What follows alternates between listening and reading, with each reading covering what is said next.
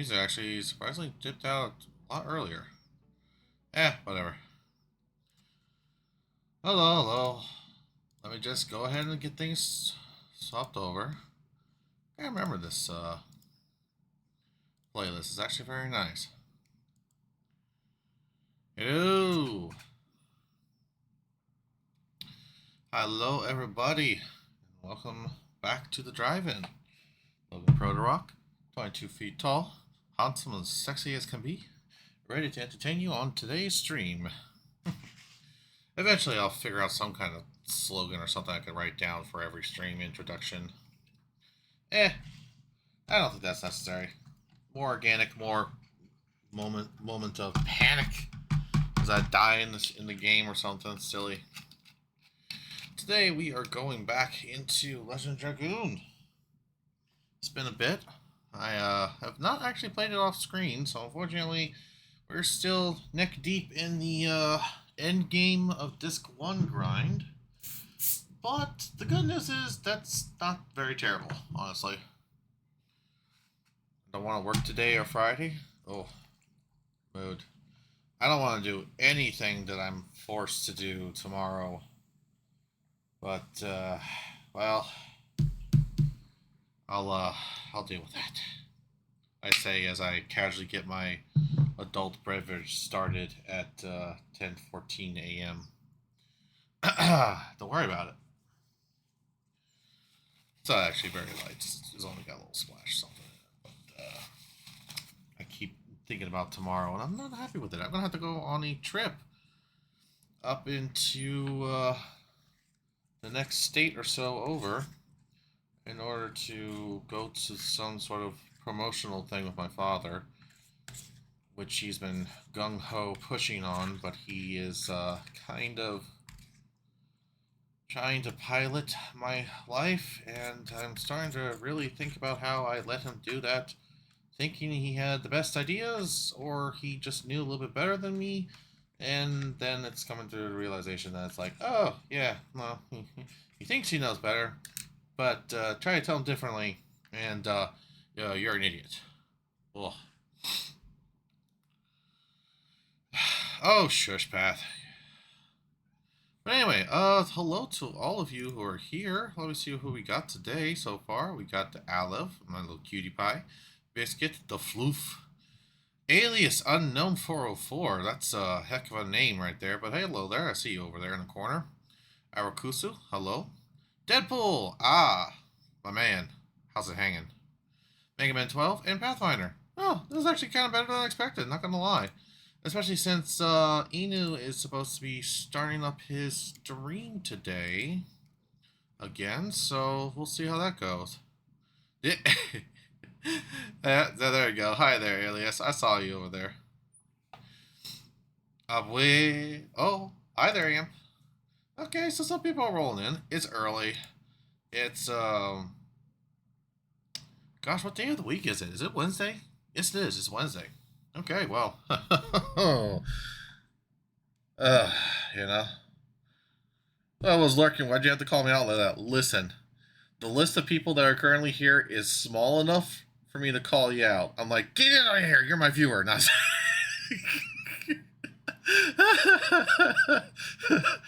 Sometimes life finds a way. Hey Logan, mind if I throw a manga name your way that you might get a kick out of? Okay. Sure, Mega Man. Pass it over to me. You know where I am on Discord. I don't have any plans for any guest stars or anything like that today, so it's just gonna mostly be me chilling, playing some Dragoon, eating some tomato, pesto, basil, shrimp, and some zucchini spinach squash, which is gonna be very tasty, I think. Oh, Cherry no Koiwa of 8 meters? Yeah, I've been watching that. It's a very good series. It's very adorable. It does a lot of things that I think that several quote-unquote size mangas have not done before. And it's very, very freaking adorable. I recently found one that I will not recommend people looking up, but if only for the sake of their workplace computers. But it's pretty fun too. I'll give you the TLDR. It's an isekai in which the guy can pause time. I won't say anything more than that because otherwise, that'd be a little bit too not safe for work. If you love big females, yep. If you love big females, that is absolutely one to go check out. Oh, that could go down so many rabbit holes. You have no idea, my dude. It is. It. The whole. It's like if it wasn't for the pause time sections, I will say it like this: it's usually a pretty freaking it's a hilarious like dissection of the isekai slash someone becoming a gamer kind of logic, except not in the same vein. Um, Also, there's so many direct references to so many real world things that is kind of funny. Like the way he pauses time is with a game controller, but it's not just any game controller. It's the NES controller, and the only button that seemingly works is the pause button, which is why he's able to pause time. But it turns out later he's been able to control a dragon the whole time, and the guy got annoyed enough to eventually try to find where the guy is constantly making him fly around is. But again, I can't go into too many details because there's a lot of. The storyline is mostly pure, hilariously cliche in so many ways. But then the other segments are. Let me put it this way. Actually, no. I'll stop talking about it when I say this. Each chapter has two versions: a censored version and an uncensored version. If a manga needs a censored version, you know it's kind of bad. Okay, but for real, I have some food to eat and we have a game to play, and I could do both actually, so that works out pretty well. So, ladies and gentlemen, let's get started with some Legend of Dragoon. I still kind of regret making that title, but I'm gonna stick with it. Where is the? Oh, here it is. Cool. And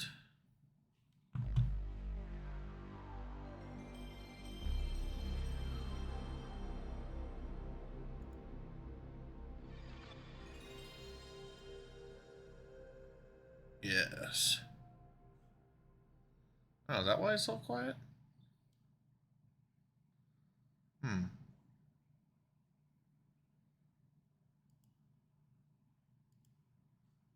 There you go. See if that didn't interrupt anything, right? There we go. Now it's more clear in my ears.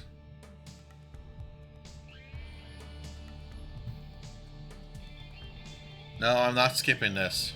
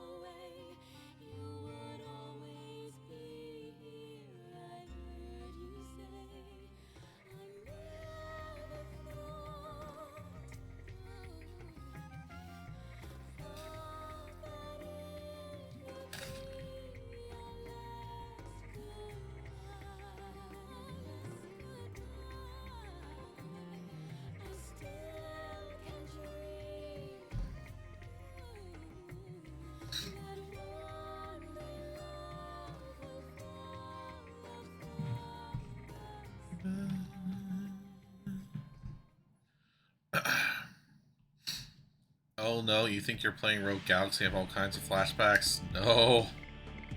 We are not dealing with Droika today. Ugh. Worst part is I'm going to have to do with Droika. Next time I'll go back and play. Ugh. Alright, so apparently we're south of Sergio. Not a lot of gold. This game shocks me on how it's not gotten a re-release. Well, I don't know honestly what's really holding it up outside of the fact that it's such a niche game. Like, it's called Classic, I will acknowledge that, but I think it might be because it's just a game that hasn't, it never was mainstream. So, even though there's probably a good push by the fans to enjoy it, I mean, there are 23.5k followers on Twitch alone for this game. And that's awesome, all by itself.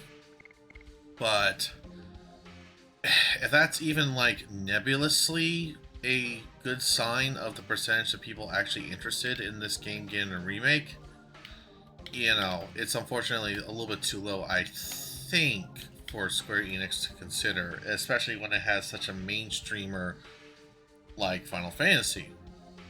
They've made plenty of other JRPGs and stuff like that outside of Final Fantasy, don't get me wrong. Like Octopath, I think, was made by them, and I don't know if Bravely Default was, but those are both two really good ones. Might be a rights issue? Well, actually, believe it or not, that is actually what I was going to mention next, because the thing about Legend of Dragoon is that this was made by Square... If I'm remembering the order, it was made by Square Soft, not Square Enix. Square Enix is what we have now. Square Soft is what existed before the merger. And a lot of the games from that general area supposedly have some rights issues. I mean, it doesn't quite mesh up with some other facts when you consider the fact that Chrono Trigger was able to get a re-release and stuff like that across several different generations, but it's still close enough to possibly being the truth. Wow. Okay.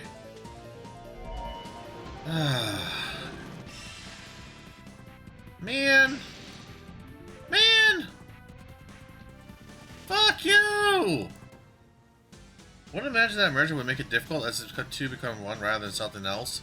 I think it's largely dependent upon the copyright and how it was worded in the copyright itself. Because, like, I think the general case is that the legalese says that it belongs to Square Soft.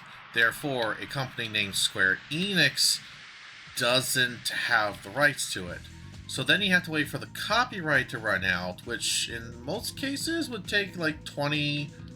So it would take, you know, a couple decades in order to do, give or take, depending on how they wrote it. Again, you know. It's been more than 20 years, so I think they are just not, for some reason, trying to remake it. Which, I guess, kind of... Oh, god damn it, Albert. You couldn't fucking dodge.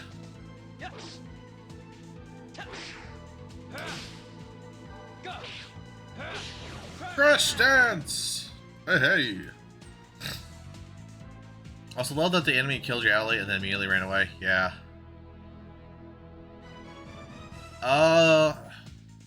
GG. Yeah, really GG. Also love that the enemy killed you, your ally immediately ran away. Yeah, see, that was the rare monster.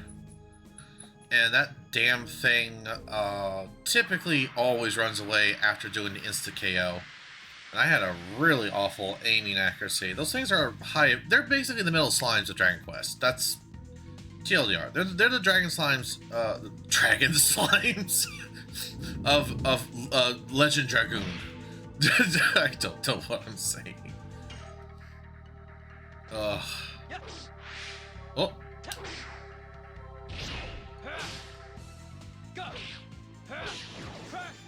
Take that, bish.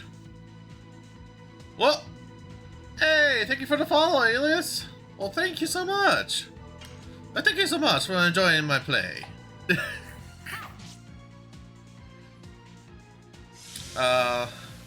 Dragon Slime Girl win?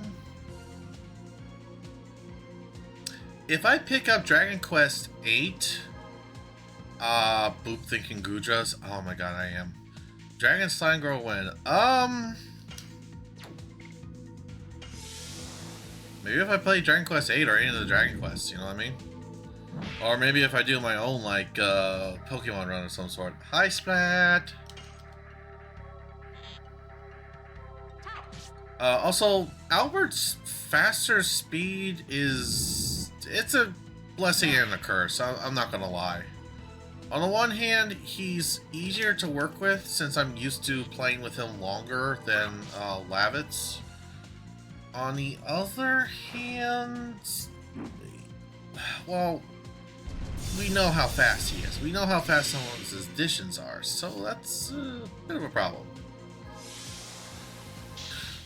I'm doing pretty good, Splat. I was racked with a lot of exhaustion yesterday between everything I had to do combined with just, I'm guessing, a lot of backlog sleep need. But I slept very well. Guess the wind dance is going to be a pain. Yeah. I'm not looking forward to that, technically. Also, wow, this guy is legitimately holding on longer than I thought he would. Are you telling that you don't want to be ensnuggled by big fluffy Ninetales tails? Rena tails? Cubimon tails?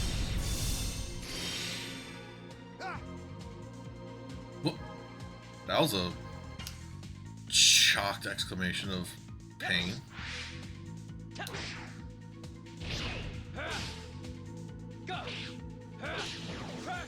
Spins plates, Logan, spin plates. No! Don't. No, I want boop boop. Horny. Splat's horny. Alright, I have my boyfriend with his massive tails. Hey. There you go.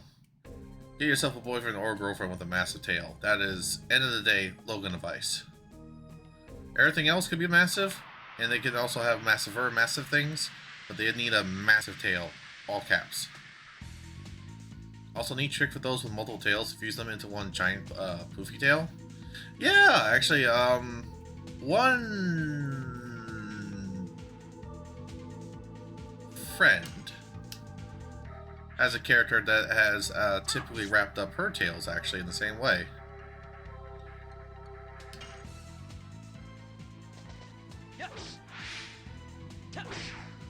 That's it. Grabs Pathfinder, puts him on a freaking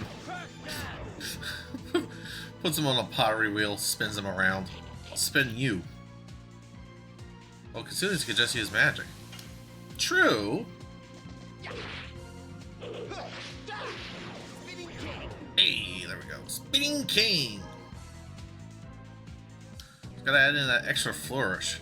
I do like how Lavitz was more methodical with all of his work, whereas Albert just has the time to be the dashingly flamboyant prince with his spear work. Well, speaking of Kitsunes flirting with others by doing the peacock thing with their tails. Oh, okay, that makes way too much sense. That fits way too well. I am tired now? Well, hello there, Mr. Tired. I'm Logan.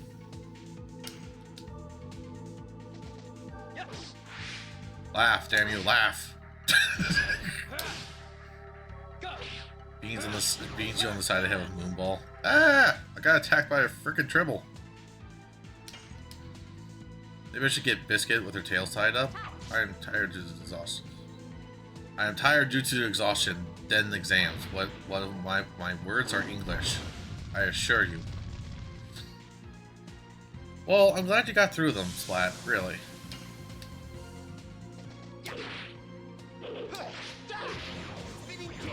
Spinning King. Oh yeah.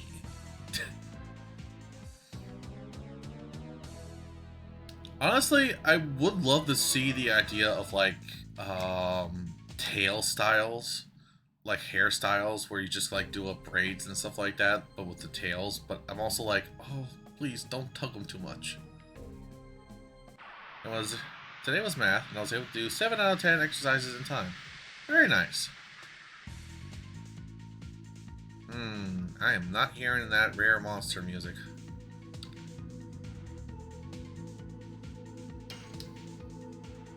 This guy's a jerk. Should I bother with this giant? Actually, that's a better question. I know for a fact that like the next one will give me like 1,000 gold instead of this guy. Wait, isn't he the one? Maybe I actually should look this up because I know that.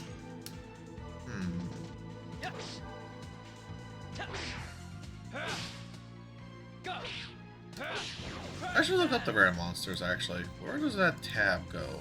There's a tab. HP recovery in my video game? F you. Let's see. Rare monsters. Unique monsters. Let's see here. Let me just take a look at all this. So let's see. We got the Yellow Bird, which is on the road to Bale. It drops the Elude Cloak. Do I have an Elude Cloak?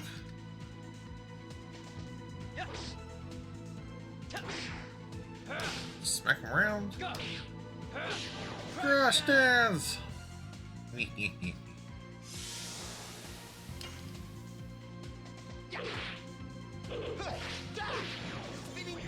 Real easy grind.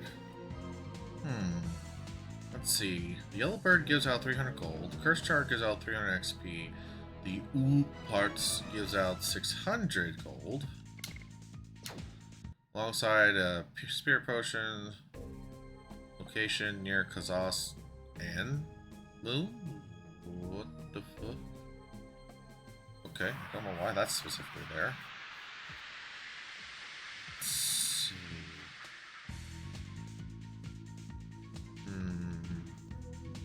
Let's see.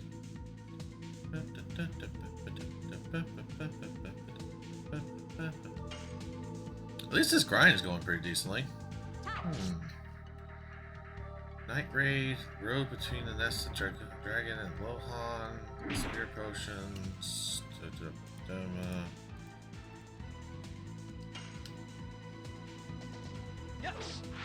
Oh! I'm so glad I remember it was the O button instead of the square button. I kept messing up so much.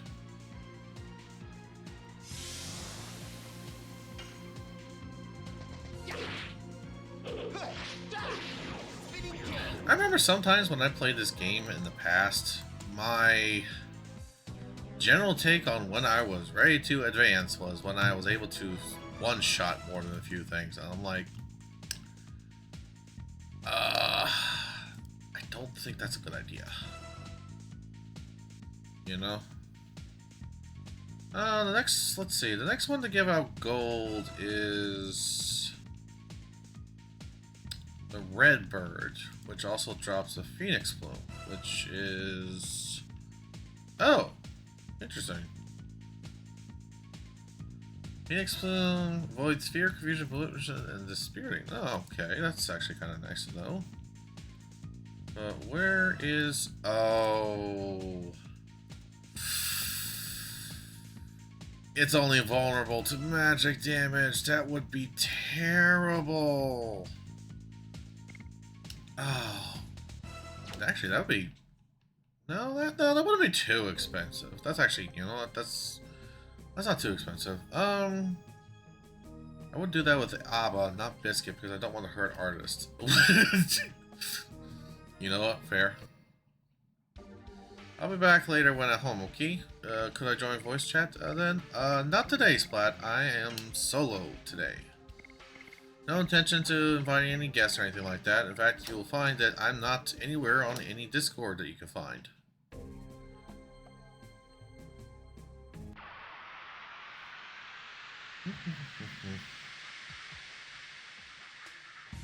Nope. I don't mind fighting all these things. They're still giving me additions and XP and stuff, but still...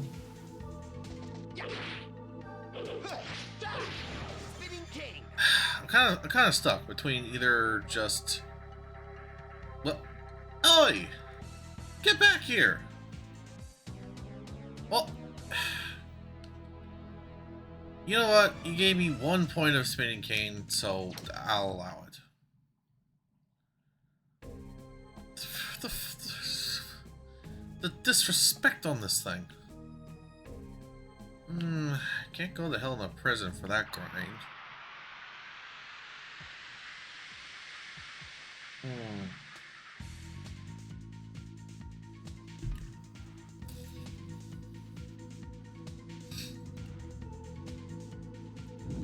Let's see.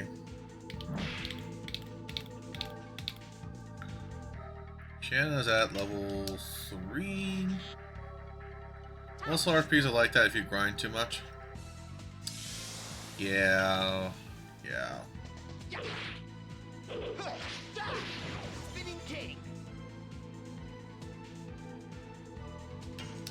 This will be enough damage, right?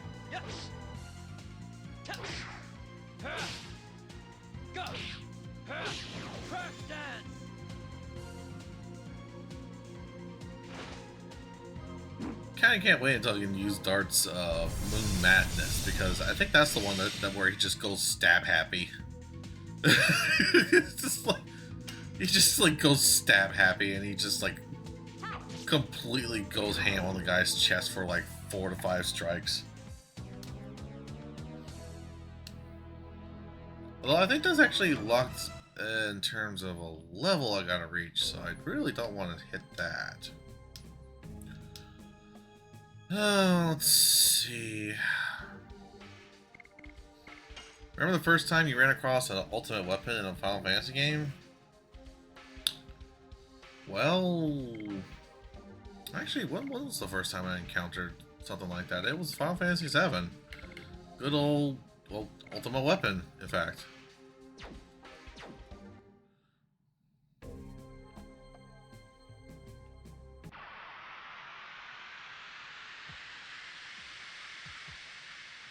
Amp doing the party. Amp boogieing around. What you up to there, buddy? What you all hey about?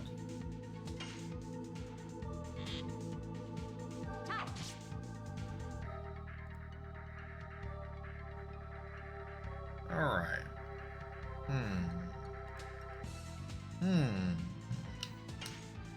Let's see if we can get these plague rats. Oh, you're not running. You're not running. Chide. Looks like barbecue to me. Barbecued mouse. Is there any place around here I can actually get good barbecue from that's like barbecue? Making me think about it now, and I don't appreciate that path. Dancing things of amp. Oh. No, now I'm seeing it. Actually, there is like a burger place that opened up in the shopping district across from where I live. I actually should check that out. Apparently it's got some decent reviews for all the ability to check reviews that I can do on Google's, which is kind of garbage since it's not... No, it's just not that good. Actually, wait, is it? No, it's not Monday, it's Wednesday. Damn, I could have gotten half-price burgers at a place I know. Oh. Alright, well, I finally found another rare monster. Okay, that was a good sign. Okay then, I see how it's going to be.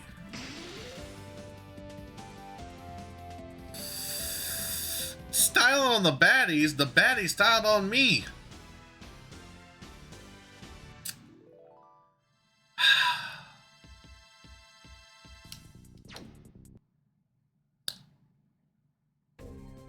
I just want some gold. In a game that is notorious for having bad ways of giving you... It's technically called the can't attack, but it's basically just insta-KO. It's like one of 2 techniques in the entire game that makes it so that way you instantly die.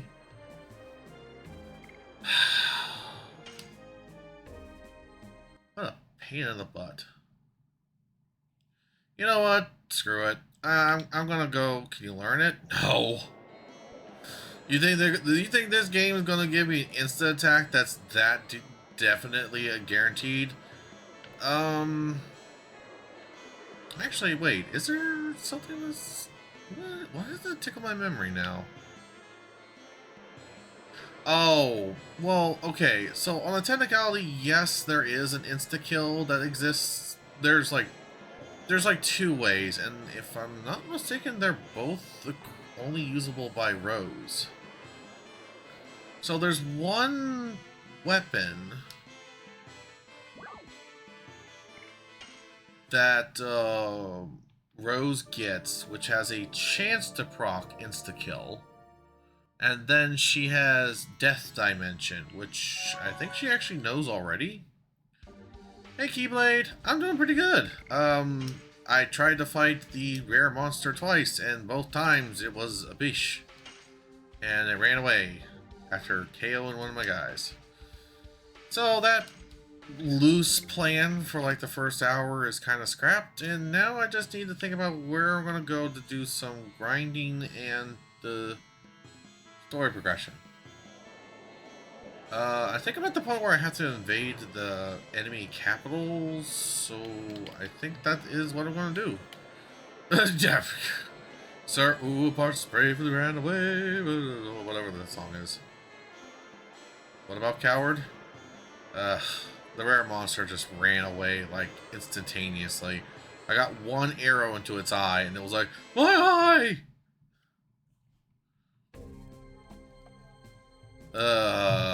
The next one I can even get a decent amount of, God, that's actually more complicated than I really want it to be. Damn. Uh,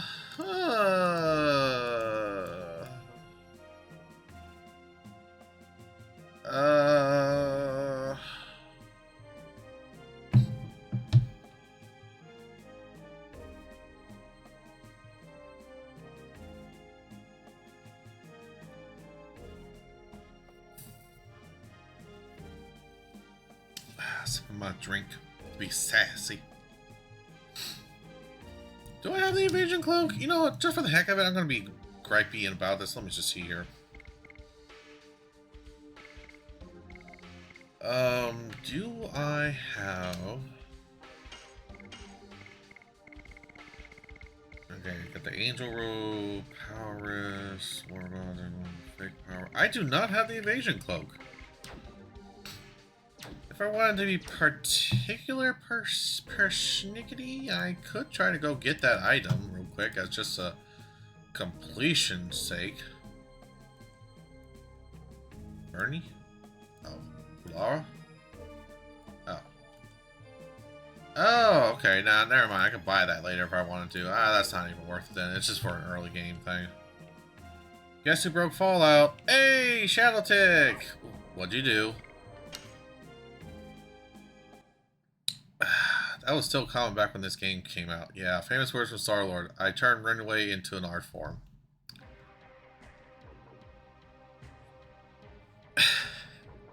What did you do? What did you do to Breakhead?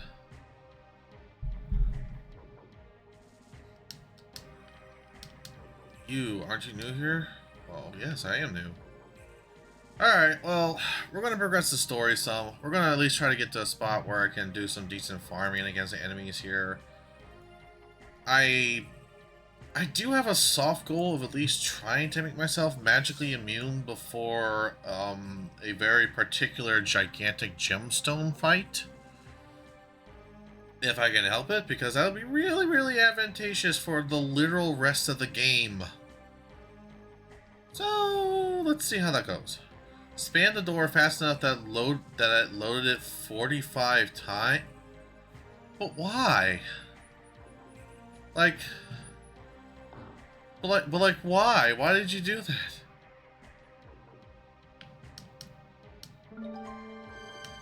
Stardust.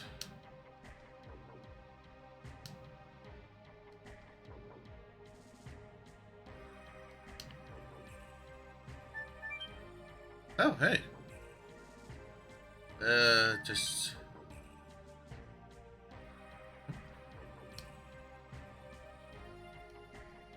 Tragic Blade destroyed the knighthood, huh? Alright, let's see. Focus found on the left, the direction sign the first building on the... Good. Alright, over here. Oh, where are you?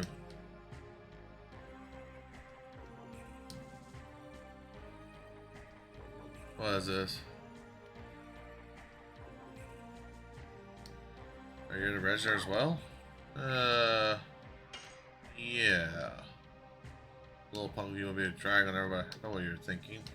We can kill him by taking advantage of victory, don't you? What's this? I just registered. It'll be easy money for me. What are you talking about? What do you mean, what? It's the registration to be mercenary. You said let's rake in some money by joining the Sandoras. Hey, can't feel so confident anymore. Somebody defeated the dragon. In addition, Helena has fallen.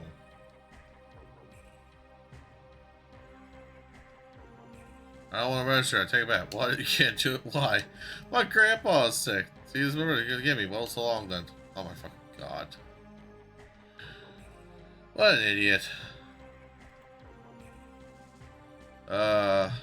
Yes, the best of features. If Bethesda can't fix that shelter glitch, I will make them learn to. Oh my god. Oh yes, Logan, have you thought of having you and Fox play Golden Sun together, seeing how much you both love that game? Yes. I'm near the end of my Golden Sun playthrough in my personal time on the Switch. And then I could do Golden Sun 2 as well. Actually, I might... I might pick up a certain harder difficulty mode Golden Sun if I can manage that. Because if I'm going to do Golden Sun, after so recently doing Golden Sun, I'm going to do it in the most, like, awesome way.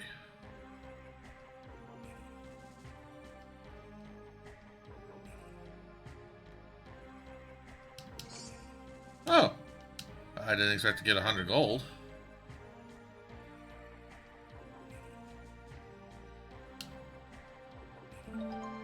Stardust.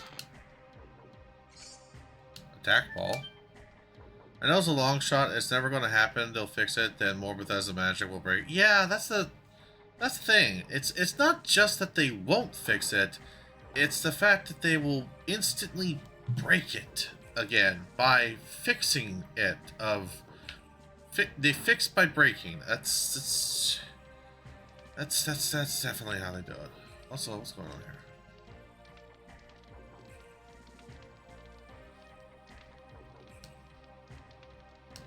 Damn it, as a charity. Oh, that poor son of a bitch. Oh my god. Look, I'll think about it. I will think about it, maybe. Oh, there we go. Oh, Twister Glaive? I think that's a Albert upgrade. And I think that's his...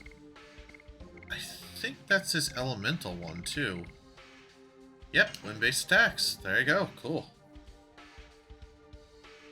I think that's one of the biggest disappointments of this game is that they will give you elemental weapons, but they are scattered around so much across the game that there's no good elemental weapon practically by the end game, because it's like Shanna gets her light arrow at the very start of the game, so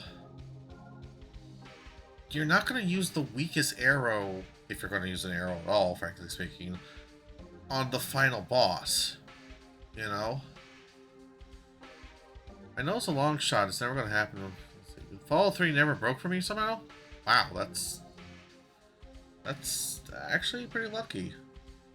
I remember having a decent string of luck when it came to Fallout New Vegas, at least the last 2 times I played it. But, I think the biggest problem I've ever had was in Fallout 4, actually, which is the, trying to remember the name of it. That one vault that has the where you could get Curie as a companion. You know, the robot that you could then turn into a synthetic and everything. That entire vault is a white void.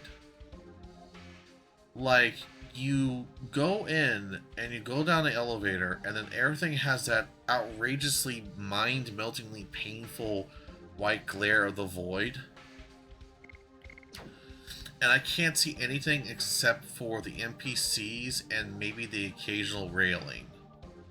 And it's like, how am I supposed to navigate this thing? And nothing I've done has ever fixed that. So the entire vault, its questline and everything like that, I've never done. And I really want to get Curie as a companion, because I like Curie. God, though, my eyes hurt every time I try to play it. Like, it's really, really bad.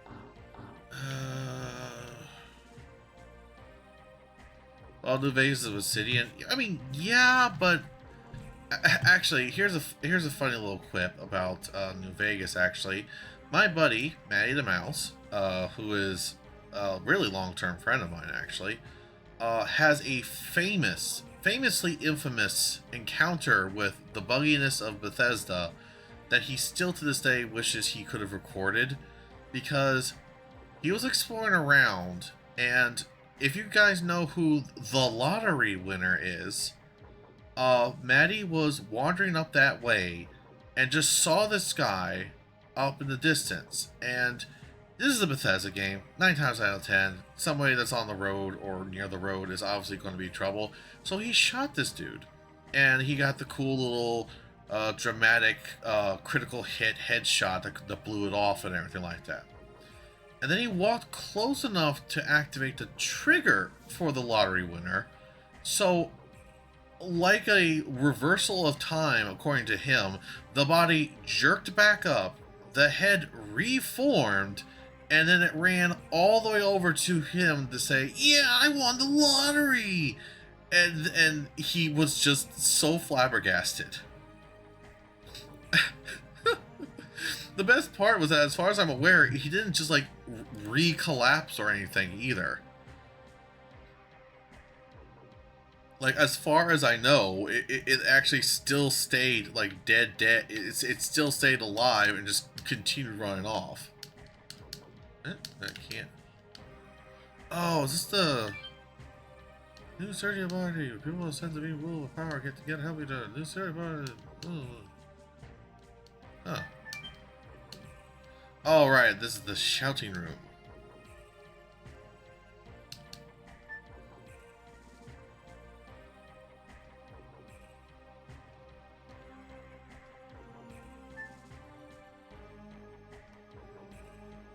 Come on, move, move.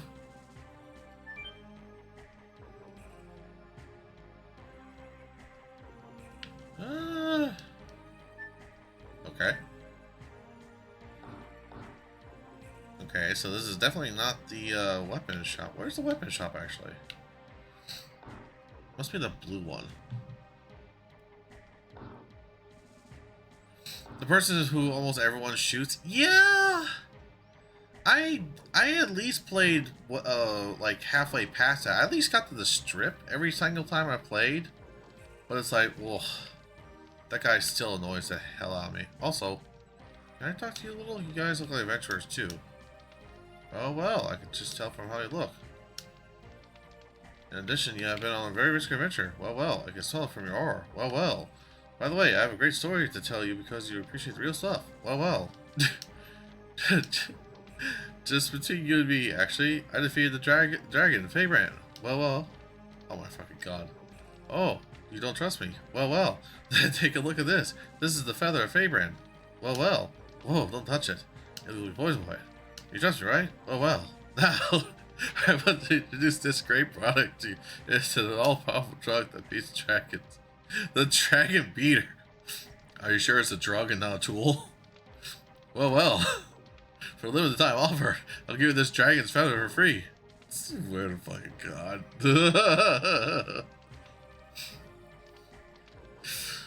This guy is bad faith and of bad dragon.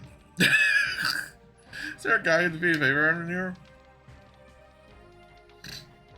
I got the I cannot place item as floating bug when it's on the floor. Oh, why do you keep doing this, Shadow? I'm just a drunk pillar. I was lying about the dragon. Well. Now he's going to jail.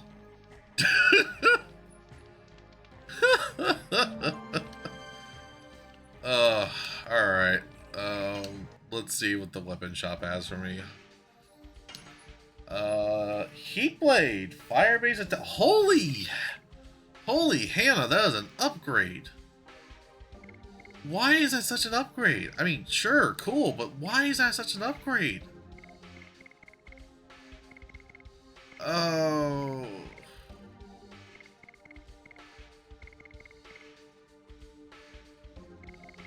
You know what? I mean, I still need the...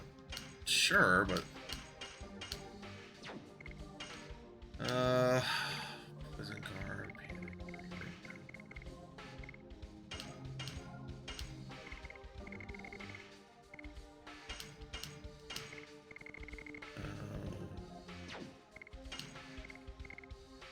idea, if you raid out, we all go, well. God. well. New catchphrase. Oh my God. Well, it's burnout. God. Attack ball, sachets. The sachets are way too valuable for real.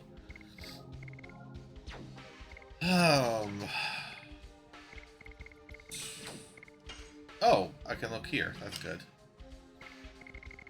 So, what do you have on? Well, you have the Legend Cast. That kind of goes without saying. Leather boots, iron knee piece, leather shoes. Okay, so nobody has any special shoes, at least, right at the moment.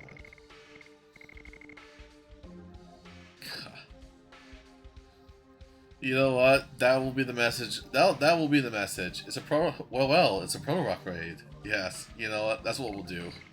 That's what we'll do today. I like it. Well, obviously that's no good. Then armaments. Actually, let me check the head pieces of those two. You have the salad and the salad. Increases hit rate of physical attacks by 10%. Well, there's no reason to sell those, but they're definitely worth upgrading past. Oh my God, there's such a difference.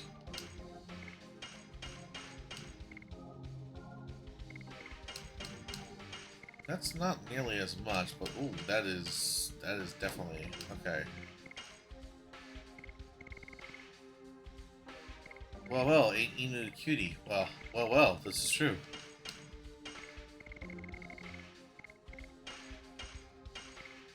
Angel robes. Okay, cool. Okay, some very solid upgrades. My God, I lost the key to my home. I think the back entrance is open, but I don't want to be stuck there. Oh, he's a big boy. I see. Oh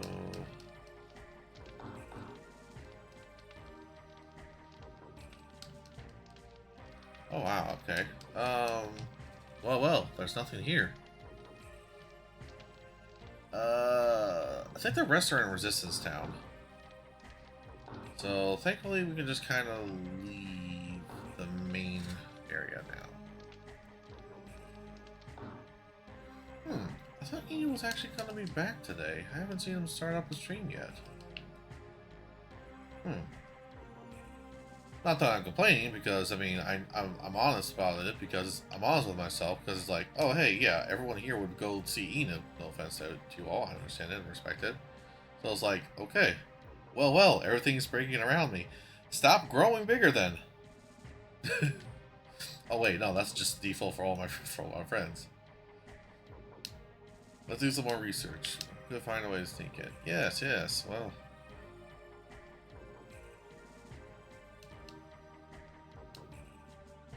Extra, extra, extra. The entire force of Imperial Knighthood occupies Bale. Okay.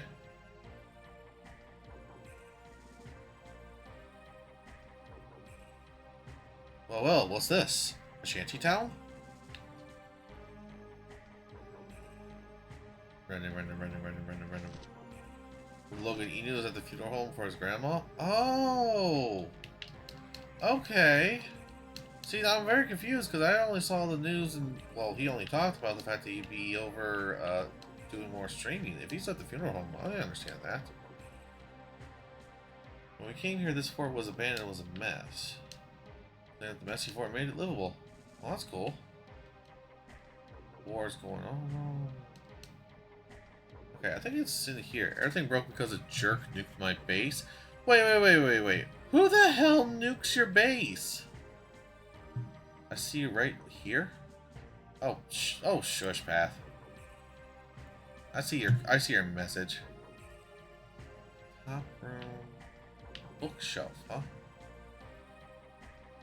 Oh, bookshelf. Wow.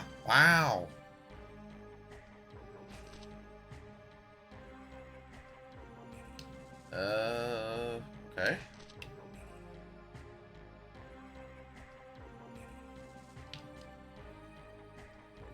That's death.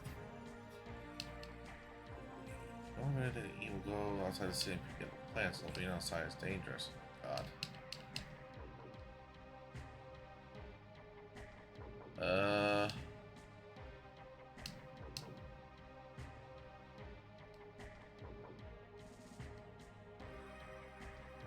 Wow, that kid's taking that seriously. Born 8 years ago here.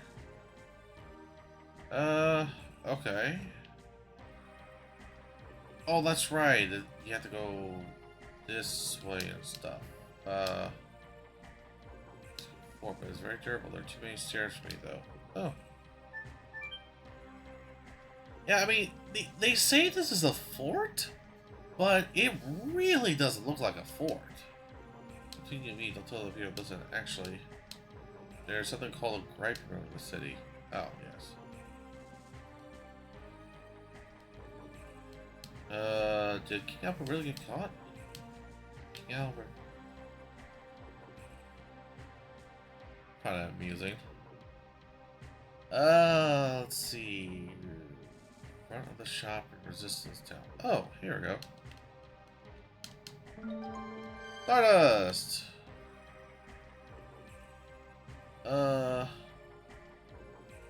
Once you give it for hope. Okay, good inspiration. I think it's over here too. Alright, cool. That's that should be 20 Stardust. Yeah, he said today the stream would be a little late because of the visit there. Well, that's perfectly fair. A person has no self-control over nuking stuff. I mean, it is Fallout. So, I get it. Is it true that Bale is under occupation? Does his country belong to Dole now? Ah, there we go. Wait, this is a weapon shop too? What the hell? Oh, it's mislabeled. That's interesting. Darkness-based individual attack. Water-based attack for all. Oh, but I only have... Signal satchel's gonna be difficult, isn't it?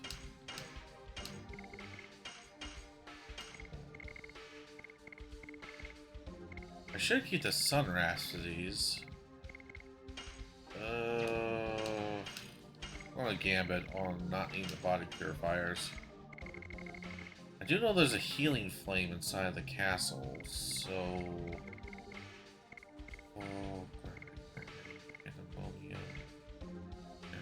Okay, I can get rid of the attack balls, because the attack balls are just complete RNG and not in a decently solid way. Alright, Fatal Blizzard. Let me see here.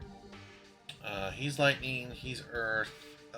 What are the main villains and such? What are they? Their elements. Should I still just get it for the heck of it? Darkness base, individual attack. I'll run back here if I need to. That's the healing stone thing. Then I should have a total of 20 Stardust now, right? Stardust 20. Alright, cool. There we go. One problem. As far as I recall, I think the lady who actually deals in Stardust is not available.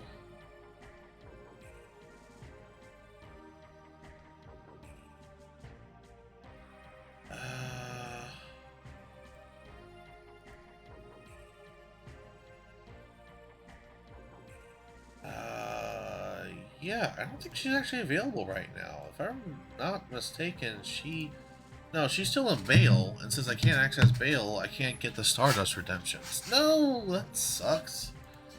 How am I supposed to... Wait, really? That's just like... Okay, well, no, actually, no, that makes sense, because that would have been... Oh...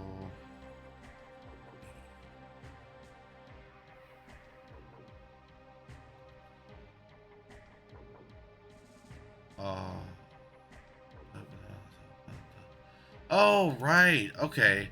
Sorry. I was going over the logistics in my head.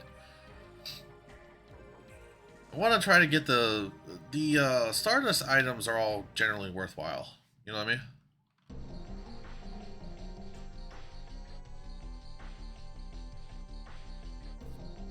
Want to join the new Sergio party? Okay. Duchy of Basil, Imperial Sandora, cannot say which.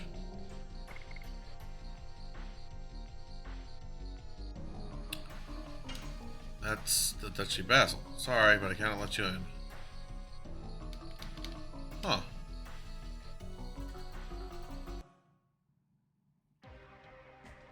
Oh, right, wait, I forgot. It's not anti-Sergio, it's right, you gotta be political on this. I cannot say which. I cannot say which. The important thing is to end the war as soon as possible, not winning or losing. I think so too. Always hate or spite remains. Always hate or spite remains after the fight, regardless of whether you win or not. Second question. During a war, what should powerless kids like us do? Take care of home. You cannot send kids to battle, but somebody has to take care so that the people fighting have something to come back to. Something you can do. Last question. Why do people have to fight? To protect something. If war is to obtain or destroy something, I'll throw my sword away. I'll only fight to protect something. There we go. Good grandpa. I am Popo. It's Mr. Popo, ladies and gentlemen. I am representative of the new Sergio party. I am campaigning to help people who are having hard times because of the war.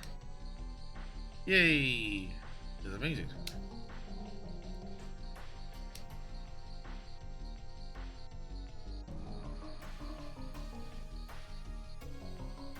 Yes, Prince Albert in a can. I mean, King Albert in a fortress. Oh, give me 1 second.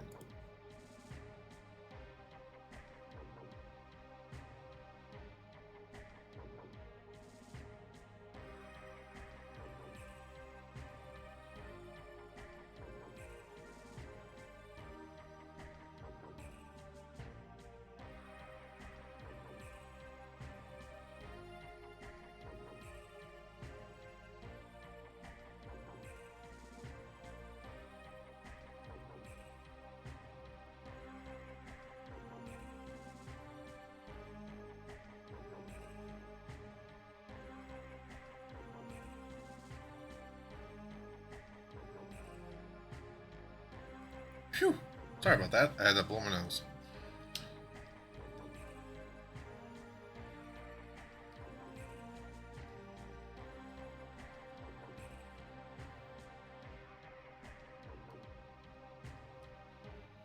We can do it. Can't tell you how, though.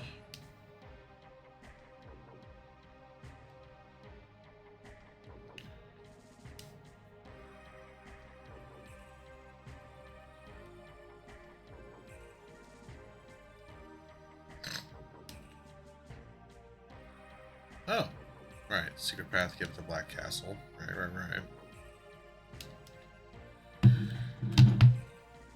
I remember there were a few times in the old playthroughs that I used to do where I always got stuck on something. And the two earliest points I ever got stuck were the two fights against Gigantos. So it's going to be interesting to see how well I do this next one. Run.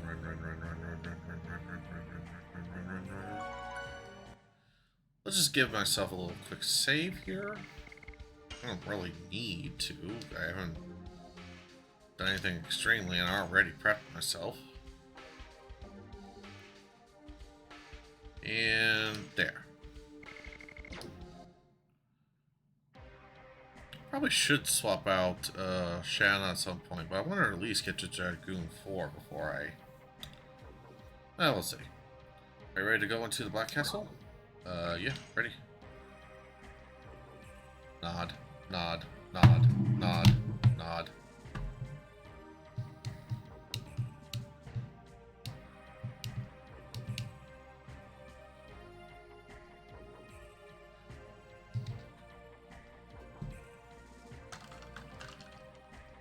Uh-oh.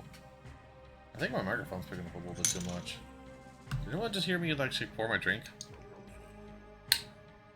Okay, I know you heard that.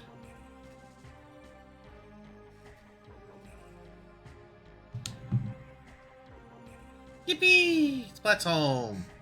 Now everyone, target him with nuclear boobs.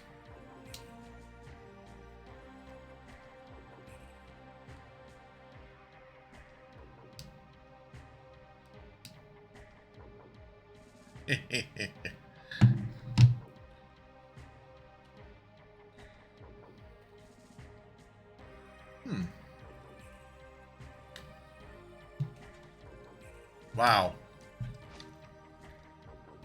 Wow. Way to kill the mood there, Rose. Yeah, no voice shots today. I had no plans for any guests or anything like that. This is going to be a straight up focus day.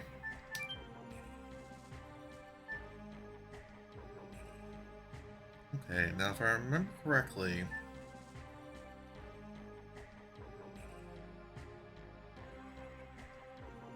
I think it was... I got to do this one. Okay, here we go, yeah.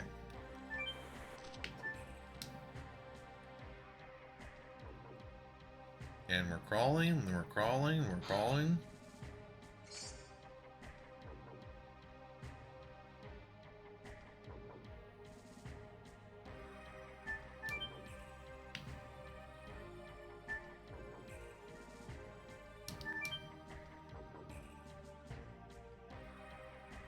For some reason, I don't have fond memories of this section. For some reason, I think it was like really difficult for me last time I tried to play through this.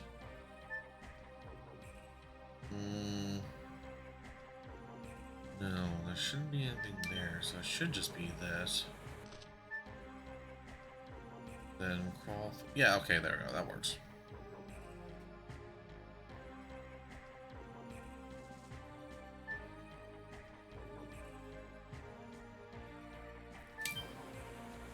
You know, they say this is a secret passage, but it looks more like they dug the secret passage themselves, that is, not the Royal Art Guard or anything like that.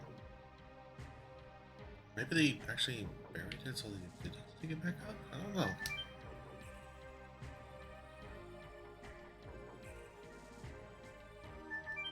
Alright. Come on. Up. There we go.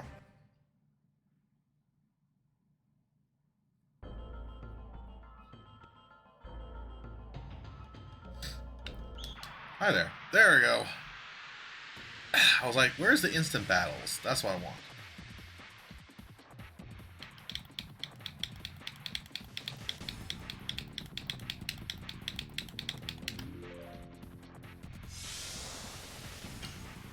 Let's see. They're both fire elemental.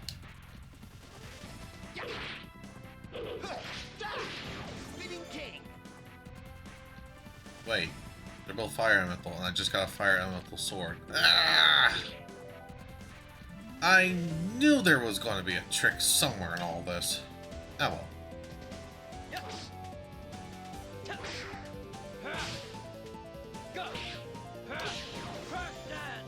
Yep. Against the basic monsters, Dart is now useless. That sucks. Well, Spartan! Hey, hon. How you doing?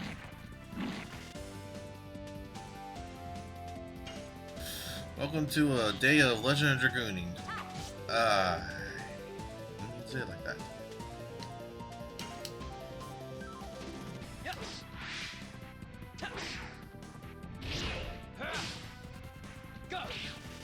Alright, just tired of being back from work. Oh, well, welcome back. Well, at least you're back from work. That's good, right? Nice. Good job, Albert.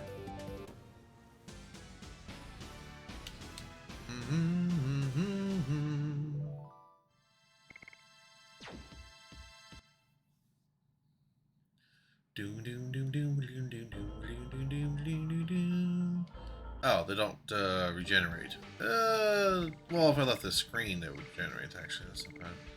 Also, I'm going to need to replace him with place of therapy.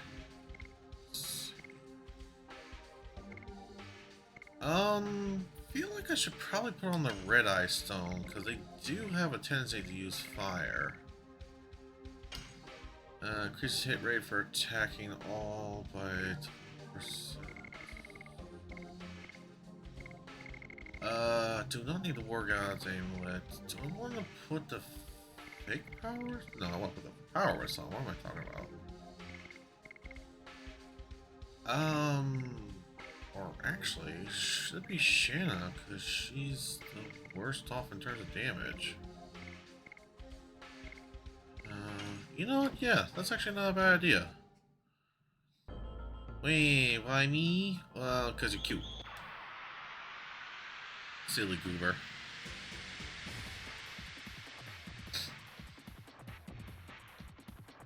Whew. Alright, so now Shanna actually does some moderately okay damage with her longbow. Albert's going to be able to do plenty of damage.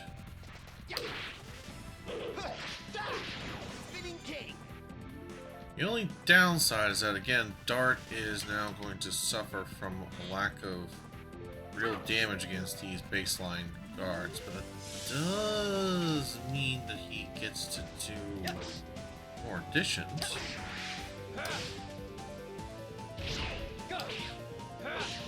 Brush dance! You do, you goober. You do deserve the love. All my friends, all the people in this chat deserve love. And hugs, and snugs, and candy.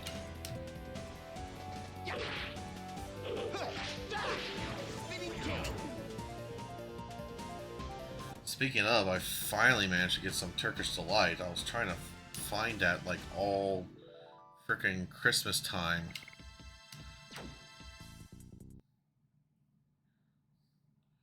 Sadly, it's not the same brand as the ones that I got last time, but it's still delicious. Oh, okay, SparkNet. That's not bad. Wee wee. Wee wee. Wee wee. There you go. Clearly, you wanted to see me. Wanted to give me a hug.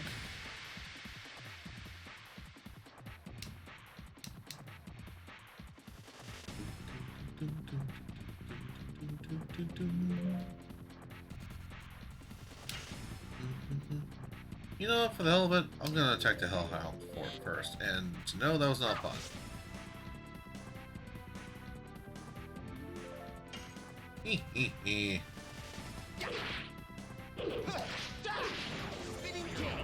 Dead. this strategy might actually work out pretty well.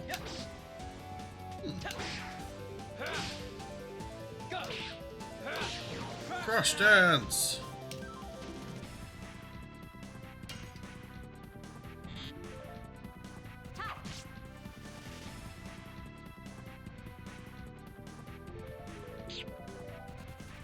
Ooh, that was actually more damage than I was hoping to see.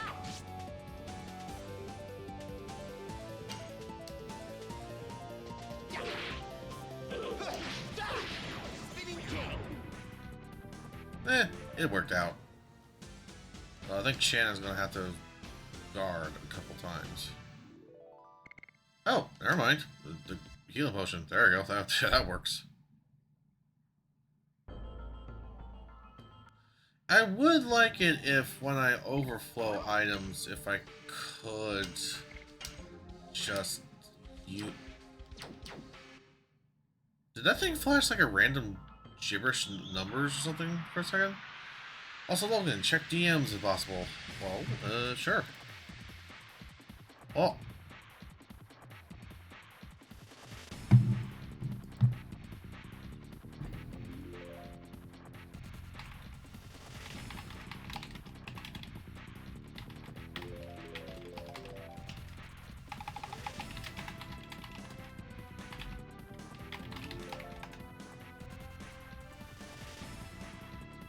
Oh.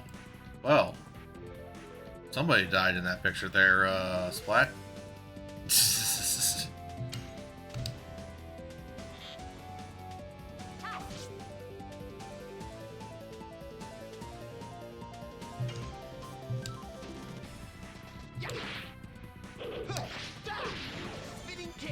Let me actually pull my microphone back a little bit.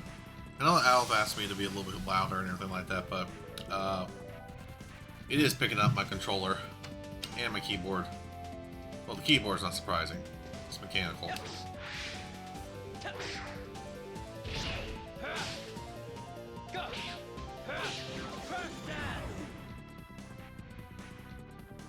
Logan types aggressively.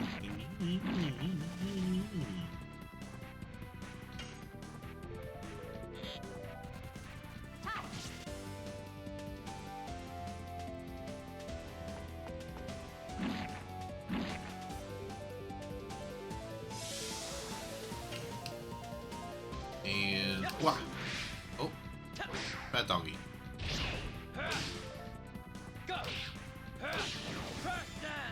Yes, I'm calling you out, cutie.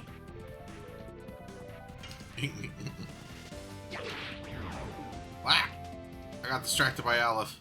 No! Wait, no, that was a win. Hehe.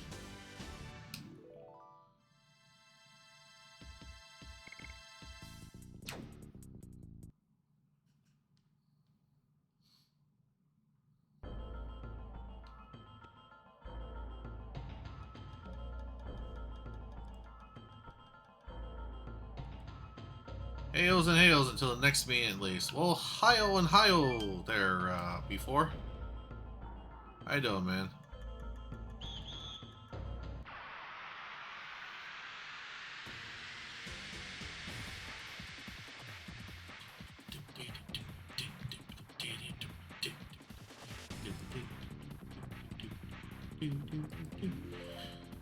This music is so ingrained in my brain. Sleepy? Oh yeah, that was the entirety of yesterday for me. I am, like I've mentioned a few times, I'm not looking forward to tomorrow. If anyone finds an old man lost on the side of the road between here and Pennsylvania sometime tomorrow between 9 a.m. and 6 p.m., don't worry about it. Just give him a room and a blanket. He'll survive.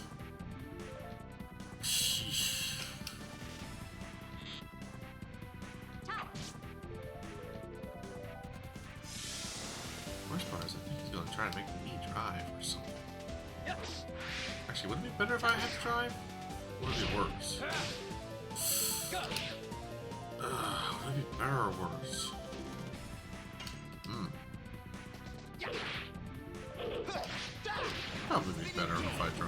thing tomorrow. Oh my god. Ugh. At least I get to dictate what plays as music then. Oh, cool. I don't think that was a normal level up. I think that was a Dragoon level up. Yeah, that was a Dragoon level up. Hey, okay. I don't think you get anything at Dragoon level 4. No, you don't. You just get more MP. So now I have 80 instead of 60. That's not bad. Final burst, explosion, flame shot. Yep. Okay, cool. Now, what was the importance of... What was the importance of... Well, okay, I know that the ladder was supposed to be like, oh, I dodged the guards just then, but I'm like, no, I'm gonna beat down every last guard. I've always liked the design of this castle, too. It's so, like, Magitech-y and everything. It's so cool. If I remember... Yeah. Weep, weep.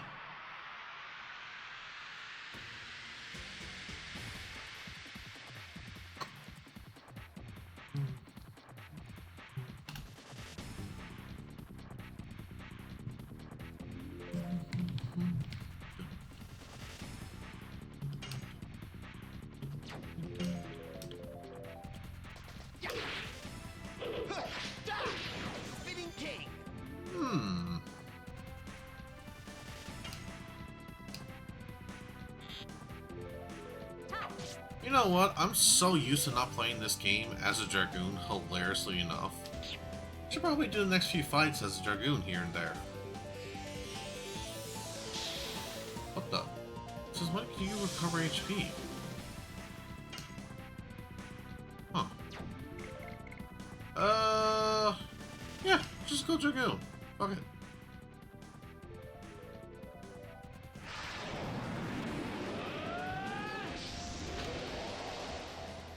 Behold the power of Dragooning. God damn it, I did that.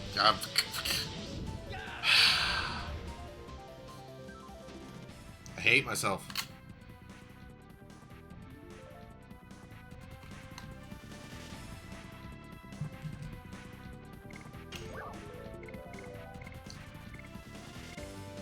Alright, let's do explosion!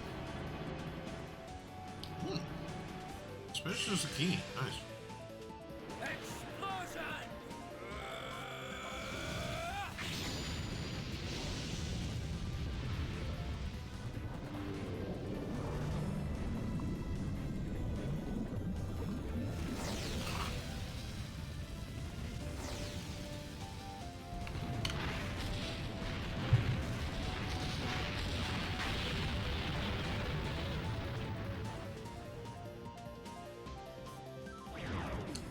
Nice. 69-69. Just nice.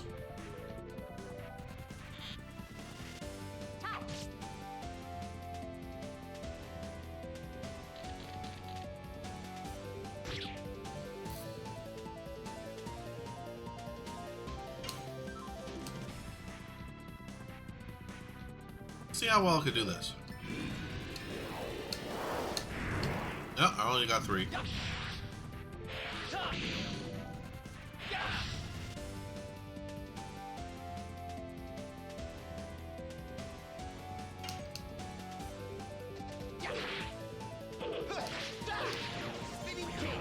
Nice.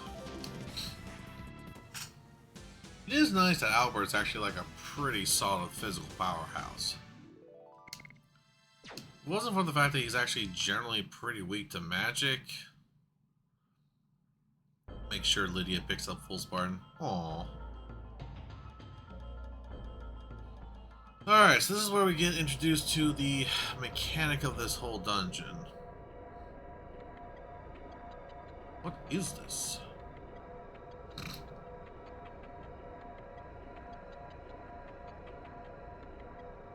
You are...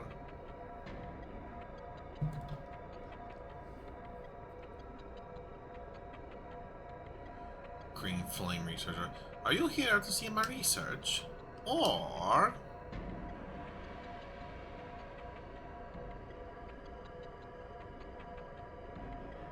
White Flame Research to visit me?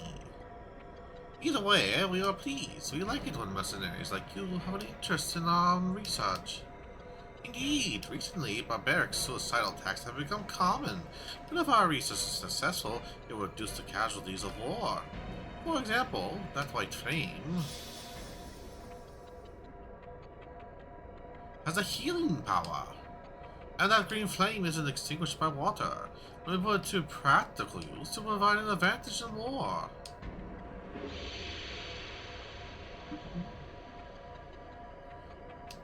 But I've never seen such technologies. It's like magic. You don't need to know about that. There are already enough of us involved in this accursed research. Yes, your job is to fight. There are too many things we don't know about this power. If you get involved too much, you might end up like Mr. Magi. It's too late for that guy. We have to complete this research before it's too late for Sandora. I see. I'll end the war. But can we ask you a little more? For example, what kind of function does this purple flame serve?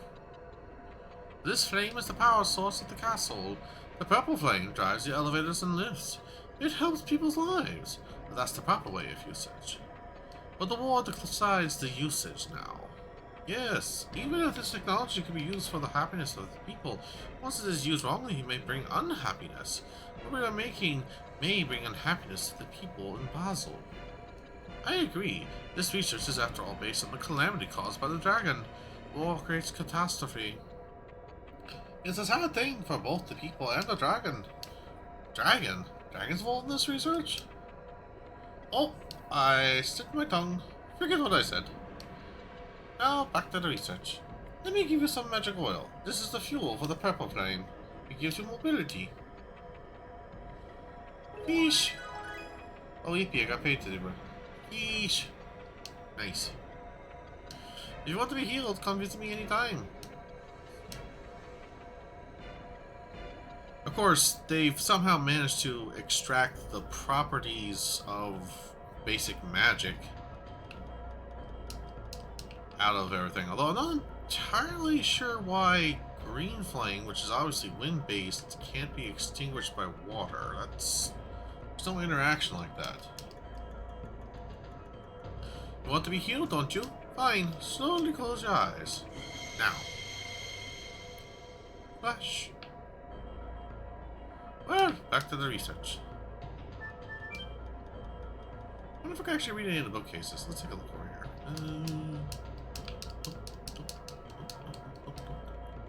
What about over here? Nope. Okay, I guess not. Alright, well, now we can transport ourselves around.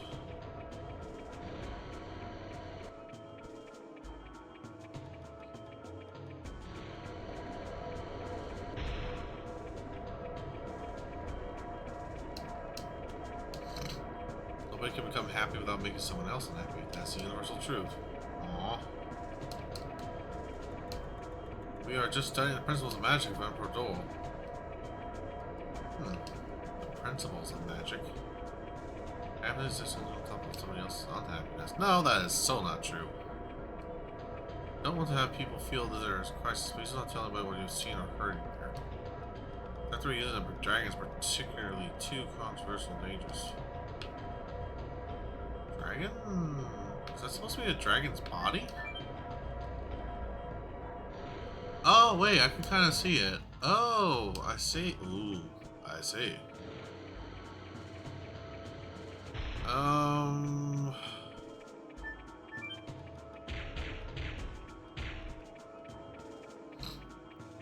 See you in a minute, Splat.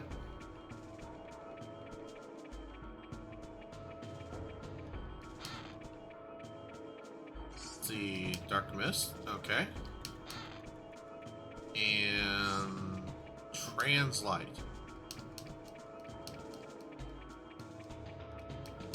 Ooh.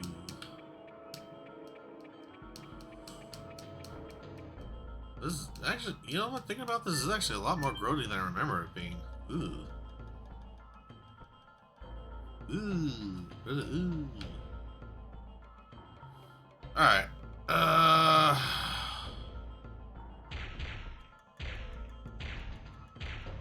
Damn it.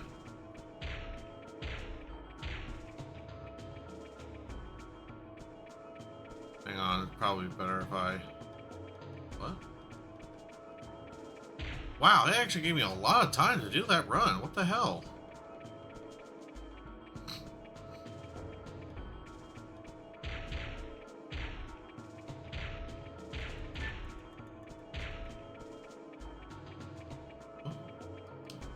Oh, what a big rat.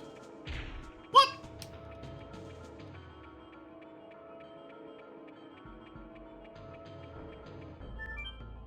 Big rat? Excuse you, I am a big Protoroc. The hell? You blind ass motherfucker.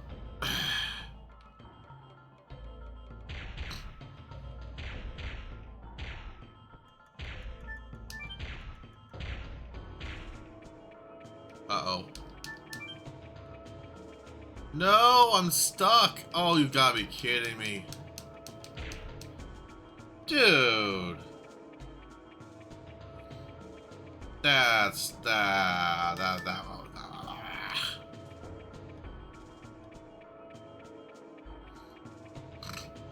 Okay, Mr.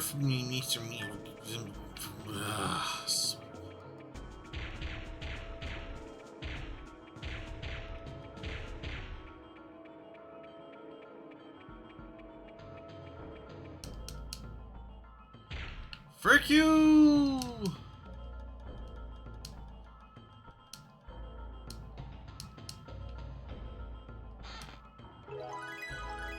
Acquired redstone. Wait, redstone? Can you lift the rock with your big old paws? It landed on my paw. It hurt. Redstone? Is that supposed to be for something? Oh wait. That might have been. Oh right. Never mind. I remember what this is.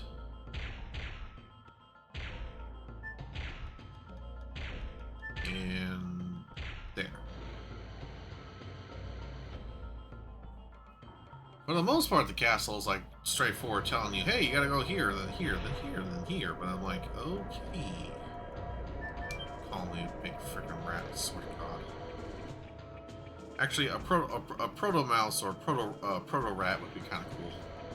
That'd be a rodent of very unusual size.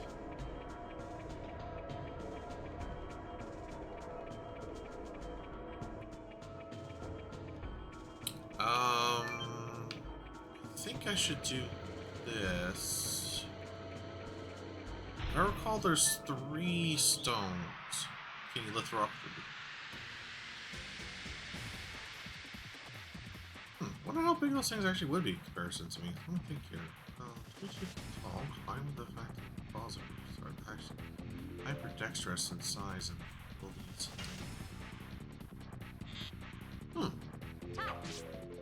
Yeah, pretty easily, probably, honestly. It'd probably be only slightly larger than a beach ball to my palm.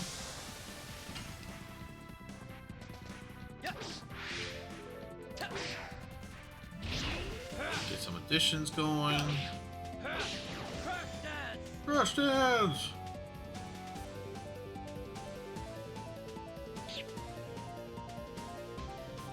And for the hell of it, let's go Dragoon with Albert.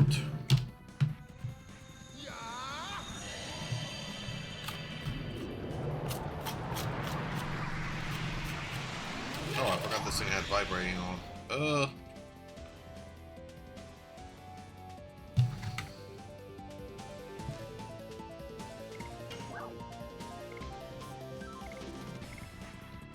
By the way, Rosestorm, easily the most broken Dragoon magic of the entire game.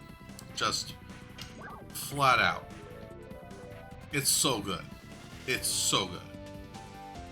Because it's not physical damage reduction, it's every damage reduction. This thing could stack onto so many things and be so super useful. Oh my god. Anyway. Wing Blaster!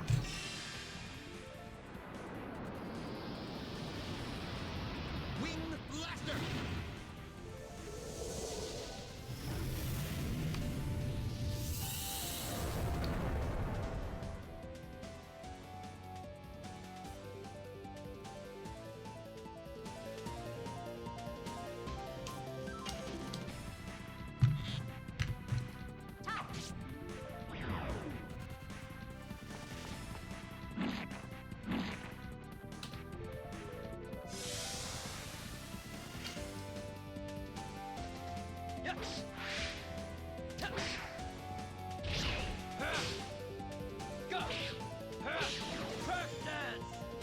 I mean, one reason why I like Crush Dance so much, not only because it's very methodical, but it also has like the most consistent counter or no counter I feel in the entire game. Only 4 inputs, only 2 counter possibility slots, with the first one having clear priority over the second. It's like, it's one of those better additions.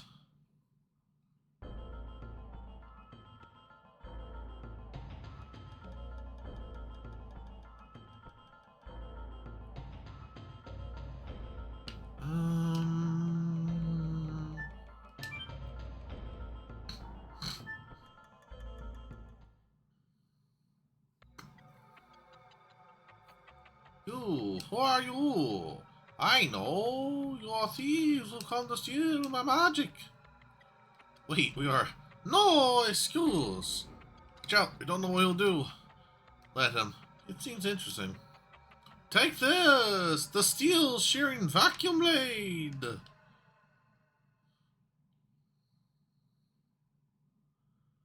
Why? Why doesn't the magic work? Well, why doesn't it shear them? That's worse than I thought. That was still under research. I'll show you this. Take the rock-crushing thunder arrow.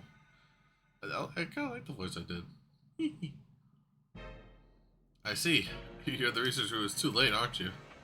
Then Mr. Maggi is... Humph! Those dumb researchers of trashy stuff said something to you, didn't they? I was alone. You're not here to criticize your research.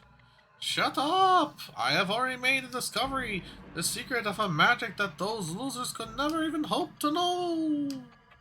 The magic of transformation can only be known by someone like myself, who completely understands the magical powers of dragons. I'll show it to you now. Cerberus, emerge! Seems real this time.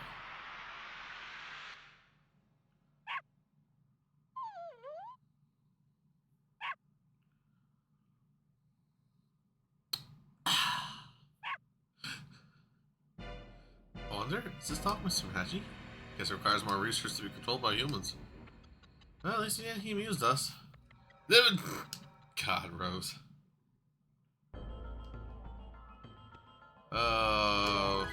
Blue stone. If I remember, that's the visual clue. So red, blue, yellow.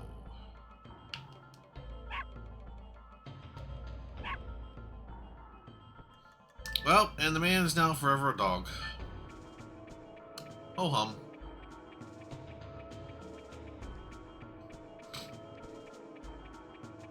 Oh? Huh. The guards are gone. Oh no, not those guys. Okay, that's good.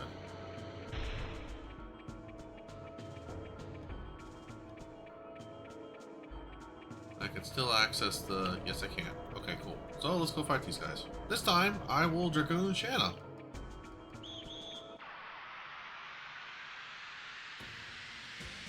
She is not the most combat-orientated Dragoon, though. That's one very specific thing.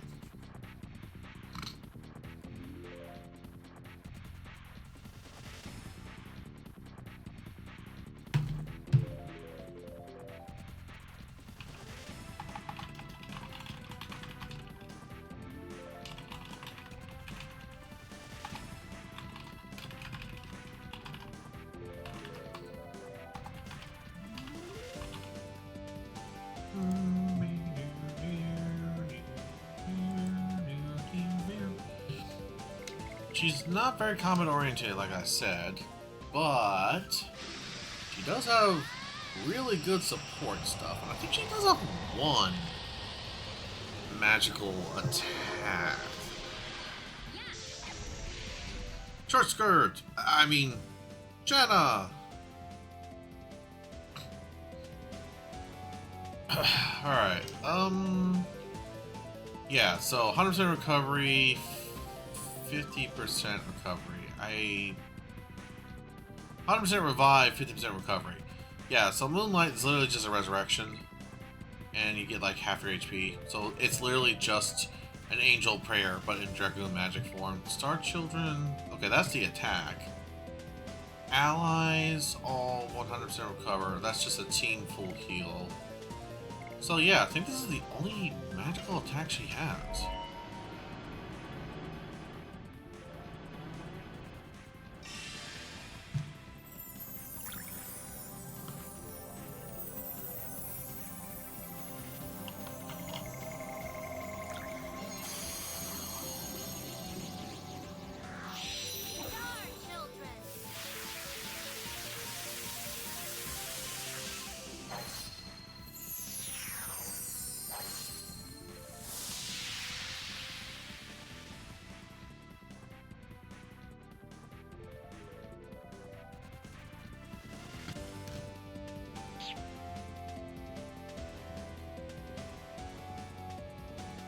Okay.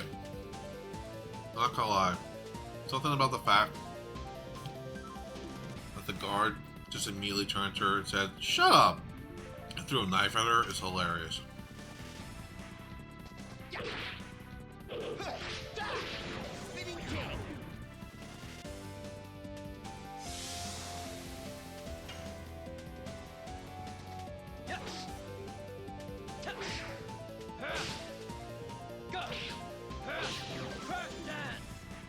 Bam! And then, unlike all the other Dragoons too, she doesn't have a combo wombo for physical, it's just light-based arrow attack. With a fancy sound effect. And I'm like, okay. That works.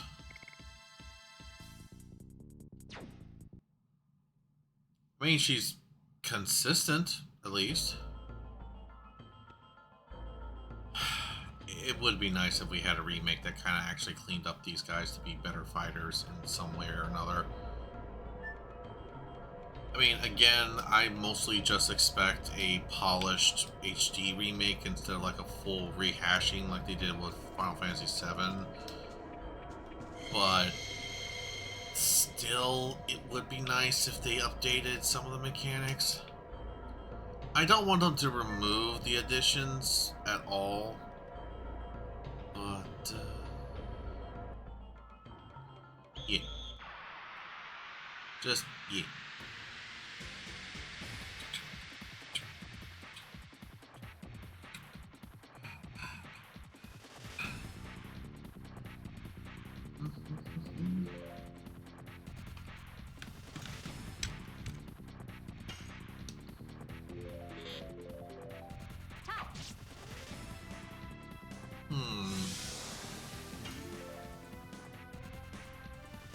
Oh, they're all on recovery.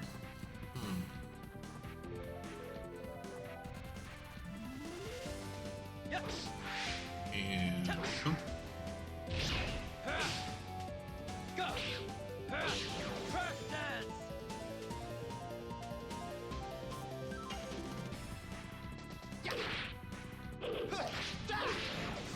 Bang.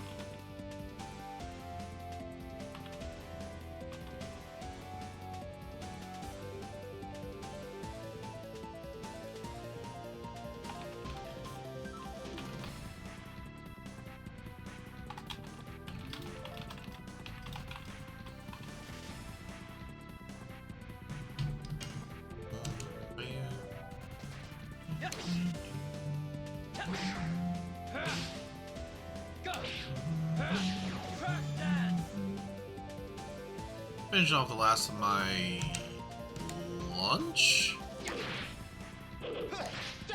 Does it count as lunch? No, it would definitely count as lunch at this point.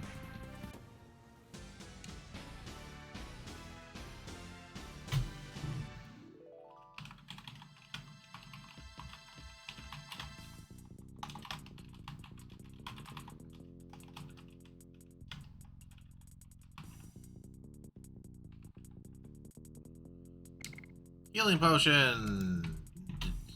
Not actually useful. Okay, well, then maybe I mean, alright then. Question for all of my current subscribers, who obviously are the ones who can see me at the moment. How has the what the? Are they gone? Oh. God, I guess I really beat their asses that hard. Wait, no, what are you doing still here? What the fuck? Why are you back? You know what, I'm not even gonna question it. What was I gonna ask? Oh. No, you know what? No, ad break ends in 30 seconds. I'll ask that in a second.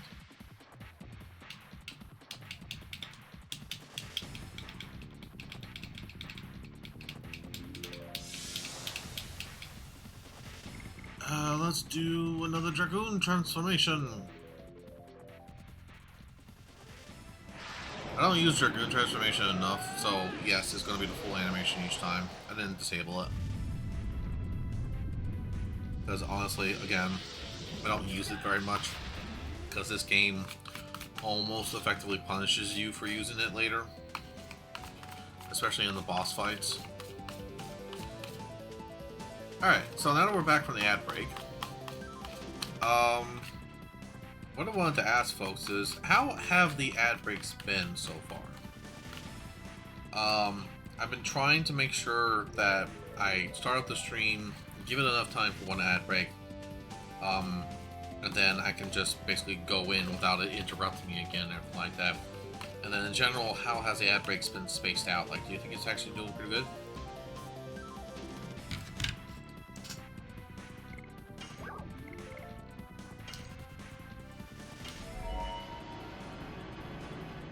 As Dark here does his final burst.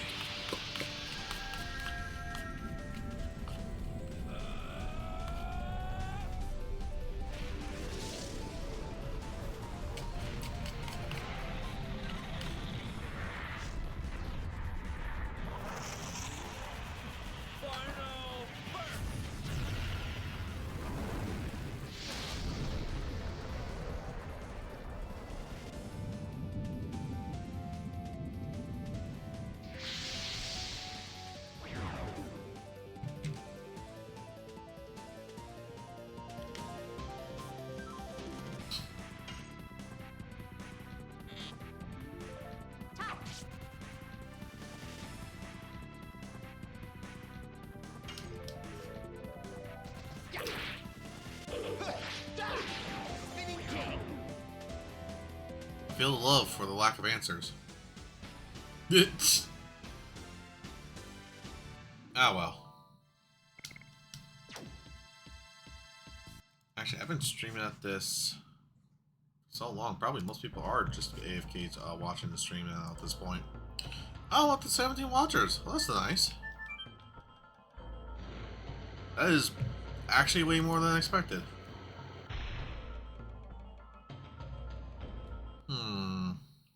We couldn't quite understand what you asked? Okay. Let me get real close to the mic here, ladies and gentlemen.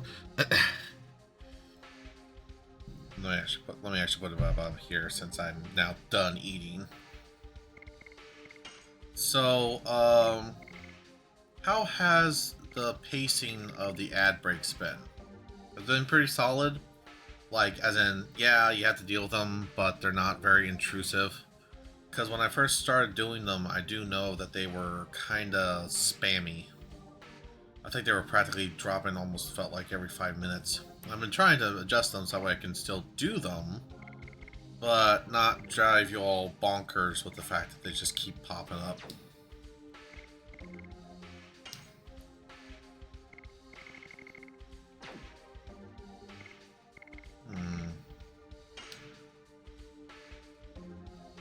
only the...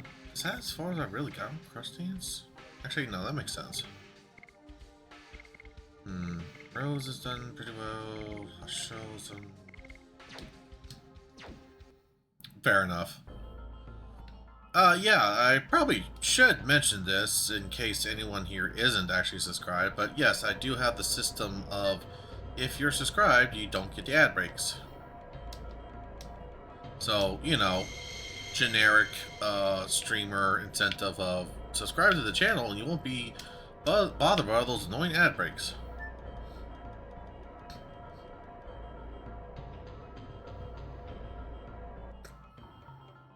I'm actually kind of curious what kind of ads I keep getting too, because I didn't set up any like preset advertisement stuff, so I don't even know what even is playing in between all those intermissions. I hope it's not anything I disagree with, to be perfectly blunt.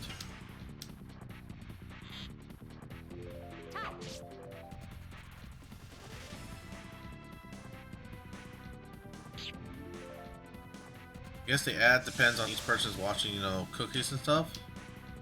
True. I think that is... I definitely hit that X. What the hell?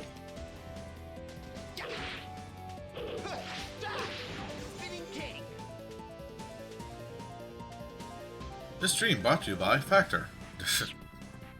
Hashtag wants to be promoted.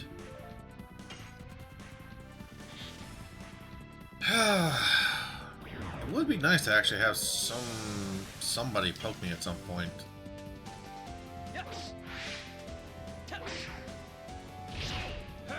Actually, wait.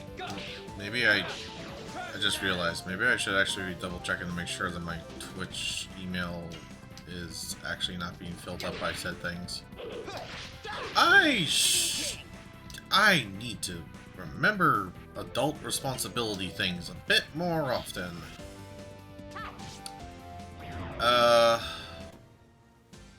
Oof.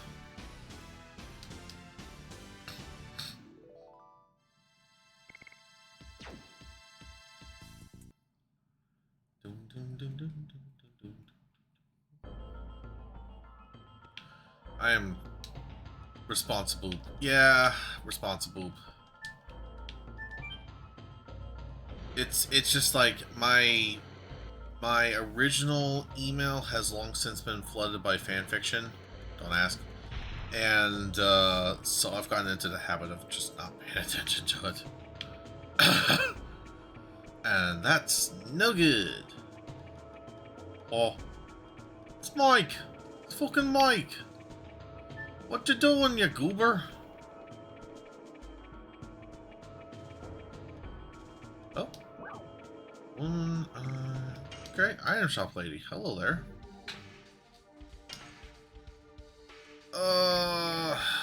Good to see you, buddy. How you doing, man? Earth-based attack for all water-based individual. Well, technically that's actually useful.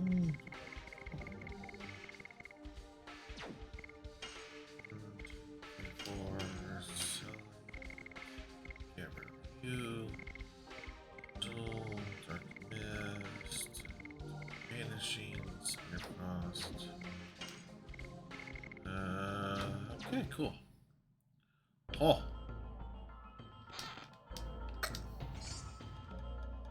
Beast Fang.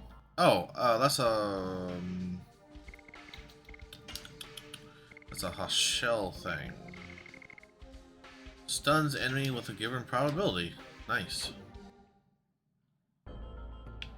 The way in the kitchen? Okay.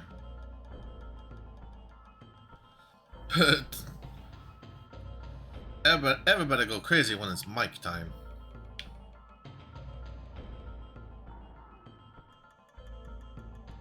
Okay, up.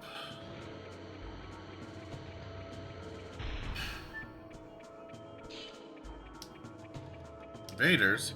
Yes, there's good luck sneaking into the practice center, didn't you? Catch them! Gonna beat your ass is what I'm gonna do.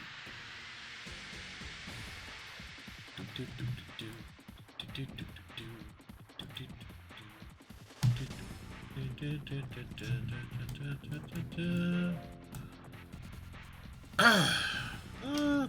Wait, it's just one. It's 1-on-3.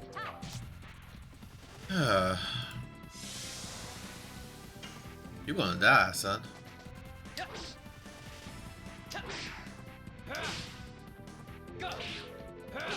Cross dance.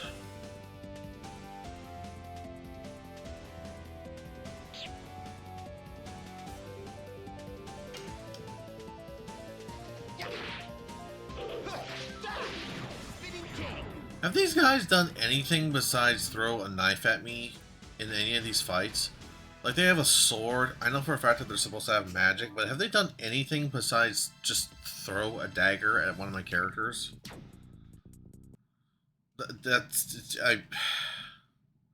You stupid. These guys are unbelievable. Don't think. We are not yours. Just defeat them. Don't think. Okay. See how well that works out for you.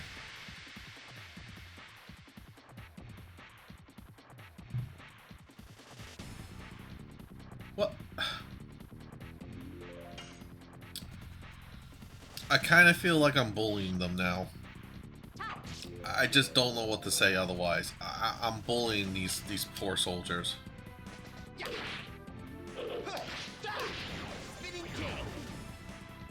Because Albert's got the whooping stick equipped. +1 to beating your ass. Why are you so bully? Because I'm big. Ah, am I the last one? I won't give up. Oh my fucking god. Give up! My god. Big friend. Yes, I am big friend. I'm big bully friend. I will tease the heck out of you.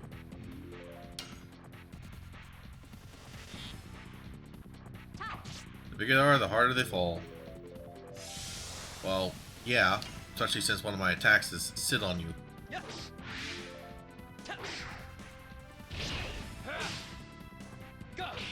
Deploys banana peels? Oh no. Wait, where's the actual banana then? I'm hungry. We're not eating all those bananas. Don't you know that if you eat like 500,000 bananas, you'll die of radiation poisoning?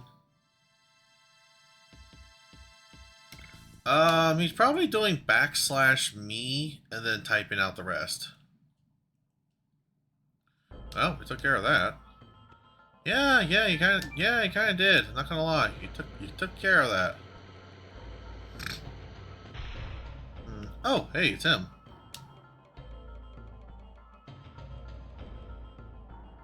You are here, the girl from Celis, great commander of Sandora. Why do you think my eyes glow yellow?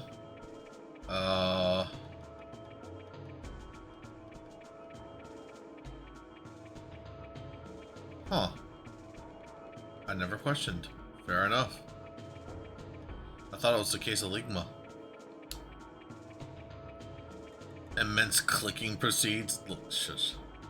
Indeed, I am the one who assaulted Celis in person. Oh, they killed everybody. Oh no. Mike's trying to take first from you? Oh my god. This is done by the brutal note. Who wanted to kill necessarily if I were there?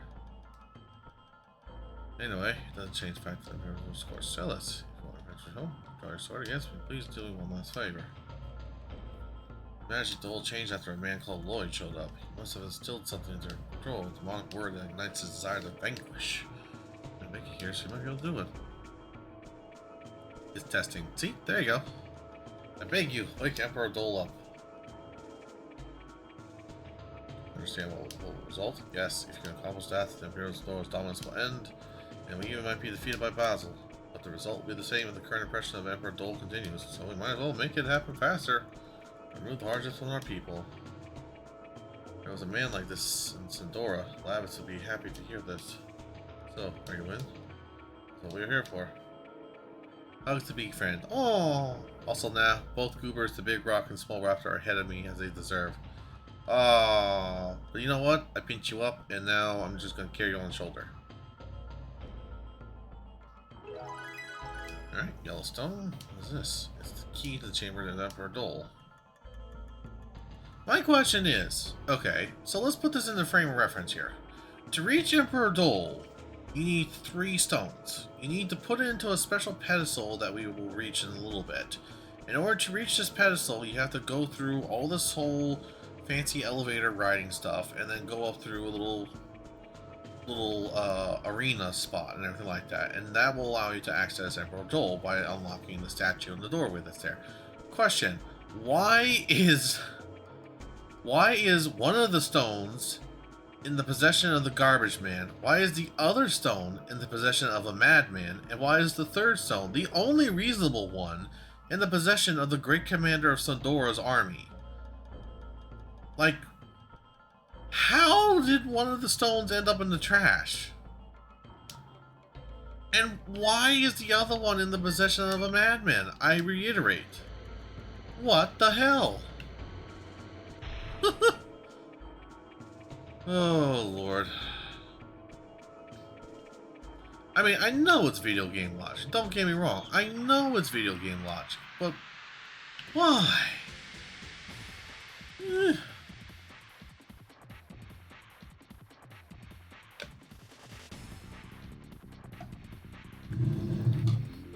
Oh, that last drink had, the last sip had way too much Malibu in it. Oh!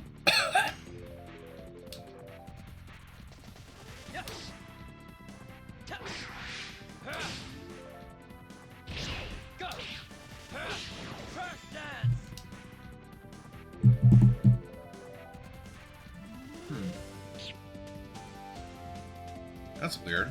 Marvel's picking up sometimes things that I'm not even saying or doing.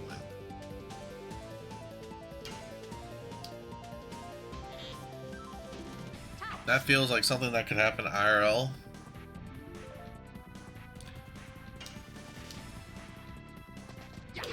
Okay, the garbage man one, probably. But the crazy man that they left inside of the sewers to be crazy, that's the one I kind of doubt. Press X to doubt. Or to do this addition. I don't know. One or the other.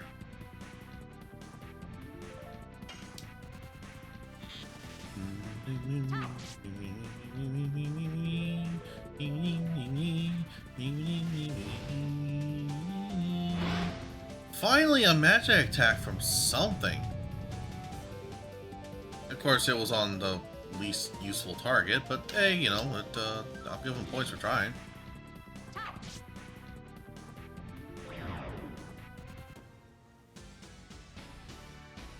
Got ambushed. The stone was attempted to be stolen, but someone dropped it and it fell into the manhole of the sewers. Okay, well, you know what? You got me there, Mike. I can actually follow the train of logic. Yeah, okay. Well, fine. What? I'm pretty sure that's where I'm supposed to go, which is like, yay, but also at the same time, nay, because I'm not done looking around. Oh, look, it's one of those ninjas.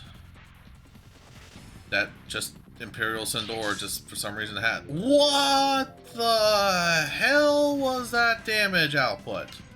Excuse me? Oh no, it's Shredder.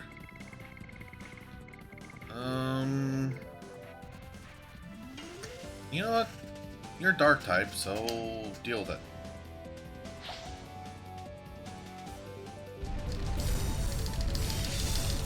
Flashbang! Flashbang! Flashbang! Flashbang! Flashbang! Flash! What do we get for hitting me? Wow, that actually didn't even reduce his bar to yellow.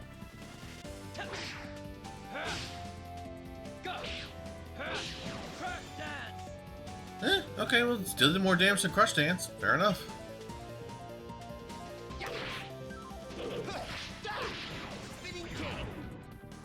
Nice. Well, you got shredded.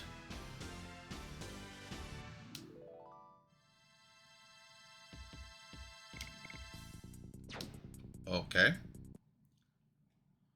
Didn't give me anything useful, but okay. Alright, now I think the last spot to go look at in this area, it might be, hang on, I'm gonna ignite this. Go to the 4th floor. Huh? Wait. No, wait, maybe it's, okay, if this is, nope, never mind. No.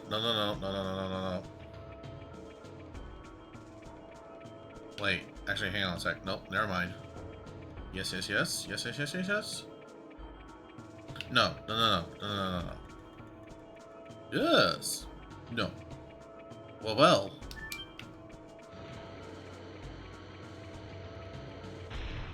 Well, I'm confused. Well, I'm lost. So, wait, hold on. What does this actually lead to, then? Where are you taking me?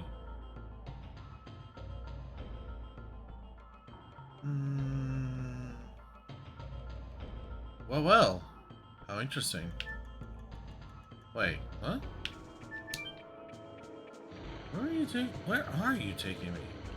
Okay, this has to be beneath where... Okay, yeah, so it is. Okay, so... Spinning Gale! Oh, wait, wrong thing. That's multi-target, though. That's not actually...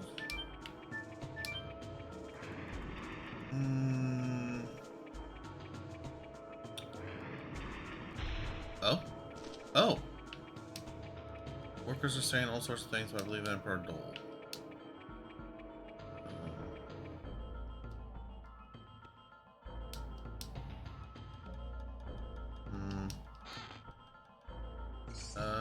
Spirit Ring? Oh, okay.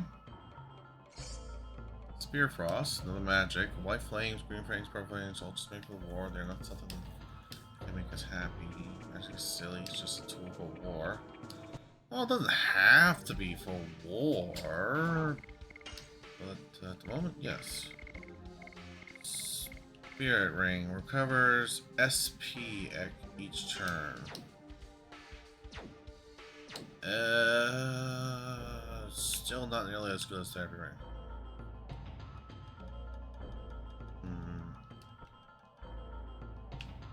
Of course, I'll use a magical door.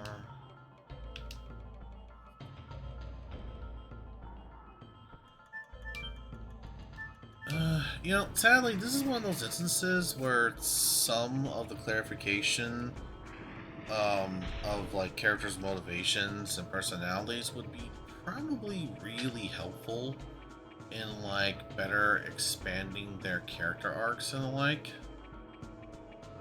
Because Emperor Dole, from what I understood, was, yes, he was a little grumpy at having Albert take the control of the throne, despite his young age at the time. But otherwise, I don't believe he was actually, like, all that hateful of him. I think also one of the major things was that nobody was really advancing the civilization of Bale and, like, in general, Endinus, which is the name of, like, the continent that everything is happening on. So, if I remember, that's why he split off to create Zandoria, because he wanted to build a civilization that was more advanced and stuff like that. But, obviously, there was probably some complications, but from what I can guess, Lloyd then contacted him, or actually maybe even Lloyd contacted him beforehand? And that led to him creating Imperial Sandora and creating all this research and stuff, because he had access to the dragon, so he was able to do a bunch of research around magic, which of course, as we know, created the 3 flames that are involved inside of the puzzles of this castle. And he wanted to basically make magic accessible to all races and such, similar to how the Winglies of Legend used to have it, because, well, that'd be a great way to resolve many of the problems that exist in society, like the inability to heal so many diseases and injuries. as well as to allow for great constructs and stuff to be made. I mean, because look, there's elevators and stuff here. But if I can loosely guess, his bitterness grew combined with some manipulation from Lloyd about the whole fact that, hey, you know, nobody else is doing these necessary quote-unquote things to advance humanity. So when Lloyd came to him asking like, oh hey, you know, I need this thing from Prince Albert, how about you help me start a war? So you want logic and common sense in the writing. Oh my god. Look, okay. For clarification, I think the logic and general common sense is still in there. It's very old, feudal, basic JRPG logistics and logics of, like, you know, a medieval society and the access or the ability to advance themselves being utilized as a tool for war by both the quote-unquote bad guy and the puppet master, but still, it's not well conveyed because of the age of the game, the translations done on the game, and I mean, this game has 4 discs, so obviously they're trying to put stuff in. Level 3 bad writing? If there was like 5 levels of bad writing, with 1 being the least and 5 being the worst, I would probably say this is more like a... I want to say it's more like a 2. Yeah, I feel better saying that's more like a 2. It's not bad. 2.5? You know what, actually, yeah, I'll give it 2.5. Because there are some points that just, like, feel like redonkulously bad mojo actions that didn't make sense in a world that has such a diverse society of races. Father Faza. Some Faza beans. Oh, it's unusual to have guests this time. That's fine. Let me talk to you. The long war decays people's heart. It's happened to you too. The bloodied armor tells all. However, His Majesty Dole is also experiencing the fatigue of war. This statue of a goddess was created in memory of the late wife of Emperor Dole, Empress Karina. It shows the frailty and fondness of Emperor Dole. He, however, continues the war for his own ambitions with increasing scenes of carnage. It shows his strength and cruelness. Strength and frailty, fondness and cruelness, you must have them inside you, because the human heart can envelop them all. Face up to your true self, then you'll become as strong as Emperor Dole.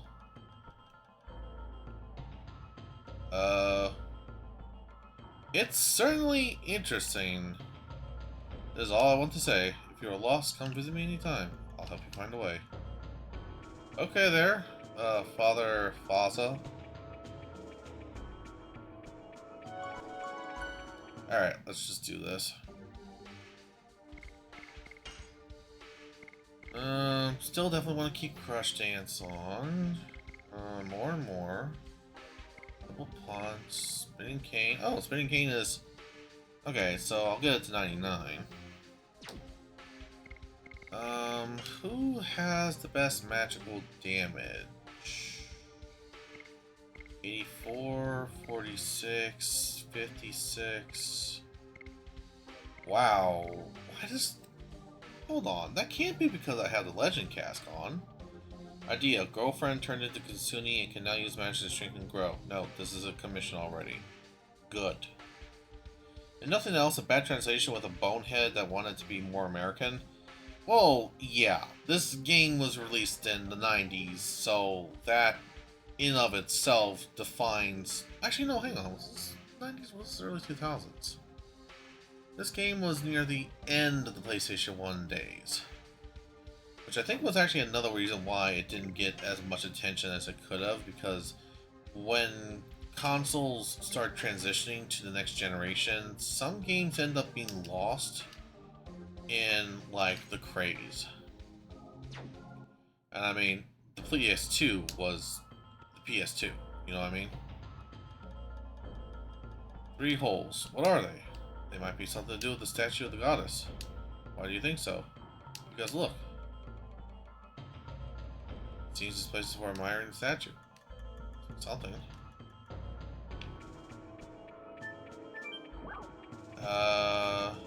Try. Yellow. Blue.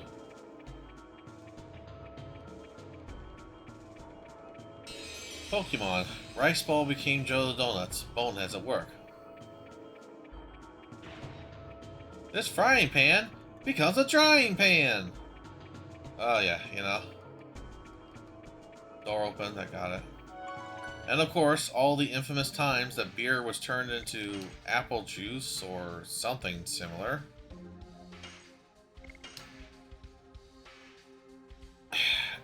Let's not forget, too, that a lot of those weird translations were especially put on the shoulder. Piss water. Oh, God, Path, no. No, Path, no. It was apple cider. It was the apple cider, Path. Which, you know. I mean, 4Kids is really to blame for a lot of it. Like, my God.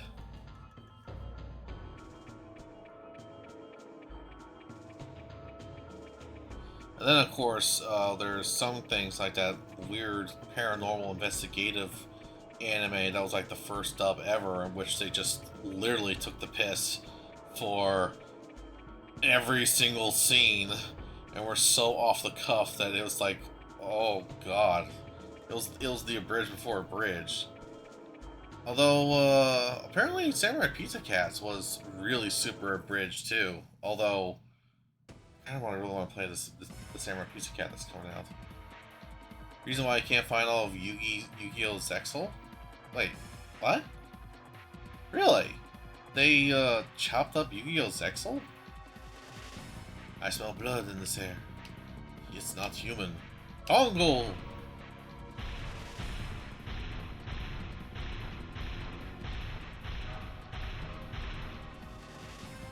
Gigantos don't lose twice. Gigantos make payback for Hawks. For His Majesty Door. Da, da, da, da, da. Da, da, da, da, da.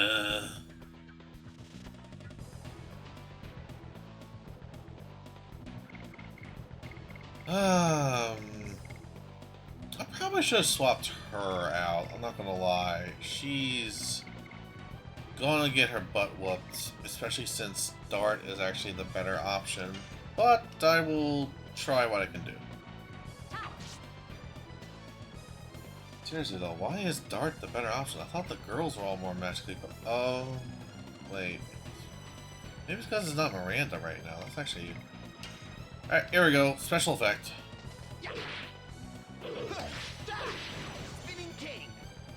See that sparkle?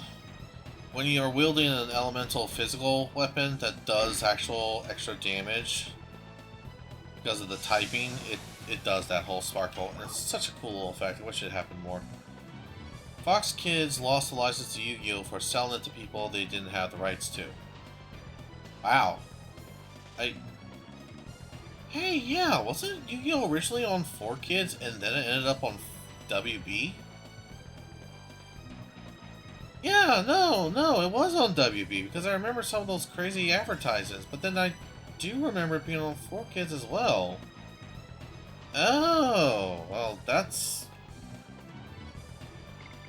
doesn't surprise me. None of that surprises me. I'm not gonna lie. None of that surprises me in the least. Singular attack wins. Oh, wait, that actually is a singular attack? Cool. Alright, here we go. 260%. Let's go!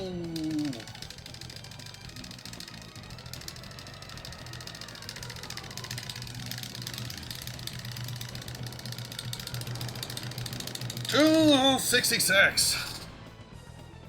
625 damage! Holy Hannah! Jesus, Shanna. Holy hell, that took out half your HP! Okay, I'm just gonna guard.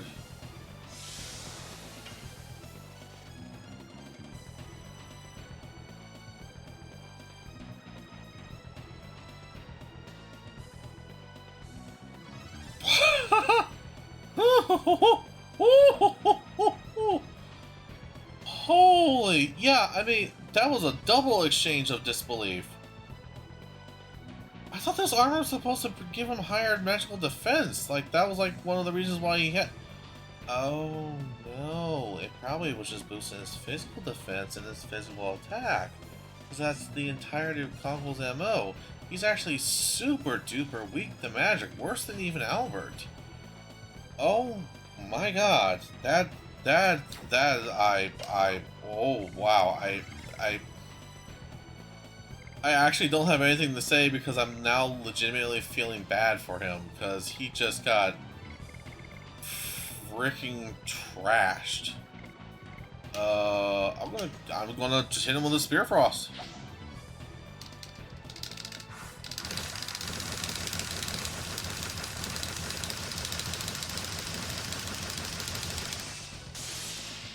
Bam! Deleted! Grand total of like almost what, 1200 damage to him in this entire fight?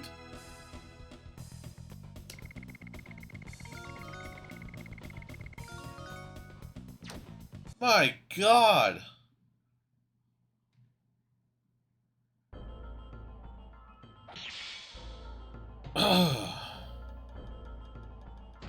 Yeah, that armor was pretty much glass.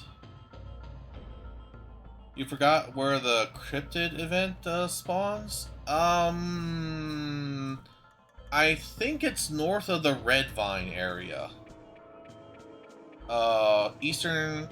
Southeast, then somewhere middle eastern where the Red Vines transition into the deep forest. Because if I remember, that's where the shed is for the cryptid hunting daily and stuff, if I remember. It's been a while. Gigantos, the strongest armor, lost. Me, brother of hero, his pride, cannot live in disgrace. Kill him. As you wish. Stop it. The game is already over. Game. You silly. It's over. You cannot fight. Yeah, I mean, after the magical beatdown just now, holy hell, I don't think he can fight. Logan, did you grind out the money for the big guy's Dragon power? Well, yes and no. I did grind out enough to be able to get the Legend Cask and just slap it on Dart, because that's like the most super useful purchase in the game. At any point in the game, but I haven't rebuilt it up enough to be able to purchase his thing yet.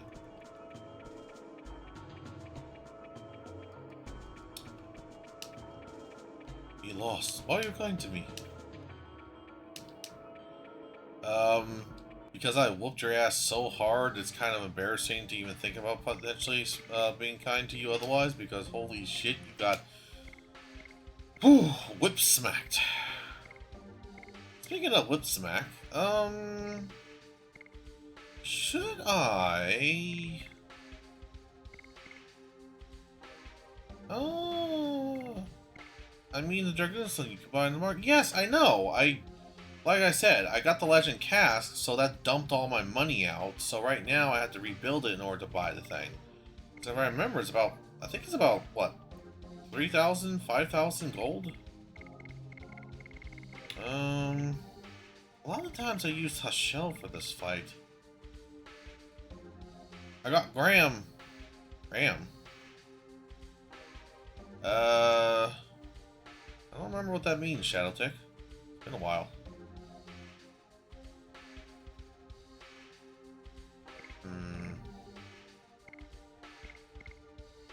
channel's just gonna get absolutely messed with.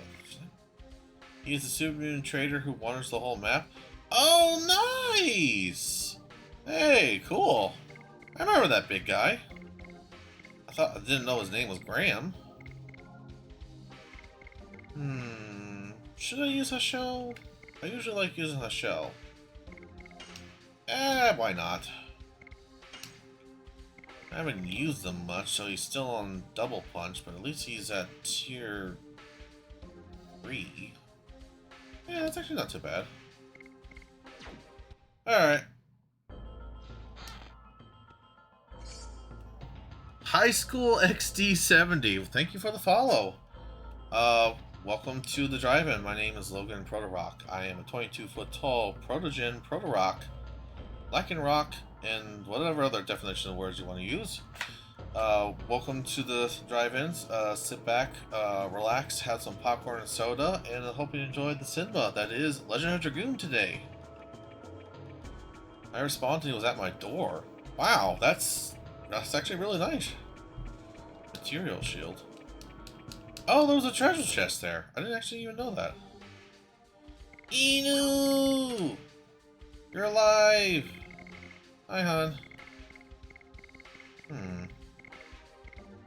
Material shield. Material shield?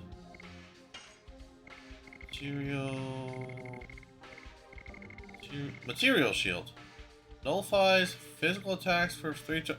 Wait, this is a repeat item? Whoa, whoa, whoa, whoa, whoa, whoa. What? Everything okay? Yeah, everything's going real well. We're actually having a pretty good time. Wow, actually, we're getting more people in here. That's nice. Wait a minute, that's...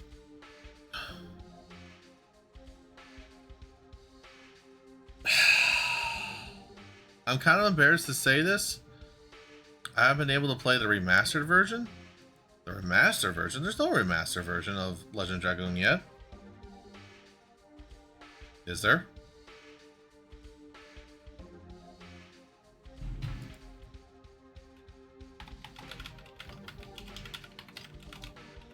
Now you make me look this up. Oh, there's an upscale project apparently by the community, so that's nice.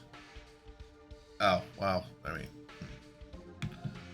Drink wetty? Oh, I'll drink water. Okay.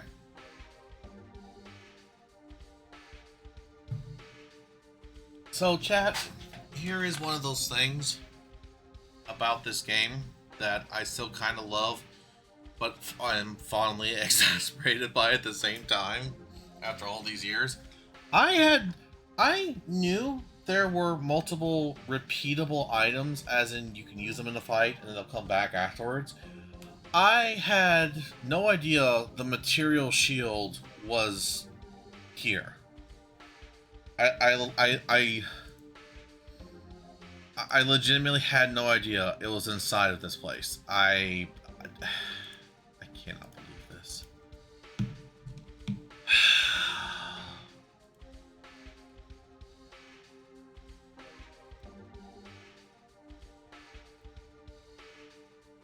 I cannot believe that was... Man, I just...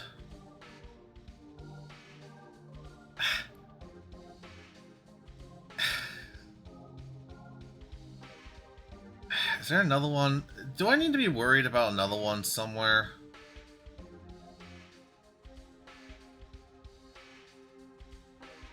Wait, Pandemonium? You're a repeat item too? Causes minor enemies to attack only one ally for 3 turns. What the hell?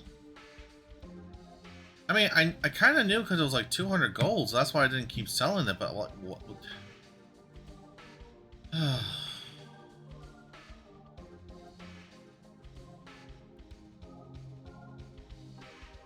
I just... Man...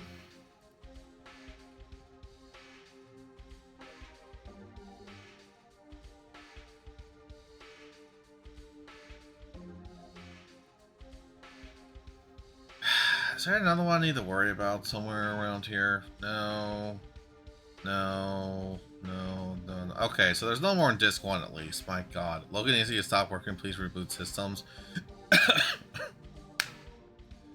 Listen, like I said, I have played this game religiously on multiple occasions, and I still am like sometimes getting caught flat-footed because I didn't know that thing was there. I slightly noticed because the screen is bigger, like because everything's more blown up, I noticed the distinctness of like the wall right there to the right of the pillar. And I was like, oh, okay, I'll see if that's a treasure chest or not. And everything like, and it turned out it was, and it had a repeat item, which is,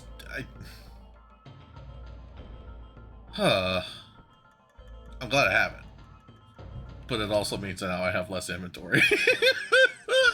Because I don't want to get rid of any of the repeat items, so now I have even less of everything to use. I just. Oh, hey, T-Foxer. Hi, T. Get down here, big snoot. Gotta kiss that snoover. Yeah, shuffle, shuffle. Mwah. How you doing? Good to see ya. It would be nice if this game got a remastered. I just really wanted to be remastered. I wonder how you could come all the way here. Silly daredevils. I'm surviving, vibing, committing several galactic crimes. Oh. Well, don't worry. You can lay low here at the drive-in. We welcome all pirates. It's a duel, uncle. Do you remember me? I'm the son of your late brother, Albert. You remind me of Carlo, 20 years ago. A blood-stained corpse in front of me. Why did you kill him? Oh, he killed him. That's right. You're not a pirate yet? You could be a pirate. Logan, I got screwed over. The only item I wanted costs 1,765 caps. Oof. Oof. Oof. Why did you kill him? Why did you have to divide Sergio by killing my father? But I'm not a pirate. Yet. Don't worry about it. I'll give you a nice little... You know, I am a witch, though. You could be a pirate witch. Here, I'll just hand you this little bandana, and there, pirate witch. Save Sergio from an incapable leader named Carlo. No, I'd rather be a sandwich. Don't make me hungry like that. And now my hands are about to give birth to the new Sergio. What are you doing? It's only destructive. Yes, you have given birth to sorrow, pain, agony, and anger. Just take it away. Oh, you're talking about Lloyd's conspiracy. Oh no, that's 4. Don't worry about it. Finds the girl by the time the moon that never sets waxes. All is ordered by the reborn Emperor Diaz. Lloyd is a mere pawn, along with the Dragoons. Hi, Spice. Good to see ya. Don't worry about it, T. I will only vor the sandwich. No. Emperor Diaz died in the track. Human hero. Won't make any difference to the reality. I made a mistake. I weigh 319 pounds. I can only carry 285. Get inside of a power armor then. You thought you would defeat with your greater numbers, right? Come, I'll send you to Father's place. Oh, I'll just write that down. Logan is into pirate cosplay and vor. We're supposed to make an arrest here. Ah, yes. Cosplay. Right. I'm definitely not, technically speaking, the navigator of a pirate ship. Yes, totally not. Then it'd lower my max carry to 200. Oh, you got the... Okay, I see. Emperor Dole. He is lightning aspected, which is a little bit tricky to deal with.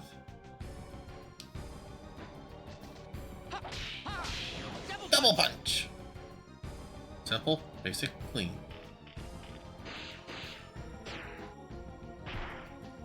Ow.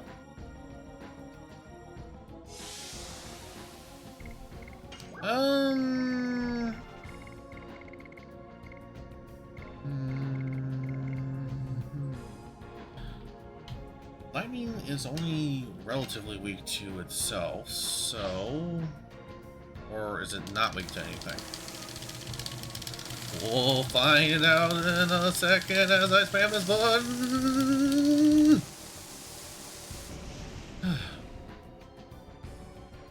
Did the macaroni and cheese with ancho chili powder in it? It was good? Ooh.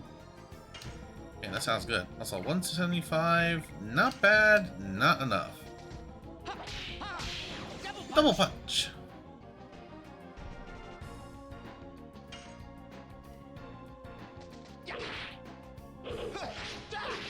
Spinning king. Do do do do. I do love the fact that he has like two badass swords. Like, Dole's fight would be so cool in higher definition. I just know it. I can craft a level 50 bow. Oh. Well then, why don't you? I don't actually need that. Not all attack, not all attack, not all attack, not all attack.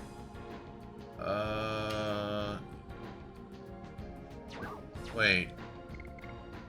No, wait. He's one of those bosses with two phases. There's no way he's about to go down before even freaking Dragoons. This has to be for just transitioning to Dragoon. Oh, 99 damage. Not bad. Hoi, hoi. Aha! Because I hate the bow? I mean, bow would be pretty cool to use. I'm trying to do that whole big iron and smashy fist build. Double punch. Ugh, you want to defeat me as Dragoons? I'm not even transformed! I can play that way too.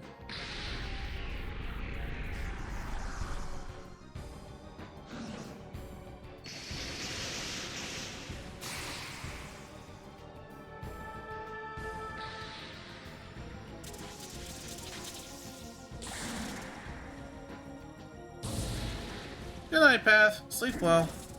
See you when you wake up later. Rest well from your day at work.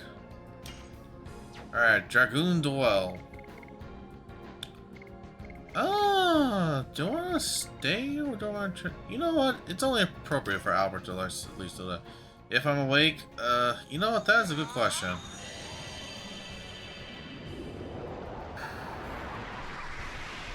I've already built into heavy gunner, two-handed melee, and pistols. Ooh, nice. Got a lot of stuff covered actually with that build, it sounds like. I am going to activate Ruse Storm because that is incredibly useful magic.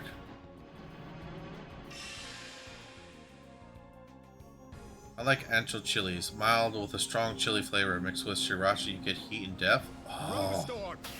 Yeah, no, that's great, T. I love that sort of kind of kick. I actually admittedly usually only like certain dishes if they actually have some solid kick to them or some spice. Oh yeah, someone tried to break into the ambulance bay. Why would they try to break into the ambulance bay? It's not like they stockpiled the supplies inside of the ambulances, right? I mean, at least not the good stuff.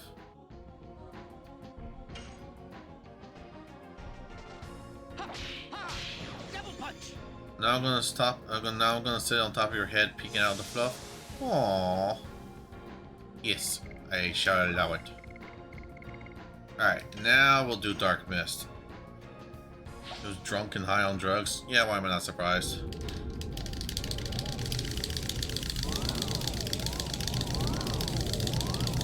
Enter darkness. There we go. 359 damage. Oh yeah, baby. Oh, okay, there we go. Oh, I'm glad I did Rose Storm.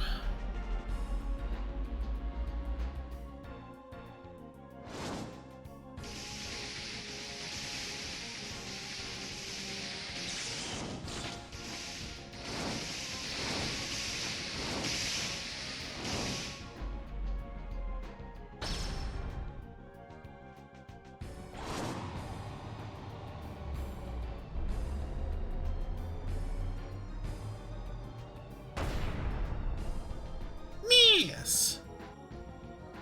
Third time this month someone tried to force their way into the ambulance pipe. What the hell are the people doing?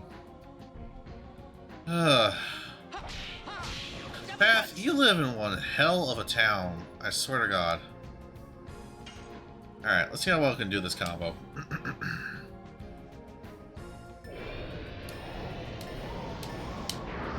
No, didn't get it.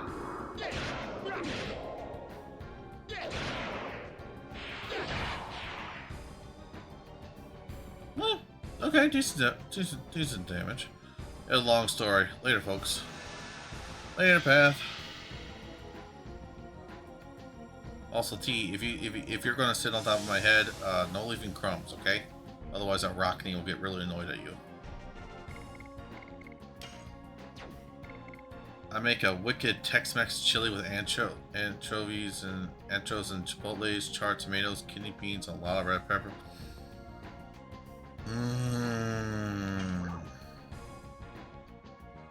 See, you're making me hungry, and you're not sharing the chili with me. You're not sharing the spice. It's like, if you want to stay on my head, you gotta share the food. You gotta share the grub. Come on now. Just common courtesy. Another problem is I don't really... Yeah, I'll do this.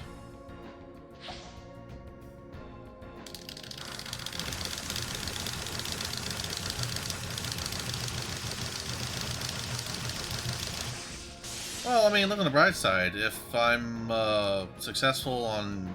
If I'm successful with this channel... and my budgeting and my saving up and everything like that, I could at least claim that I'll be able to move up there or closer to there, since I'm going to plan to aim for Michigan. He big, he attack, but mostly he foofball cutie. Hey Zeta! Well, you know what? I am indeed, and you know what? I appreciate it. Ooh. Okay, now if I remember, this is just a shield that I don't think dispels. Okay, never mind. It dispelled. Aww. Well, that's cute. I appreciate it.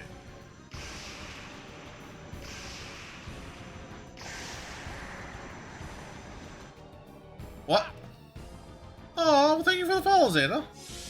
I don't feel like I need to do the spiel for you, but either way, hey there, welcome to the drive-in. My name is Logan Protoroc. I am a towering protogen Lycanroc. Welcome to the show. We have Legend of Dragooning on tonight, and if you feel like it, sit back, relax, grab some popcorn and soda, and enjoy the cinema. Squeeze your snoot. Oh, do not squeeze, boop it. Otherwise, I'm gonna stick it somewhere, and it's gonna be cold. So y'all have a place called Mish again, but no Mish. What happened to the original Mish? We don't talk about the original Mish. Don't worry about it. It's a waste. It's a waste. Okay, I thought so. It is. This is a case of just waiting for him to stop being a dick and stop shielding.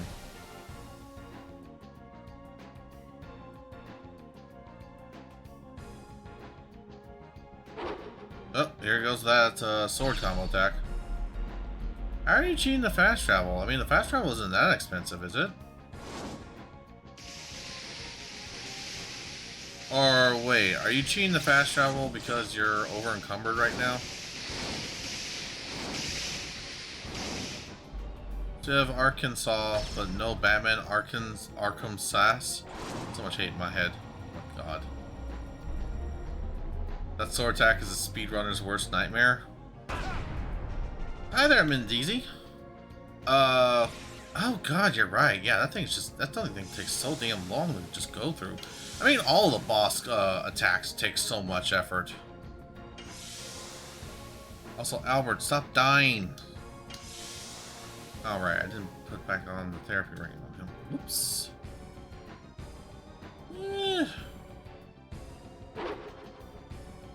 Join team, teleport to team, oh my god, that is so cheap. Well, you know what, actually that would explain a lot of the times I've had the teammates join me and then leave. That is cheap. But that's actually a pretty good strategy. I mean, you know, save the bottle caps there, Shoutek.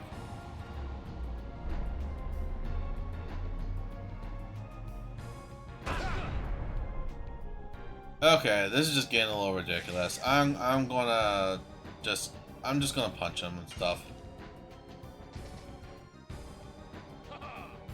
Haha!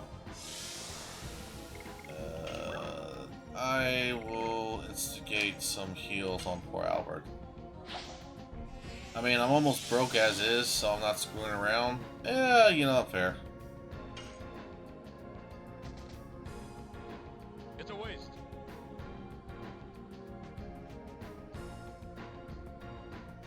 There we go. Okay, so probably should have been doing this the whole damn time. Whoops. Double punch. I thought it was a weighted out shield. I completely forgot about that. Alright, you have annoyed me for the last time. Oh.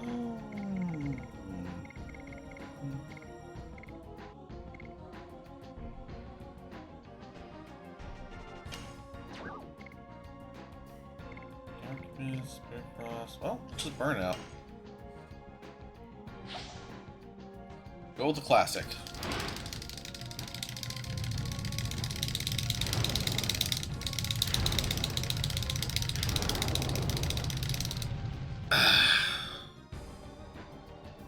Good damage, good damage. Ow!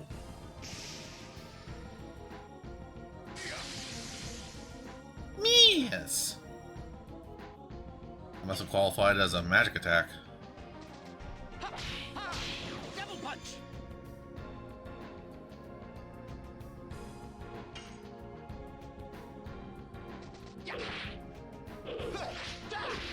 Spinning king. Oh, okay. Well, do I want a cinematic Dragoon fish, or do I want to do a... Yeah, I need to build my additions.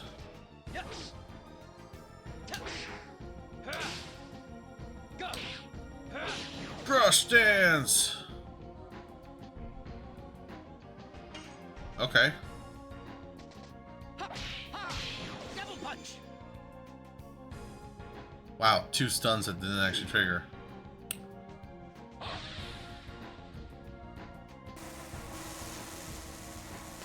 You're using thunder on the thunder?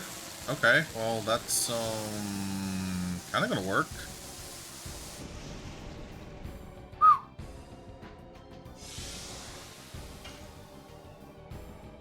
I mean, I'd be more worried if it wasn't for the fact you're on red, so...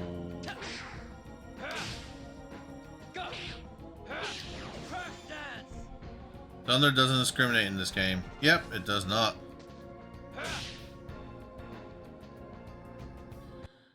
So I'm kind of glad for that, because I always like using a shell, so it's like the only thing that could truly hurt him is more thunder damage, and that's kind of rare. Oh, cinematic. Wow.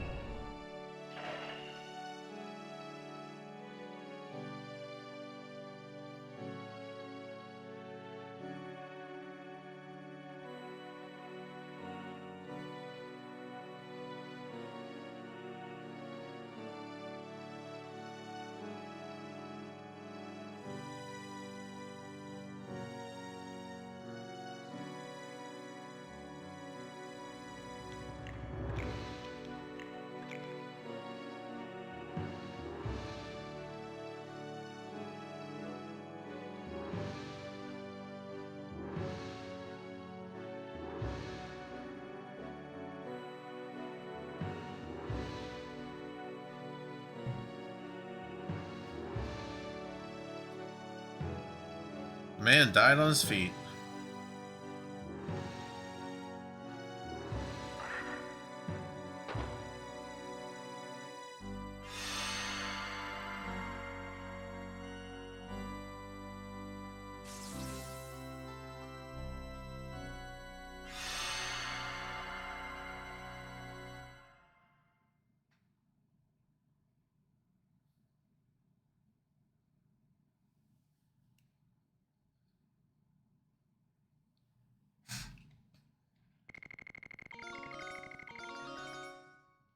Oh, Shannon even got a level. Nice.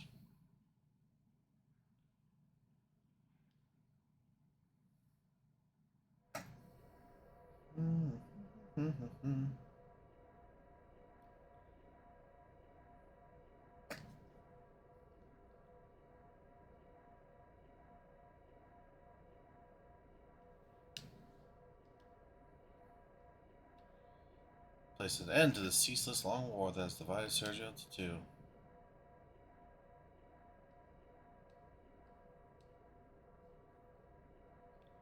Not really.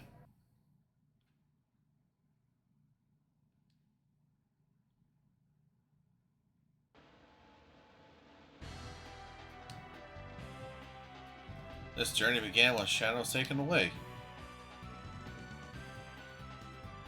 Then Lavis was killed, and Lloyd headed for Tibaroa, leaving the mystery about Shanna behind. I am pursuing Lloyd. I'll make him explain everything. I'll go with you. I still don't know anything about Virage or what was said by Emperor Diaz. My journey cannot end like this. My journey cannot end either. Whatever conspiracy the man is forming, the Moon Gem is one of those keys. Concealing the power of ancient Winglies.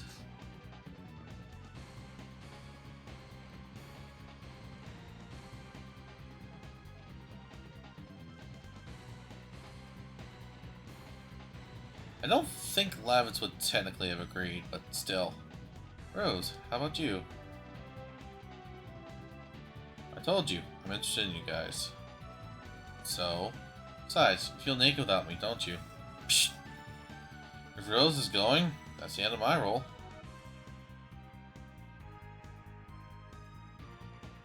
Chill, where are you going?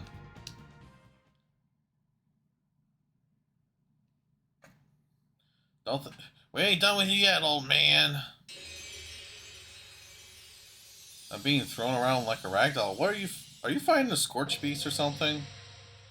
When dragoons meet, blood will flow. As they leave, time does slow. It's your choice to leave your fate behind. Question is answered. Dragoon spirits are leading us. Blood Eagles level 70 versus level 67. Oh, okay. Let's see. Memory card, Black Castle, override save. And now to arguably my favorite disc of the entire game, and my favorite chapter for multiple reasons.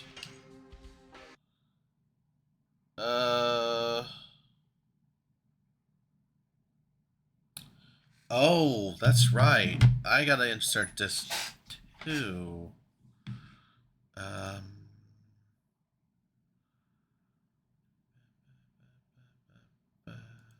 There.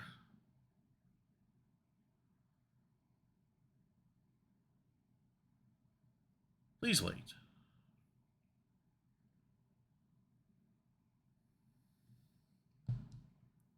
There we go. Okay, clean transition. Everything's good. Everything's good, ladies and gentlemen.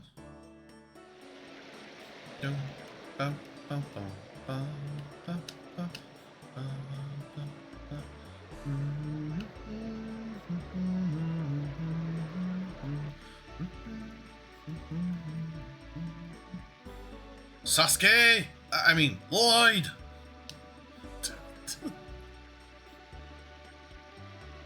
Sort of aloof bastard.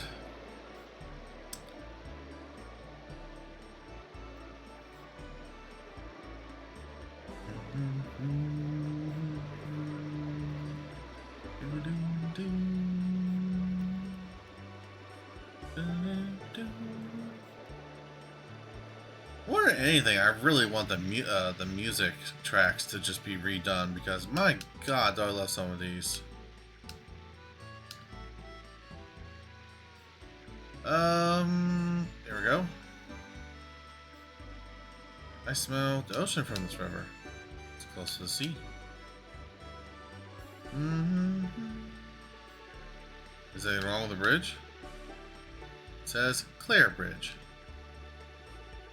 It's the same name as my mom. Oh, my runaway daughter's named Claire too. And maybe some secret connection between us. Oh, oh, oh, oh. It's impossible to have such a coincidence. You can't see it, but I'm side-eyeing the screen right now, chat. It's never been stated outright in this entire game, but it's way too fucking obvious after a lot of different cinematics. I agree with you. Let's say the population in this continent is about 1 million people, and 550,000 are women. According to statistics of the Royal Personal Authority, 4% of all women have the name Claire. It means from a statistical point of view, just looking tells it all. They don't look like each other at all. Cranioscopically speaking, the distance between their skull and eyeballs and also their jawbones are... Oh my god.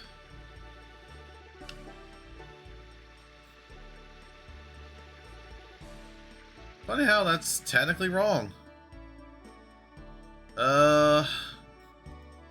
Let me see here. Stardust. Now we're into this too, so now we're in Flex. Access to Twin Castles denied until after... joins the party. Yes. Where... Ooh.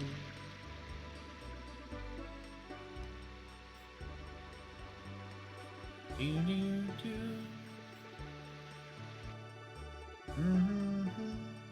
think it's right here. Stardust! Okay.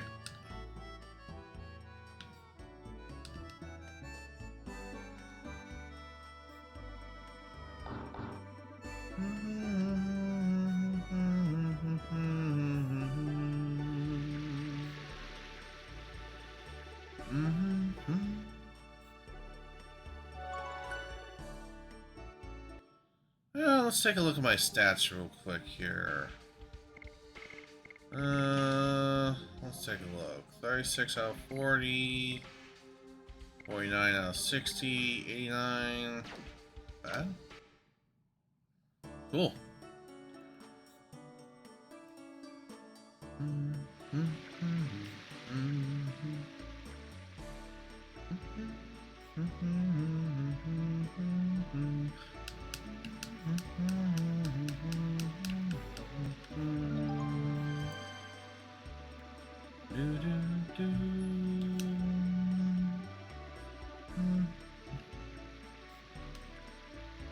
Good that the war is over in Sergio.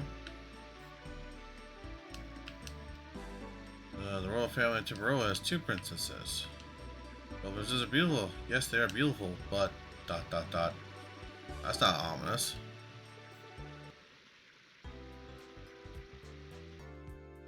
Weapon shop? Yep, weapon shop. Stardust. Great edge, great fit. Oh, it fits well, you say. It edges, you say.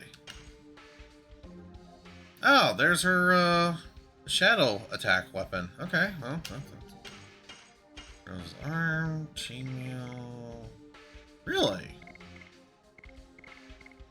Huh. Well, soft boots. Wow, Rose, you really needed an upgrade, didn't you?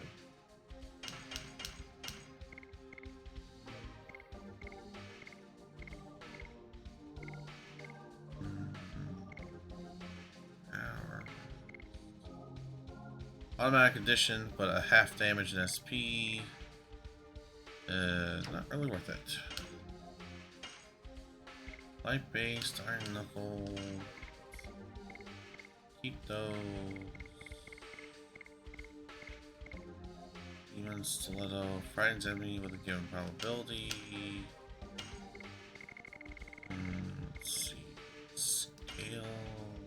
Armor. And shoes. And other shoes. There we go. And I still have that. And I still have that. I really should have realized Pandemonium was a repeat because it's just, yeah. Okay, cool. That's a nice upgrade. So we're pretty good for the start of this whole disc. Let's see. I think this is the only shop in this one, in this map. Next.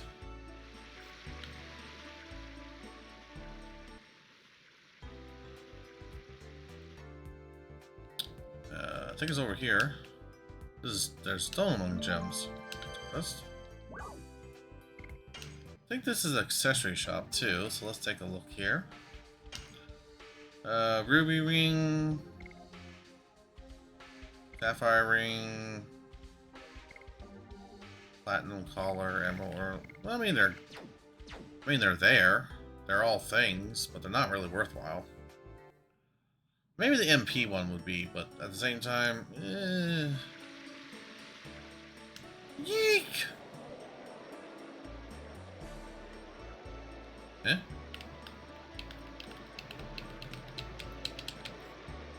Ah, yes.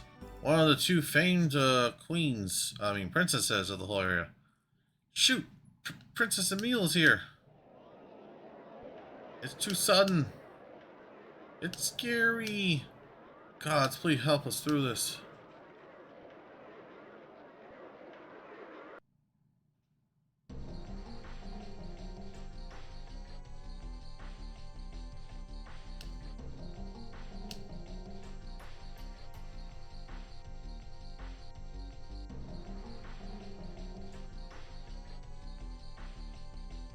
Hey, I'm the princess of this country. You have to be nice to me.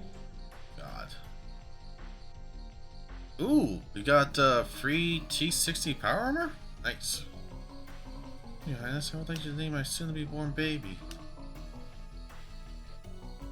I don't think so. It's a hell on wheels. Oh, disgusting.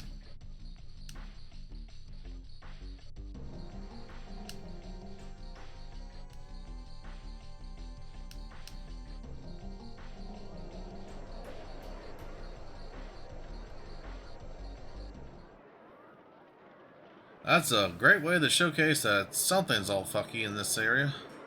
Logan and Arya rock people with a super sledge I call Mallet. I call Mallet Me Go. Okay. That princess, she's just very sweet. If this is a dream, please wake me up. Poor Albert, he has a crush. Okay, I think right here. Stardust. Man, weapon shop. This is not a weapon shop. This should be an item shop. Why does it keep saying... Oh my god. Let's see. Darkness base, attack for all, black rain. Oh. Oh. Man, that... Okay, you know what? I'm gonna get one or two of these to induce nightmares.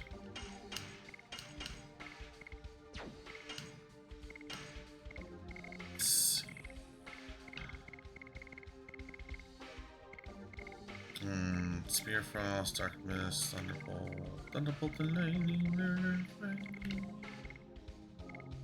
destroys. I don't think Total Vanishing is worthwhile to keep, but I don't want to get rid of it just yet. Definitely not getting rid of the sachets, that's for sure.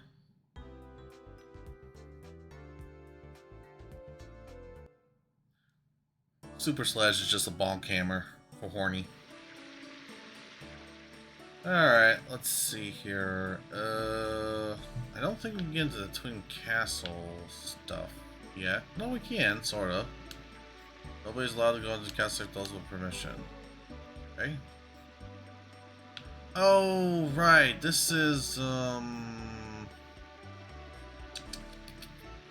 I need to convince somebody to let me into the castle.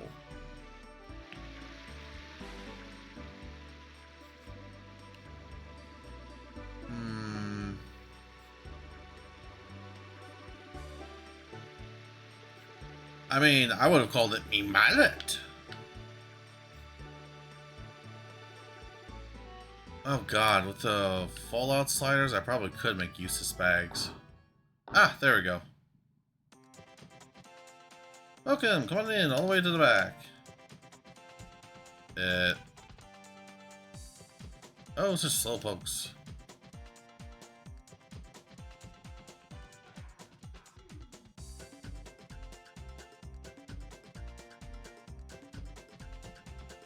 I love this music.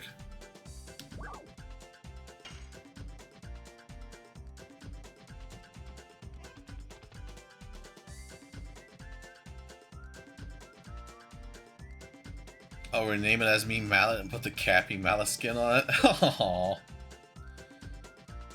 You guys, smell like exotic foreigners? Let me give you a quick introduction to this town. Oh my god. You saw lots of star shapes in this town, didn't you? There are decorations on top of roofs or mosaics on the street, right? It's because the Romans have faith in the stars. Naturally, we have an advanced astronomy. God.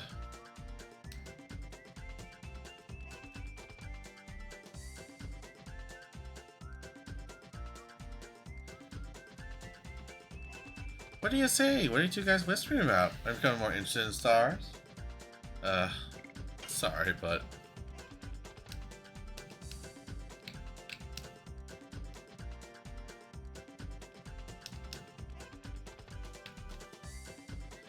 It would be kind of cool to see Caffey just done enthusiastically in, like, 3D. Lloyd? I don't know. If Miss Caffey the hipster doesn't know, it means he probably is in the town. Are you still interested in hearing about stars? Uh-huh. Sorry, I don't know things everybody else knows. God damn it. You know what? I'll just see a person you like. He's a charmer named Fester. He's crazy about the moon that never sets.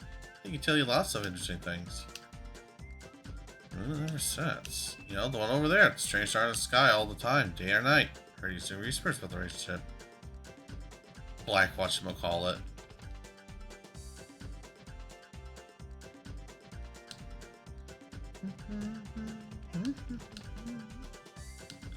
I wish that the night and day mechanic was used a bit more, at least in this town, because it's such a cool little feature. Yeah, but with like a lot of early games, it just didn't exist, sadly.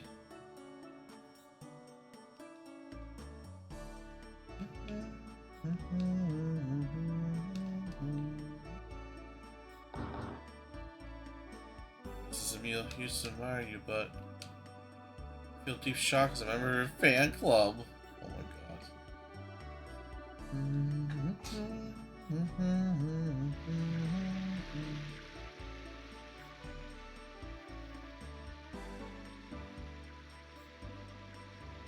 What's with the house next door? Mind filled with dark thoughts. I'm gonna watch Yu-Gi-Oh! For some feel-good vibe. You're not talking about like the first season or the third season, are you? Like, I mean, Shadow Realm and everything?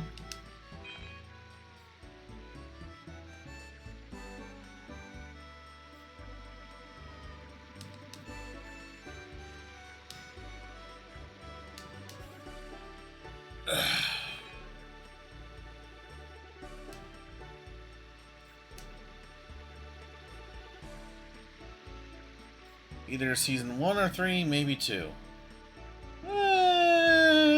Again. Nah, I'm just kidding. Yu-Gi-Oh's a good series, period. I wasn't paying attention. I was admiring the moon. The moon! I do like the little bit of lore dumping that occasionally happens in the game. It's like... it's needed to advance some of the explanation and plot, but it's not too intrusive when it's all exposition-y. Be here for a minute, let's get some materials. It's in a weird matter. I'll get Beckett's stuff only to kill him afterwards? Oh. Of course, I cannot make judgments about other people. Please take a look at this. Ah, cinematic. Welcome back, Splat. Cinematic time. In astronomy, a moon that never sets cannot exist. Cannot exist? That's It cannot Stars exist! travel the sky by catching the winds of time. Look at all. But this moon isn't affected by time. It never moves day or night. That's why it's called the moon that never sets.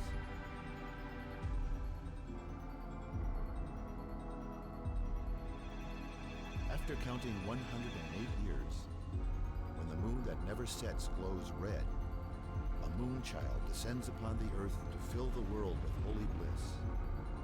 A poem of yore telling the fate given by the moon. However, what we really get is the spawning of destruction and fear that is the Black Monster. Black monster.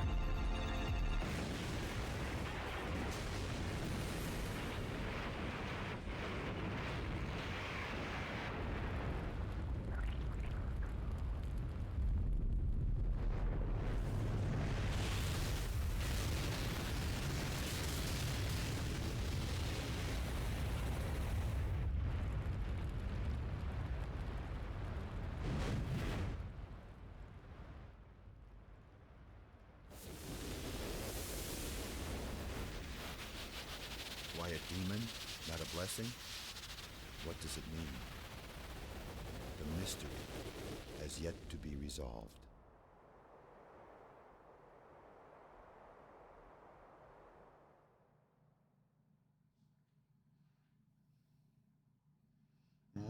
Cordon bleu. You're all making me hungry. Stop that. Never imagined we would be able to get some information on the Black Monster here.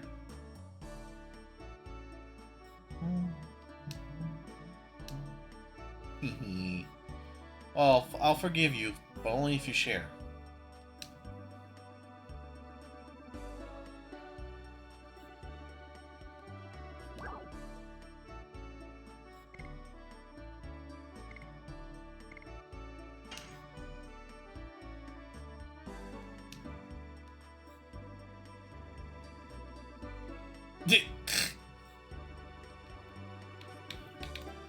Well, then I'm afraid you're gonna have to be punished, Splat. Get tittied. Stuffs you away. Oh.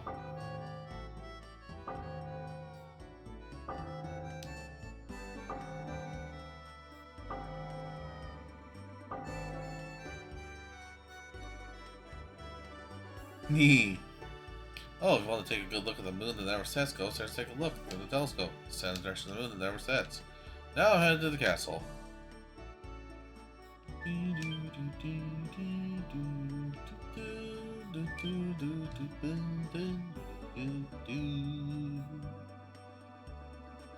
And there it is, the moon that never sets. This is the everlasting moon. What's kind of interesting is that that image implies that there's like 4 other very much smaller moons too. Kind of wish it hadn't closed so fast. I'm sorry. Oh, you know what? I'll forgive you. Just gonna have to go and get some good grub in an hour or two. What the fuck are you doing here, my dude? Not suspicious at all. Regular citizens just got to feel the night breeze. Fuck off! You're a bandit. Nobody's allowed to go into the castle unless they have permission. Oh, right, because it's nighttime, I have to find a way to transition it back to daytime. To do that, I need to... I can't leave town. I have to find some way to pass the night, and... Here we go. Welcome, I'm Nello, the representative of the Green Project, turning the brown barrens to green. That's the forest. Don't be so shy. You do wish to bring green back to Earth, don't you? Yes, we do. I thought so, but it's already ready. It'll take a whole night to explain my plan. A whole night, But actually, it's okay with us, isn't it? They literally are using him as a place to crash. But we were in trouble because there was no one to stay for the night. We were not allowed to leave town either. I see. I have plenty of time to tell you about the Dragooning project tonight then. Revegetation in the desert is a very interesting issue. Right? In principle, the relationship between humans and the earth should be.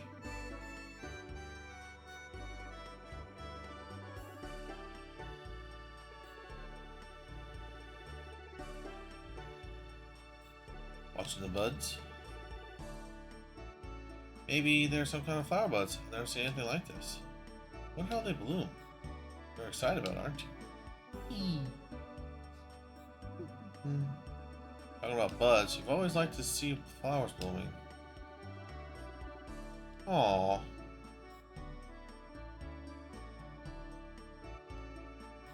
Humans should grow up surrounded by greenery.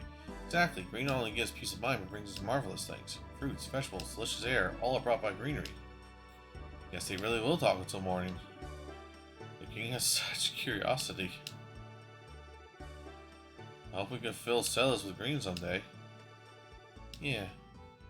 Oh. Issue here is how to promote the greening. That's the key issue. The research requires a lot of money. Oh my god. Promote the green! Smoke weed every day.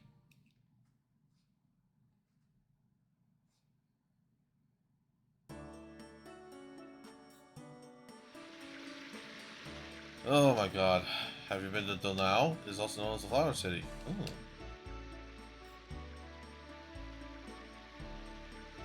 Alright, thank goodness. Oh, more cinematic.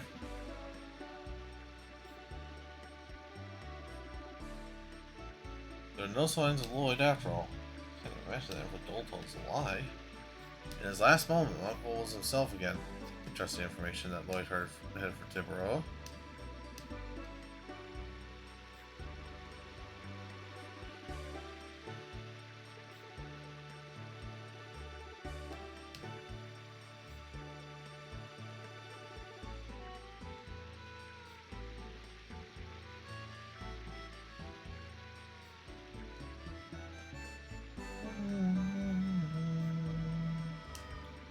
Dart is not good at speaking with courtesy. He gets cramps in his tongue when he tries for a long time. Oh my lord. I appreciate your solicitude, Your Majesty. God, stop using that, Your Majesty. We'll be in trouble if anybody hears that. Priority is to pursue Lloyd. Yes, yes, yes. This is not the only town in Tiburoa. There should be a town called Donau along the North Sea shore. Let's go there now.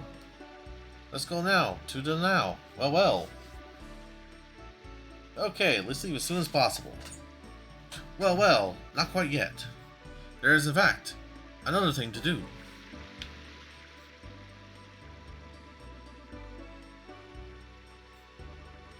Alright, let's see here. There she is. Well, well. At long last. Did you want to talk about something else? Like stars? How many times do I have to say it? I want to hear about stardust, not just stars. What if I don't know about it? Nobody knows about it. So, don't you want to talk about something else? God, you're impossible. Oh, it's you. Hi, guys. No? Yes, I do. Back again. My boss is not in yet. You know what? I have a good idea. Oh my fucking god. Here, she wants to talk about Stardust. Thanks. God. What's that all about? Well, I already told you about Stardust. That.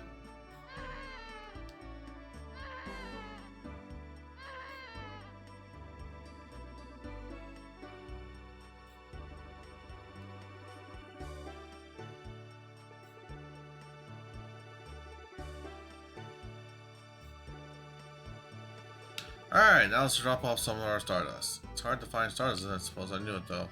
How about you? Oh, here you go. That should be enough for 2 more rewards. Thanks, many thanks. In return, take this. It's the rare thing I promised you. Physical ring, amulet. Thanks in advance for the next time. Alright, cool. We're making some progress.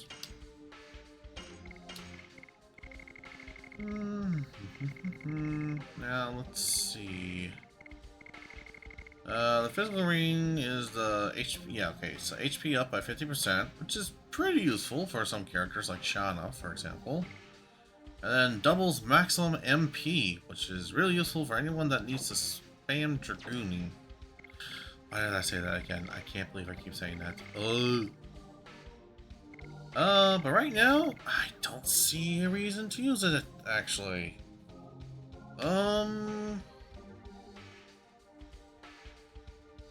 It's kinda useful, but it's not really useful, so it's there, but it's not there.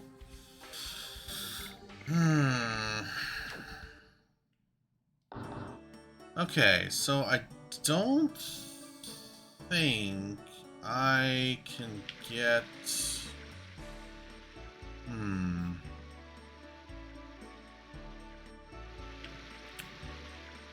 I don't think there's a further way to get into the castle. I think I have to go north, which will trigger a special occurrence.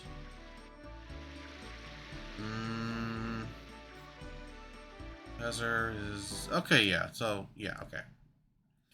Alright. This is another reason why I like the disc too. The music.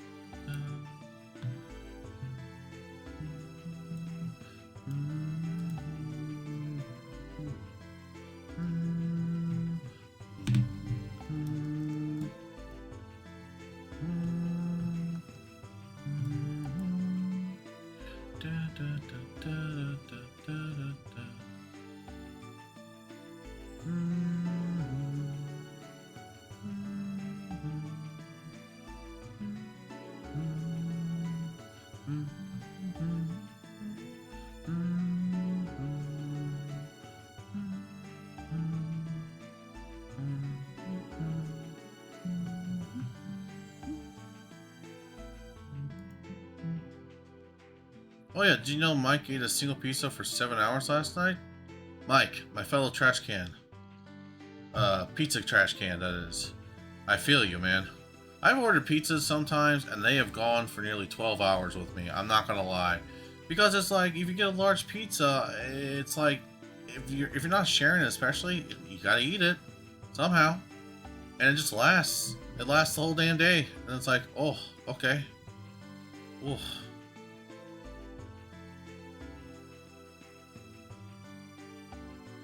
Just really, it's actually a pretty valid strategy for saving money in the long run, because like half a pizza is already so much for lunch, and then the other half is for dinner, and it's like, okay, and then if you take it into 1/3, then it's breakfast, lunch, and dinner, or something like that.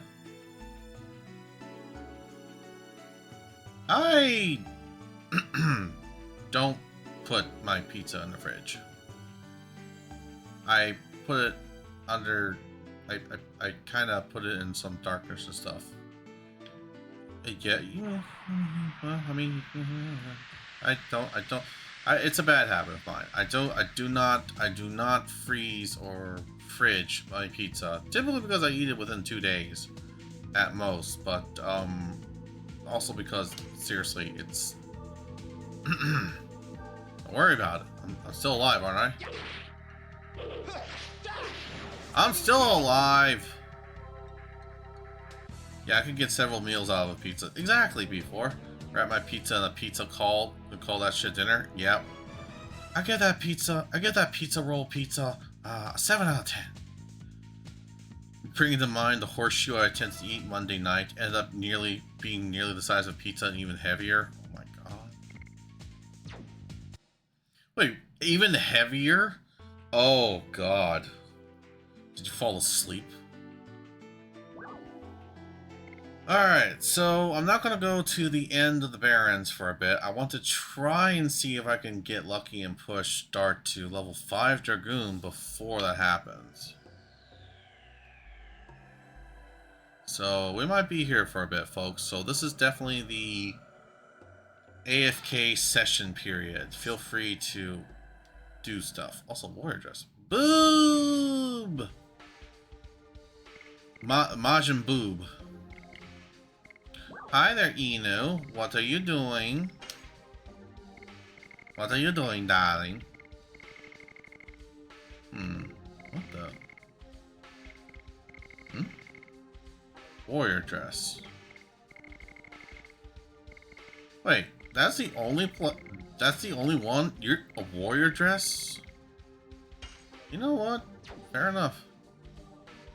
I've ate almost a whole pizza within 2 hours before starting stream. Good! Whole bunch of cheese on top of a bunch of fries, on top of your choice of protein, on top of toast. Defeated me and 4 of my coworkers, barely managing half. Oh. Well, that's a real delicious sounding thing, but you know what would make it even better?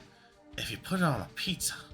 Then you just dip those things into nice fried batter and munch away at that. Real good. If you can't tell, I'm imitating a YouTuber that's just... but still. I've ate almost a whole pizza within 2 hours for. I've eaten pizzas in barely an hour. What if garlic? Yes. On the pizza? Yes. What if pizza on the garlic? Garlic is a miracle seasoning, in my opinion. It's so good universally across the board, and it goes right alongside chili powder super well. Whenever I rarely get a frozen pizza, I will kick it up, and it's not even like a super fancy kick up of a pizza. But I still at least get like a pepperoni pizza. I put garlic, I put chili powder, I put some paprika, you know, I maybe get some onion powder and everything like that. It's just like, oh, it's so good. Oh, it's so good.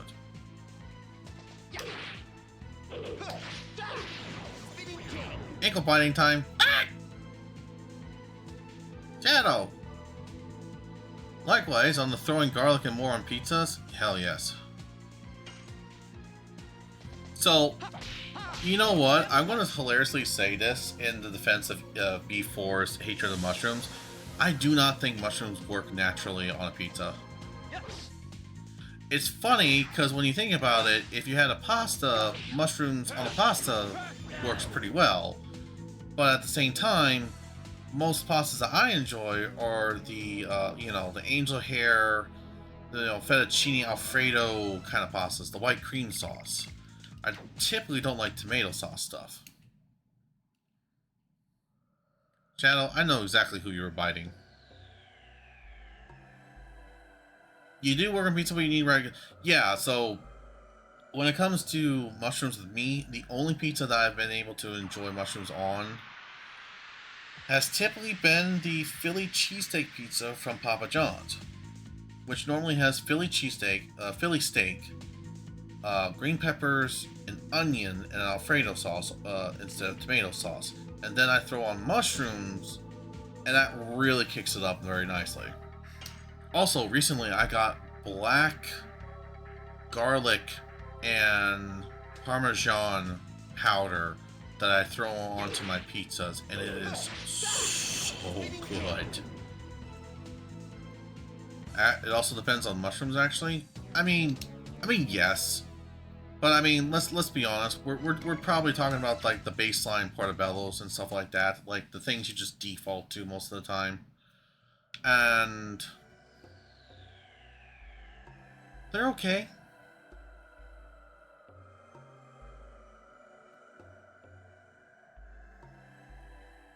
Still need to try a pizza with pineapple because people keep saying that's good, and I'm like, okay, considering the flavor palettes, I guess.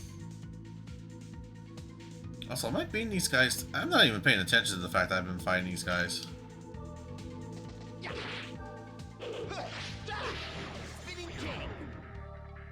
I ate my pizzas plain with just tomato sauce and cheese. Look, if you like a margarita pizza, be my guest. It's a classic for a reason. You can't beat a margarita pizza.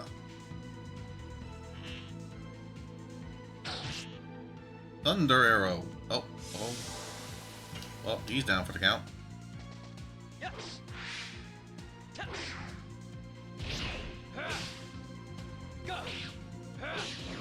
Squeamsh.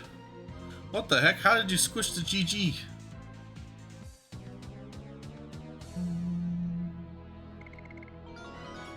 Oh, okay. Level up. Oh, and apparently we're in the middle of an ad break. Okay, sure.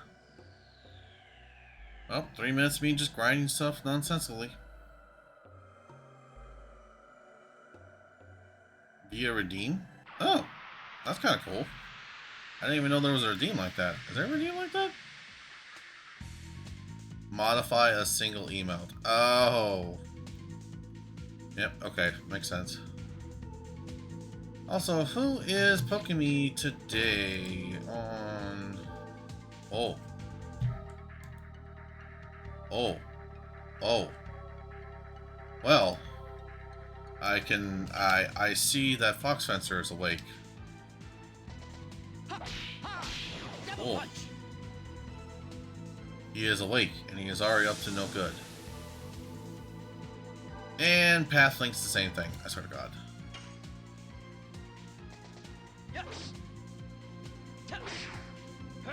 Ponder the GG. What do you think? What do you think that Fox Fencer sent me? What do you think he did? What do you think the content was there, Splat? You cannot.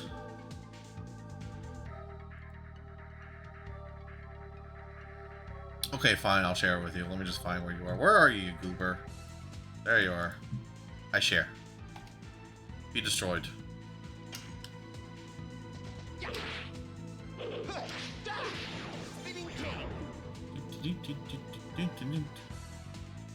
You should upload Chaos Ember as emote. Oh, I should. Now, I'm going to say one tiny little thing about all that picture that I sent you, Splat. From smallest to biggest, you, girlfriend, Yuri.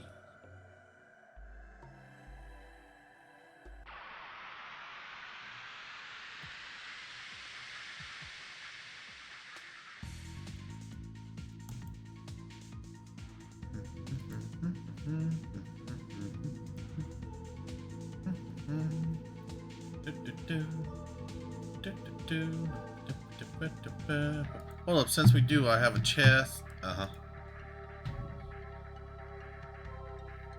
Also, I am going to be...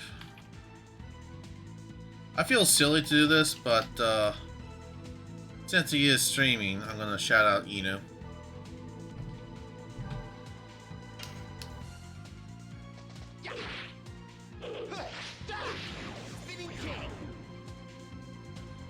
Because he's a goober. Double punch.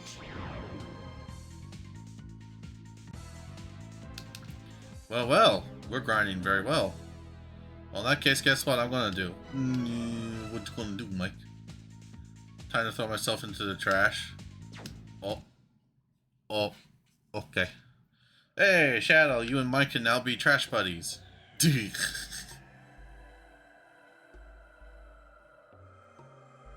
Oh yeah, Mike, I want to talk to you later about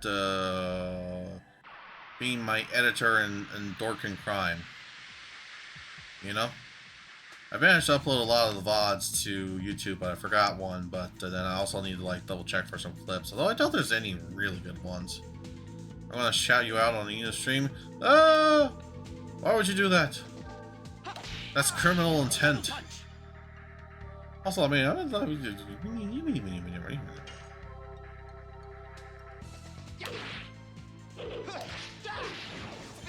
he's still physically the strongest. Wow, even with a element disadvantage.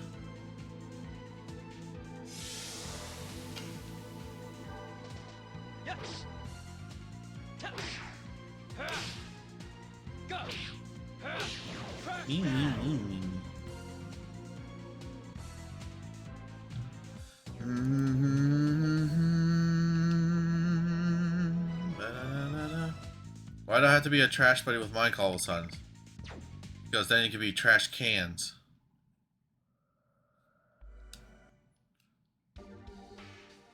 I said that wrong. I don't know if that translates well. But you know what? I'm gonna stick with it. You can be trash can buddies.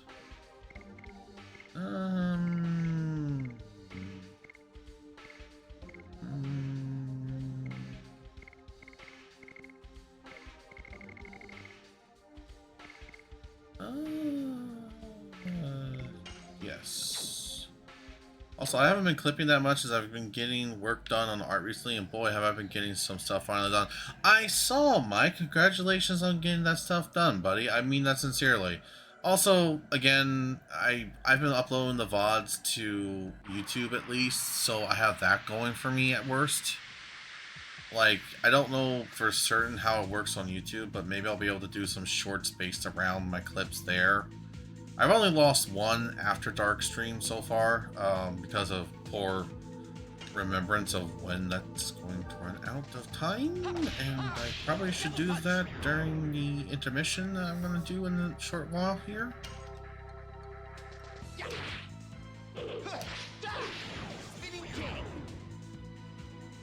I've barely been able to get anything done on fixed OBS issues. I've been kicking in later down the line.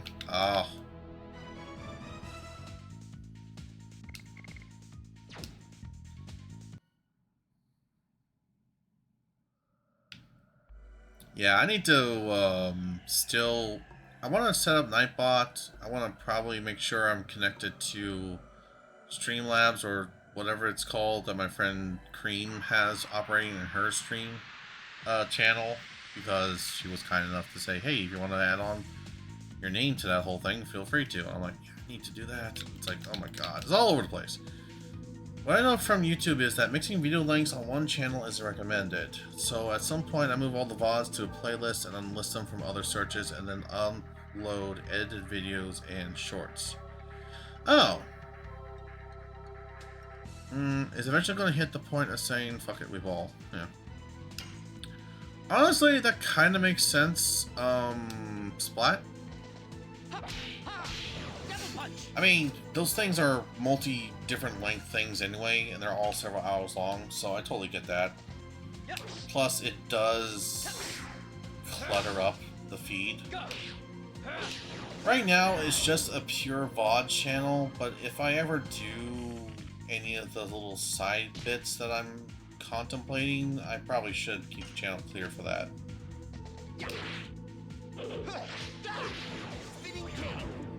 I don't intend to be a YouTuber. Like, I don't think I intend to be a YouTuber.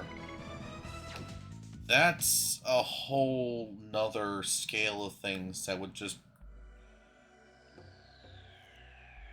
Like, the best way I could probably put it is that being a Twitch streamer is one thing. Being a YouTuber of any sort would be, like, video editing and all sorts of stuff, and I'm like, oh my god. Mostly messes up your chances to be picked up by the algorithm? Oh, well, that makes sense. That's more than fair.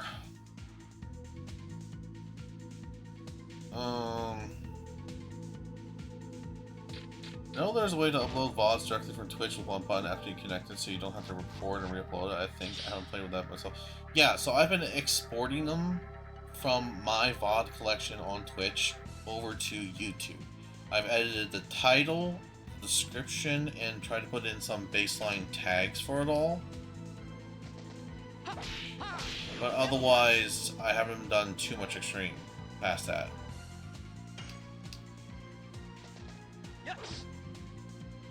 Ha! Bam. And bam.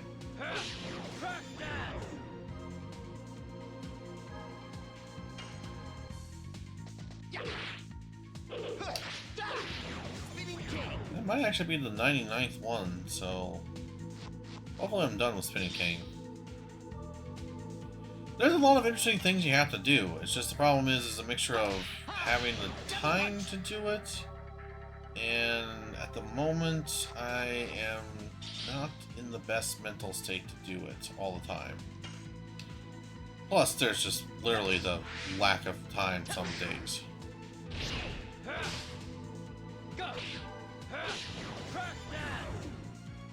Like, to give you an idea, most work days I just basically know better than to try and do anything more serious. I used to try to write a lot when I was at work, and that,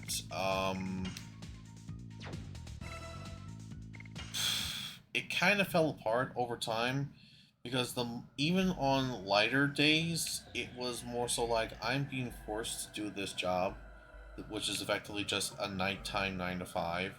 I don't care what my father thinks I think about it. It's just gotten to a point where it's been very sour. So I just cannot mentally space myself to write as I used to in those time periods. I've managed it somewhat, so knock on wood. And maybe occasionally I'll go onto my Picardo anyway and still write some stories and stuff. But, just, yeah, no. So then I get my days off, and then I get the days where I try to focus on streaming even before work, which is nice. But I have to really lock those things in, which is why I'm glad I've been doing the schedule to the best of my abilities every week. And I hope that the schedule has been pretty helpful to a few folks for like keeping track of when I might show up.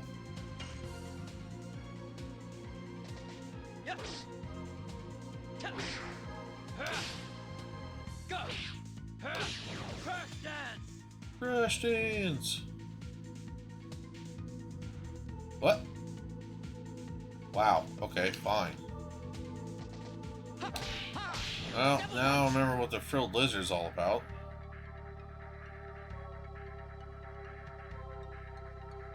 Anyhow, yes, Splat? Yes, Splat?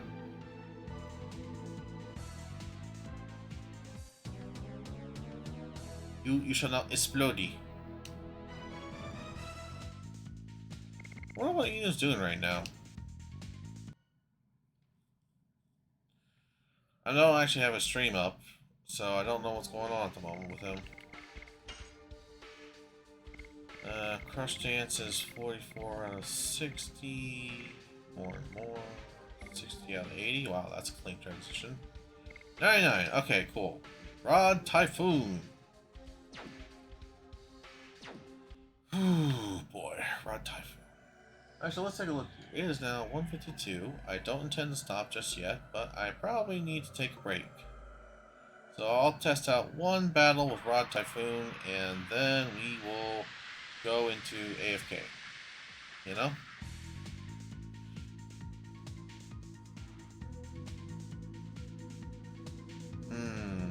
Lizard Man. I see you there. Double punch. Solid damage.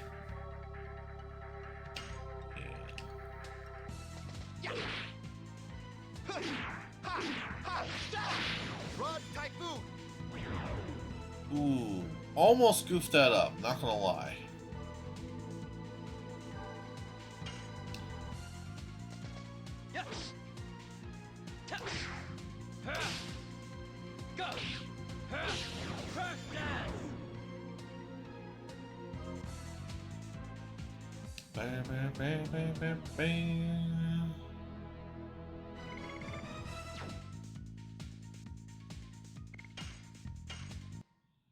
Alright, cool. Well, that actually turned out pretty nicely. Alright. Like I said, I'm going to take a quick break. I'm going to AFK, grab some more water, some more munchies, that kind of thing. And from that, I will, yeah, I'll see you guys in about maybe 20 minutes, maybe less, honestly. Let me actually double check, see what the text says. 25 to 30 minutes? No. 15 to 20 minutes, I think it's a good amount of time. Yeah, okay. Alright. Activate. Mute the game audio, mute the Discord. And Make sure music is actually locked in. Alright, cool. So anyway, I will be back, guys. I am going to relax for a little bit and stretch.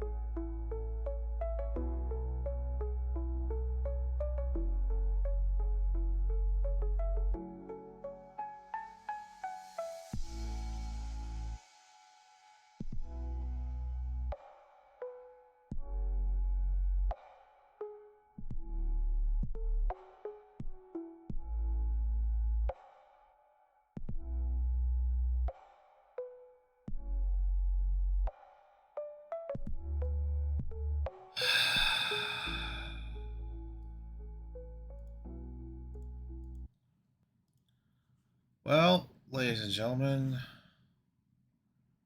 I am back. And the short TLDR I could give you for why I was gone so long, I don't even know how long I was gone, frankly speaking, but I know it was certainly more than I planned.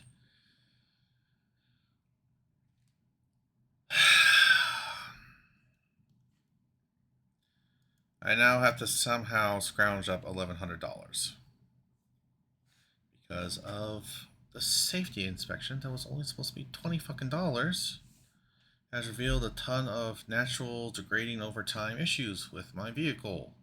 Said vehicle which I don't want to have. Said vehicle which I'm trying to get rid of. Said vehicle that my father keeps insisting on.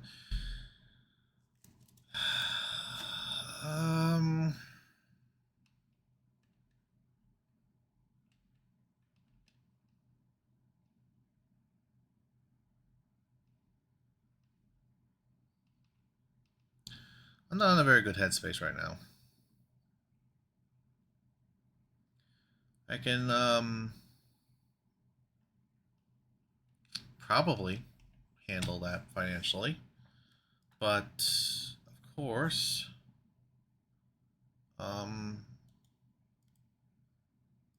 if I were to go in and pay for it, it would be, of course, it has to happen at the end of the month. And since it's at the end of the month, all of the bills and stuff, the few that I have, I only have only a few things, are going to hit me. And it's not a big extreme deal. But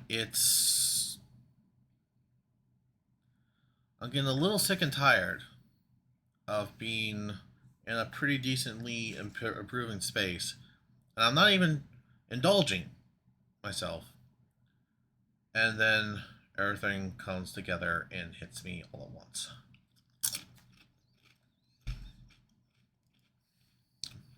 Because at the very least, I can say that this is going to destroy what I have saved up all this month already.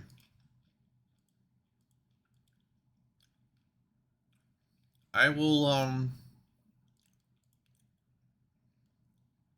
do the game in a minute. I will I need to check my I need to check my finances. Give me 1 second. I'm not doing anything on the screen, so there's no worries, but okay. When was I last paid?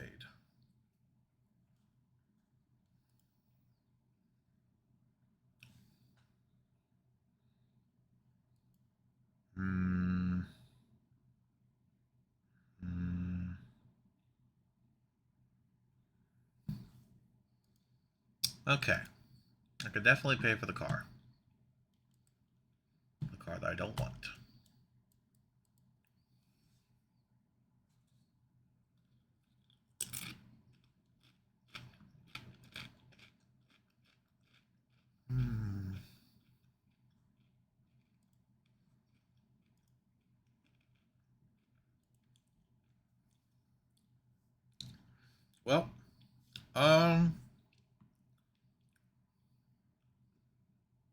Well, I'm going to I don't intend to drop this adoptable for auction until Sunday around noon or so, but I will try to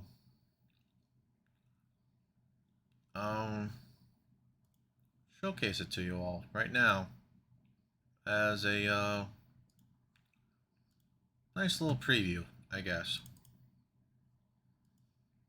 So let's see if I can get it to show up on the screen. So slowly improving my mentality here with some chips. So folks, I'm gonna showcase the adopt that's coming up this Sunday. and it will be available for about 48 hours. Oh, I'm Royd3. Thank you for the follow. My name is Logan Protoroc. I am a 22-foot tall Protogen Lycanroc, and welcome to the drive-in. Feel free to pull in, grab a seat, grab some popcorn and soda, and I hope you enjoy yourself here today. We're playing Legend of Dragoon, but right now, after some very unfortunate news during my break from my father, I am doing a ahead of schedule preview of my DOP that I'm going to be setting up for auction on Blue Sky and for Affinity on Sunday. So let me see if I can get this thing to showcase. Yes, I can. Alright, well, there you go. That works out. Say hello to the Manticore. Based around the one from Rogue Galaxy, she is a towering guardian of some ancient site located on the planet Maraglen.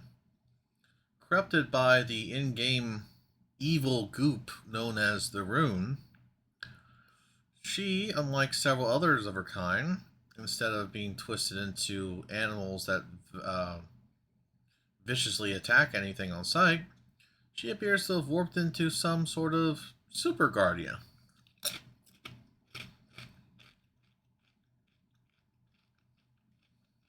This is all some generic lore that I can give you all for her character, if you like.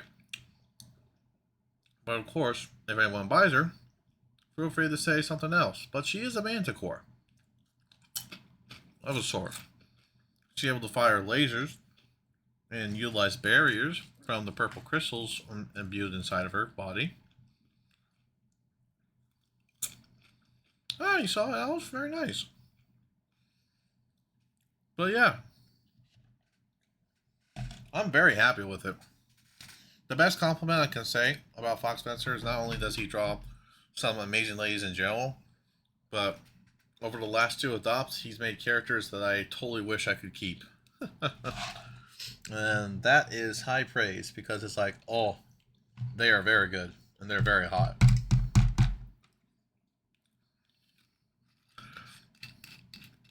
In a lot of ways, I would probably say that she's the equivalent of a Shaja 2.0 for those of you who know my cast members.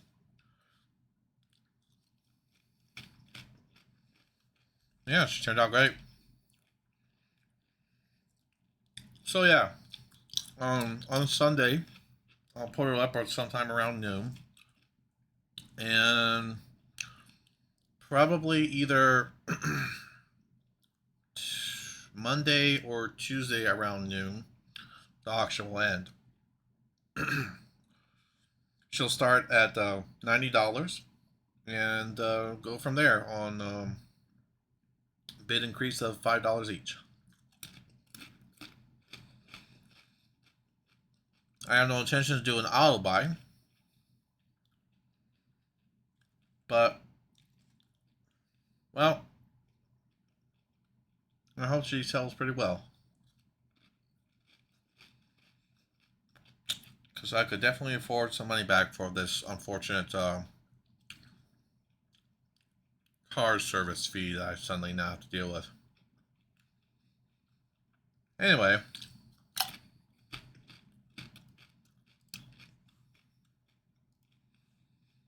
that's enough of her. You'll see more of her in the weekend.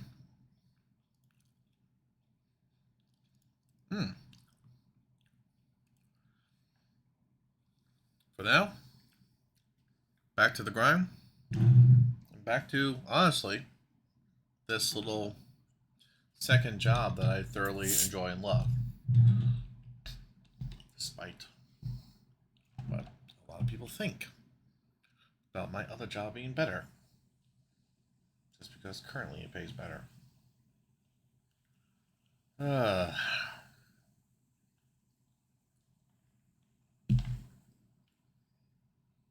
one thing I'll say, folks.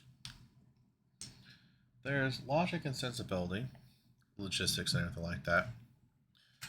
And then there's following your heart, your emotions, and your spirit.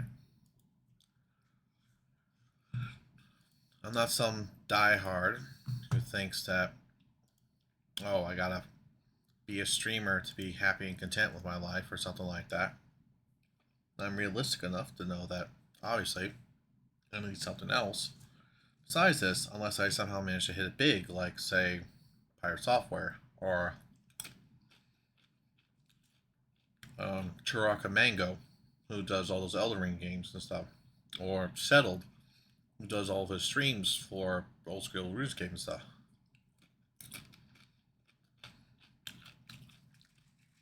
But I would rather be a streamer than to suffer another minute more with my dad. And that is unfortunately speaking from the heart.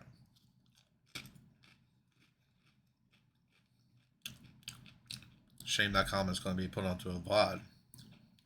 Much less as sourness is existing on a VOD one day, but it is what it is.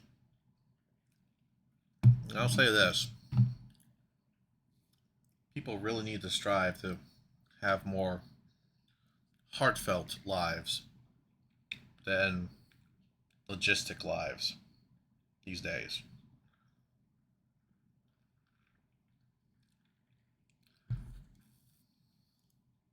Anyway, let's get back to it, shall we? Back to the grind? Back to Legend of Dragoon.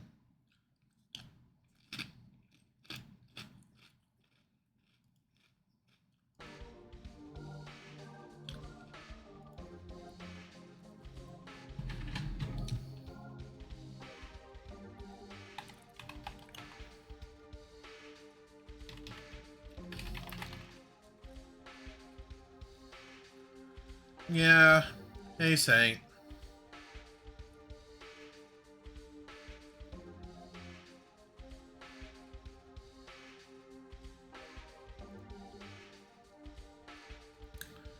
Yeah, I'm having to deal with the car payment, which is just one of the many little things. But anyway, actually, hang on a second. I need to double check that their HP. Albert, you are not doing the best. Might need to get that. There we go. Alright, here we go.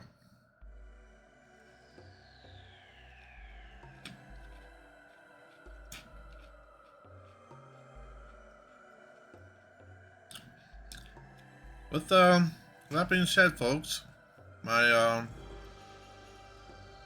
feel free to follow and subscribe and support me over on Coffee.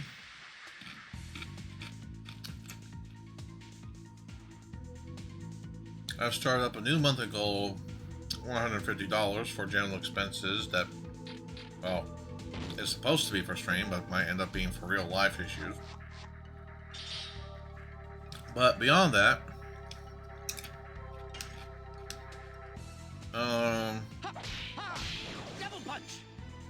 I was going to do a growth drive and a subathon and a donathon and stuff like that. So this is definitely just confirming it for me. And this is why I made the plan for moving out to definitely be a year long in planning versus only a few months.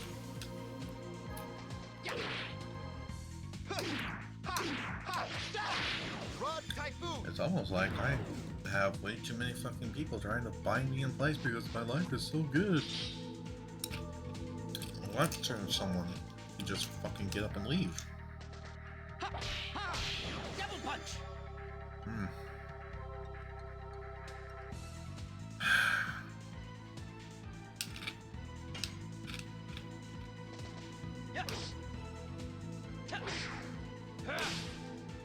Go. Crash down.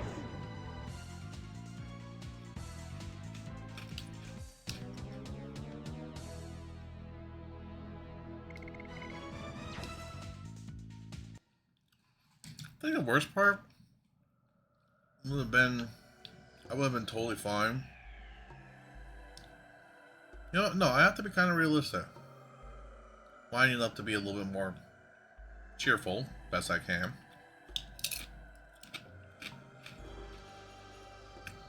Presentation is a big thing when it comes to life. When it comes to me. It's one thing to say, oh, you gotta pay $100 for a meal. Let's just say, for example. There's even something to say that it costs $100 to pay for a meal that I didn't expect to have to pay for $100 of. Because, oh, well, remember that adult beverage you got in the middle of the meal? Well, that equal to practically half of the meal itself. You know? But it's something that, in a way, when you go out to eat, you kind of prepare for. At least that's how I perceive it. I'm used to it. You go out, you have a meal, and you bring money. You know? Say you expect to spend only $40, but you're not going to go out with just $40. You're going to go out with like $100, $200.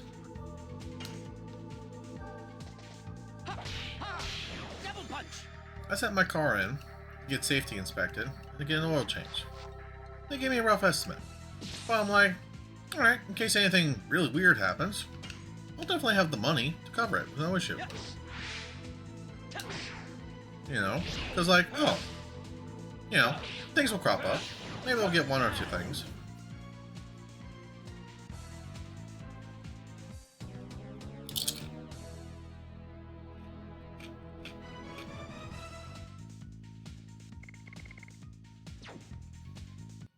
And the thing is,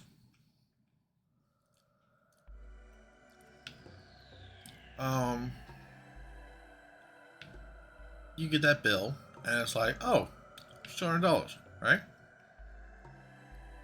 It was presented to you suddenly, but at the same time, it's not a sudden surprise, because you have the money for it. Like, okay, I knew I was going out, I knew I was going to eat, I got enough money for it. I could cover a little bit more, no big deal, right? But then, it's like, you're out with somebody else. And they, because, you know, they tell you that the bill's going to be so-and-so in dollars. Suddenly, the presentation of this information is no bueno. Because it wasn't something that you planned for. It's not something that you expected. It's not something that you were prepared to tackle. But, well, you know, suddenly it's that much. And potentially, they're not going to pay it for you. So all of a sudden, that $200 bill that was caused by someone else, and they only tell you about the fact afterwards, kind of sucks. What I'm getting at is a matter of personal versus, it's a matter of first versus, I guess you could say, second person perspective. You know? I was willing to accept it all. If I had walked in a few hours and got told that it's this much money, I would have been frustrated. But I would have at least kind of nodded and said, okay, well, it's $1,100 instead of $100. But they fixed all these things.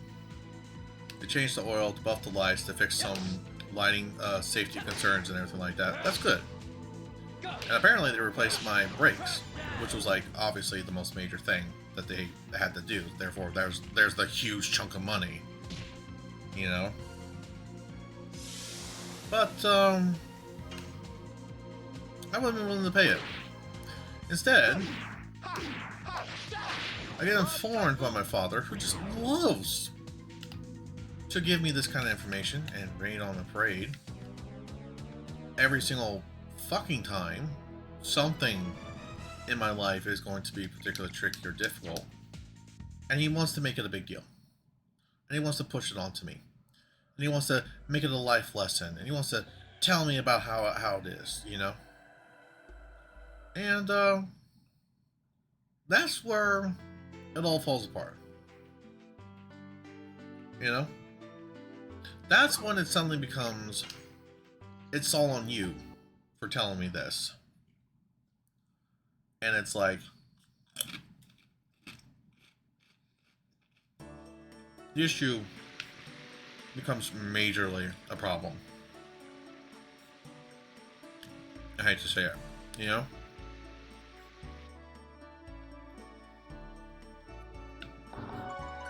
I could have just situated myself with this whole thing, and then when I came back home, I would have sat down, looked at my finances, and gone, okay, this is what I'll do for the rest of the 2 weeks or so before my next paycheck. Especially since it's the end of the month. You know what I mean?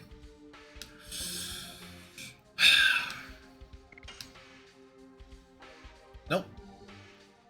Instead, it's like, you gotta pay this. You know, you can't do anything else. And he puts it on me instead of me accepting it. It's basically a way.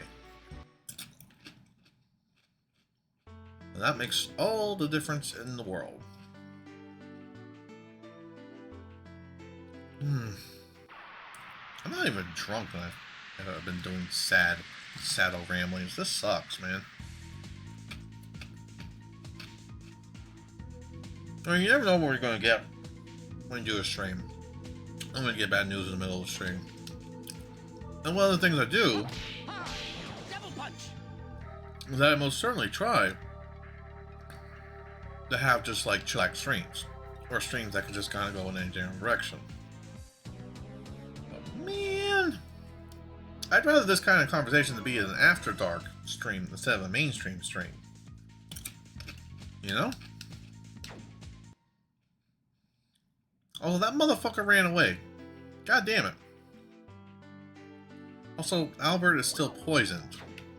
So I need to go back here and find the healer dude. I can't believe I'm actually paying for the healer dude. Wait. Are the repeatables one of the reasons why the healer dudes even exist? Oh my god, those clever bastards. Maybe that's why those things are... I've never used them before. Because I always had the inventory space for heals. But now I don't, because I'm collecting on the repeatables, because I know about the magic system. Oh. Wow. Okay. Well. Game design, ladies and gentlemen.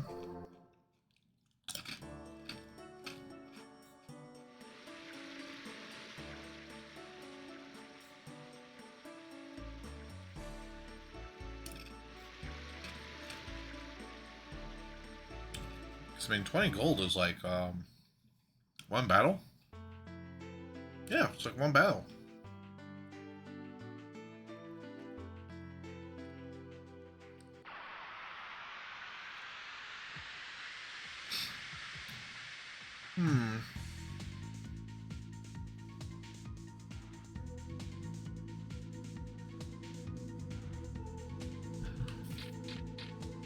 Well, yeah, let's see here. My first major goal, or event plan, I guess you could say, is to do the 12 to 24 hour Final Fantasy stream, in which every $1 will add on a minute to the length of time that I have to play. And it's very small scale when you stop to think about it. I guarantee 12 hours of Final Fantasy XIV content and gameplay, with it being paused for any kind of lunch breaks or what have you. And then every dollar after that will build up to 24 hours. Now, if I'm not mistaken, let me bring out the calculator here.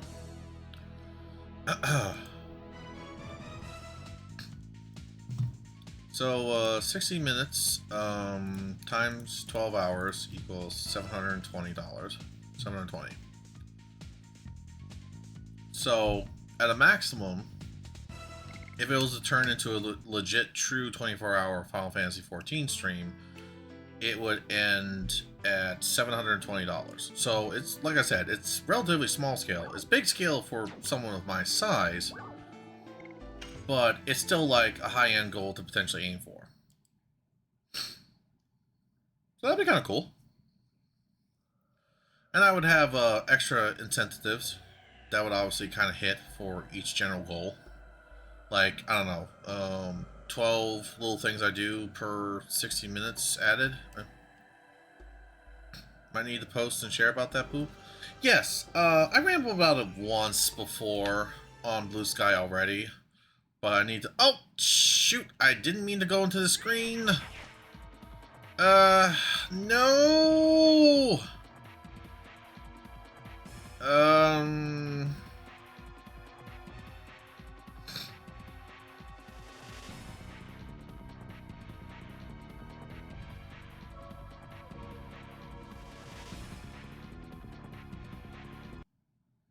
You didn't see that. You didn't see that. I'm not doing Mappy yet. I'm not doing Mappy yet.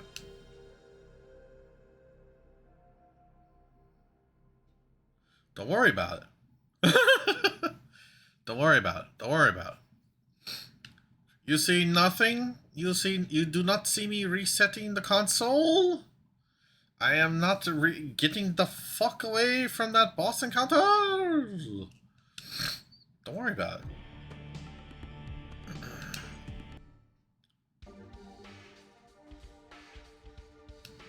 And this should be fine. Flex, level 17. Yeah, okay, cool. It's all good. My god. Don't worry about it.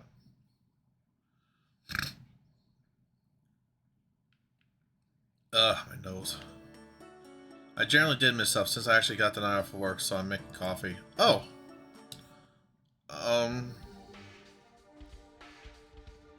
TLDR saying I have to pay $1,100, give or take, in order to get my state safety inspection and my oil change done, because a lot of safety problems were found, and they all tacked on and piled up into $1,100. Because one of the most major components of this whole thing was, unfortunately, replacing my brakes. Which I'm like, cool, okay, sure, no problem, replace my brakes. That's genuinely a good idea. But what I was talking about was that the context of how information is presented to you is so important. Yeah. Like, what was the example what was one of the first examples I used? The going out to eat thing? Yeah, okay. So, yeah, I mean, there's a whole lot of rambles and stuff that I did. But it was all like the TL, it was like the presentation matters, how it's presented, how you are willing to accept it versus how you have to accept it being given to you, so to speak. And then, of course, on top of all that was just my father and the problems I am currently having with him and everything like that, which are very mild compared to most other people's issues when it comes to a parent figure. But, everyone has their own different struggles. Doesn't matter if one's greater or the other. Everyone has their own fucking problems. It's not a case of getting the fuck over it or anything like that. Everyone has their own different emotional degrees of how much they can fucking accept. And I'm definitely at the point where I do not want to accept more. Ha! Ha! Double punch!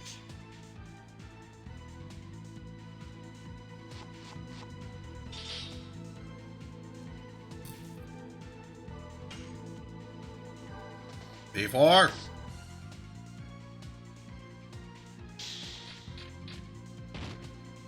What do you do?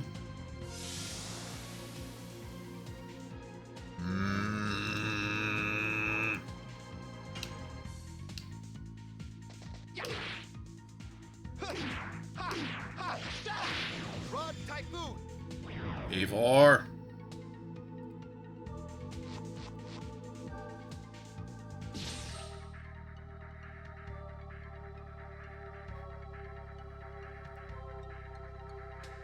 I shall murderously murder you.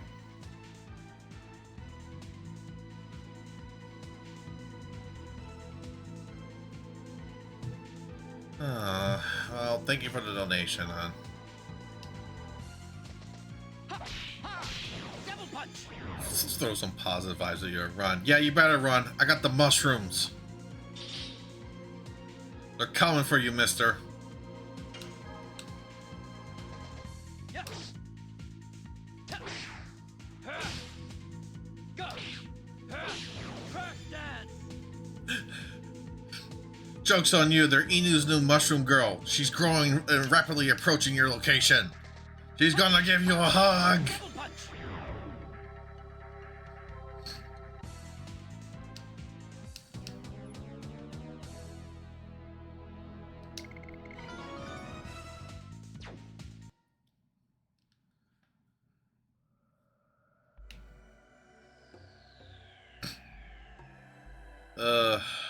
Go for some mushrooms, to be honest. There you go. Everyone in the chat gets mushrooms. And then we must all circle B4 and eat them.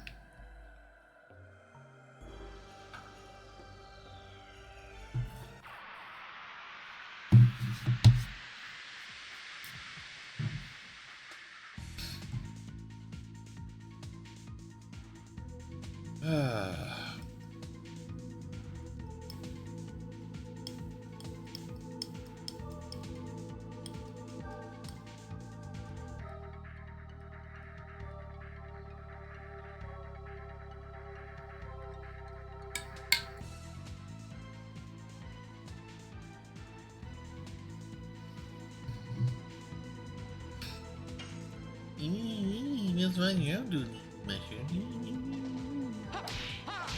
Double punch. For real though, I really do love mushrooms. Mushrooms are great. Boop, boomf. Yes, they should all boomf. Yeah.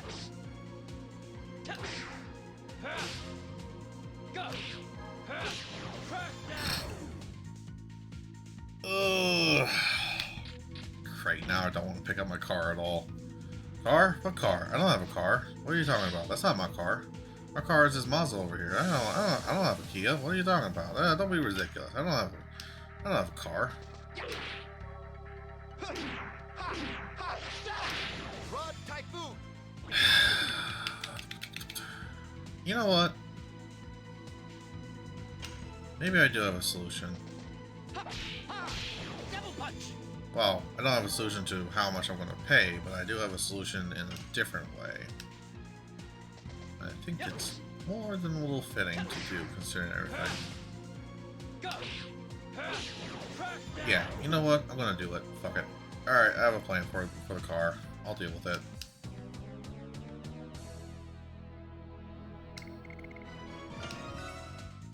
Oh, cool. There we go. Hashal has Dragoon level 2. Thunder Kid! Discard. The problem is I don't know how much further I have to go before I'm able to get Dart to Dragoon level 5. How much SP is he gaining? 75? Burning Rush is 102. In 6 more Crush Dances, he'll start gaining more SP potentially. And his damage output, Volcano's still the highest, but then...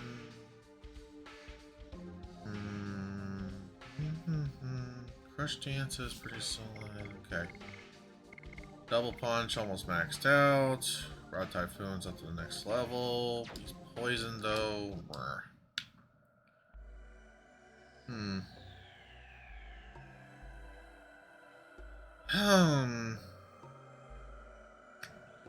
Maybe I will look at some of my characters to sell off this weekend as well.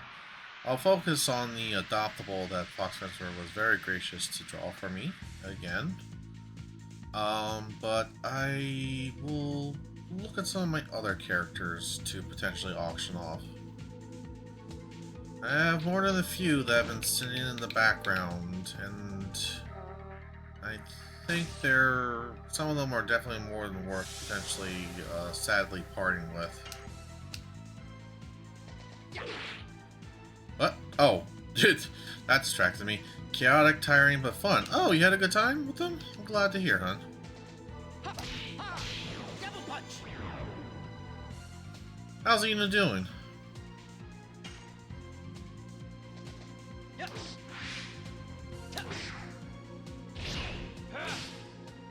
Go. Crack that.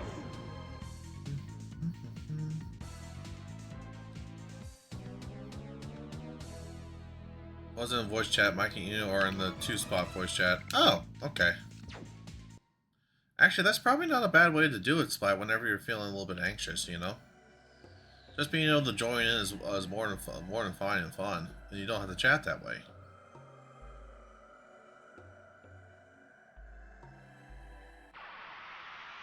I have to admit, I've been considering selling off Umbrix. I've been struggling with a bit of making her interesting to myself. Who was Umbrix? I'm trying to remember who that is. Oh, you know what? That's actually a pretty good sign of... That might actually be a good sign of things. Yeah, can you send me Umbrix on Discord? I'm trying to remember who she is.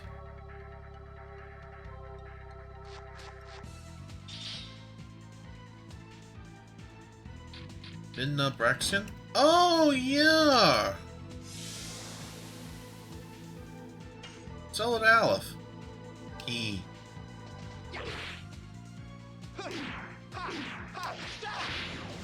We'll combine the best of both worlds for Aloph's love. Rex and Midna. Yep. Yeah, she was going to be added to the Pharaohverse. I remember that at least. Yep. For the record, the Pharaohverse is just basically a very wacky, illogical setting where Pokemon are super macro in different ways. Double punch. It's actually loosely based around the idea that the entire world setting is basically a massive D&D play table. So when we say they're like super macro and everything like that, half the time it's literally because someone that basically has a model that's like the size of a plushie instead of a miniature. Double punch. Does sound wolf breaking combo. Yep.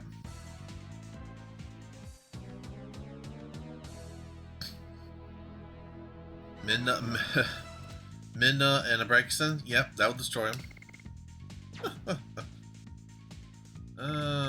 Meteor Fall, really? Earth-based attack for all? She exists here, I just never did much with her outside making a profile and some minor RP in chat. Yeah... I mean, I've done the same with Zori. Pharaohverse is quite a lot for Wolf to keep up with much wild bigs. It is a very wild setting. Slight pun intended and all that. Let's see.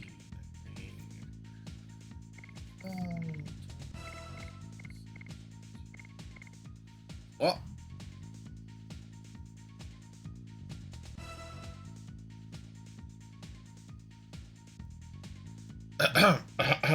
Post linking, I approve of you linking that in the chat there, Saint. Just saying for the sake of it, because I don't want others to assume. But yeah, she's super cute.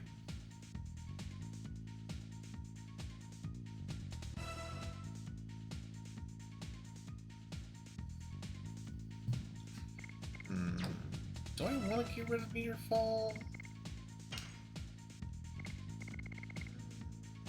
But everything is Earth-based right now, so that... Those are Earth based. Those are Earth based. Those are... Yeah. Man, I got so many. Got so many potentials, but yeah, I'll just discard. Yeah. Sell it to Aleph. Then they'll have another cue to snuggle. Actually, all things considered, wouldn't be too surprising if she was one of Cammy's daughters. Kind of like how Osuni is, or how they're both loosely daughters of it all. You guys have seen that design before? I wouldn't be surprised if I linked her to you a long time ago, Aleph. I know you love Brexons. I know you love Midna.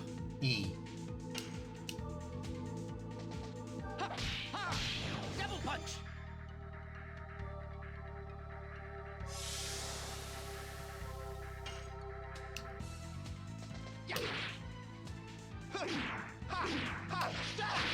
Rod Typhoon!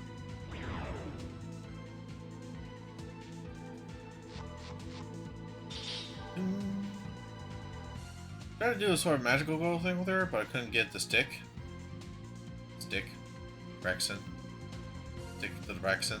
Brexon stick. Let's see what you did there. Yes. Go. Wolfstein Saint did show about a couple years ago. Hey, there we go, see? Yeah, it's been a couple years, hasn't it? Goodness.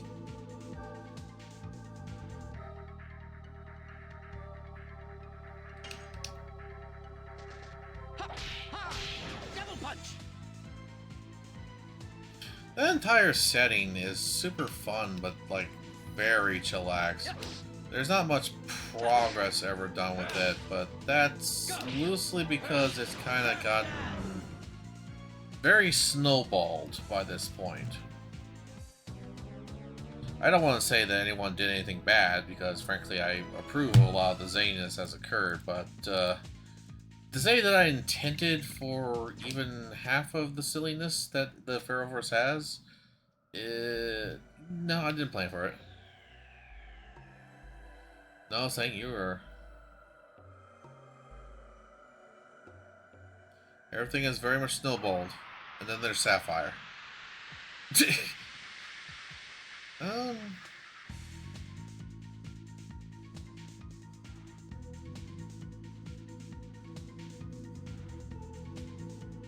don't know if I actually should say this out loud, but...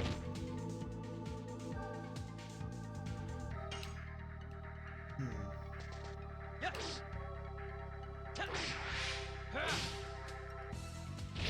Go. Crash dance. On the one hand, I would love...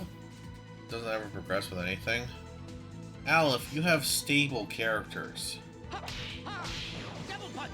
Okay, so here's something to talk about.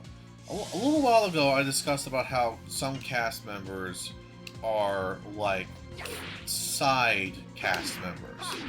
You know, the ones that get the occasional pieces of art, the ones that link into the lore and the story and things like that. I mentioned this specifically when it came to Splat's characters because he has a bad guy, but outside of like his profile reference picture, he doesn't have much art. But then the thing is like, does he really need more? He only needs a cameo in pictures to showcase the fact he is the bad guy and stuff like that. Nobody like, you know, needs to see more of him doing villainous stuff unless it's about a plot storyline picture piece or something, you know? But that's one aspect of having a cast of characters that's relatively sizable. You have your main characters, and then you have your side characters, yes? But then you have the progressive characters, and then you have the foundational characters. Characters who are solid, set in place, the ones who don't need to move much or do anything to really change themselves, because they are already in a state of being in which they're totally fine. I have not gotten a single plot commission yet though, only non-canon drawings of horny stuff. Look, yes, believe me, I get it. I've been desiring more and more these days to get legitimate, like, story piece commissions, but outside of the fact that the majority of them would probably cost a lot more to get, it's like the ones that I'd want them to draw them would be very difficult to reach. Because I'd want Fox Fencer, for example, to draw things based around his Kriggleverse. So even if they're serious pictures, I'd want him to draw them because it's his Kriggleverse. You know, another artist would just get it wrong, so to speak. Toughset, for example, has an amazing artwork style that would totally work, but it would be hard to convey the everything of the Kriggleverse in Toughset style. Not just because you have a limited range of size difference that you could reasonably get from him, but also because he doesn't know the context. He doesn't understand the cast members. He just knows how to draw Big Titty.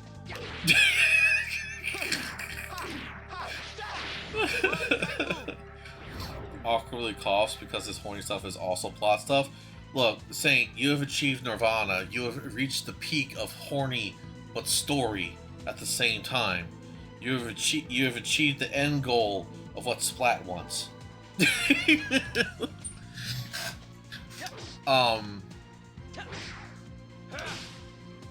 But like I was saying,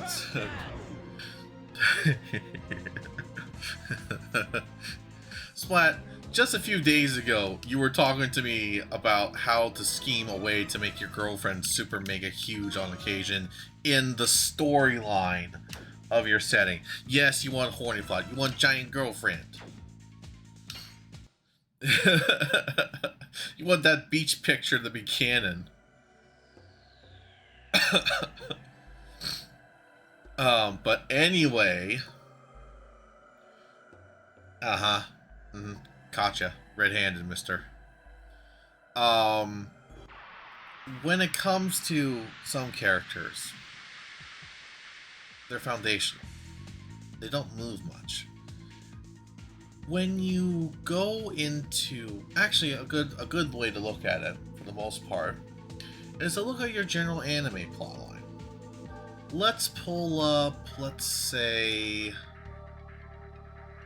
Bleach. There we go. Let's pull up Bleach. Okay? So, Ichigo Kurosaki is a progressive character. He's a main character on top of everything, but he's a progressive character. Alongside that, you have Chad, Inoue, and Uryu for his friends' cast members and everything like that. You also have Tatsuki and those other two guys from the classroom and stuff that usually hang out with them, right? Ichigo is a progressive character because he's the main character, so he keeps developing and changing. Bleach is my favorite anime to use the same plot 3 times. I mean, yeah. Really? Yeah. That right there, ladies and gentlemen, is an example of a foundational plotline. Still chuckle over how there's a weirdly large number of non-canon outfit swaps for my cast of Halloween have turned into official lore. That can happen, man. What the? He missed? Oh.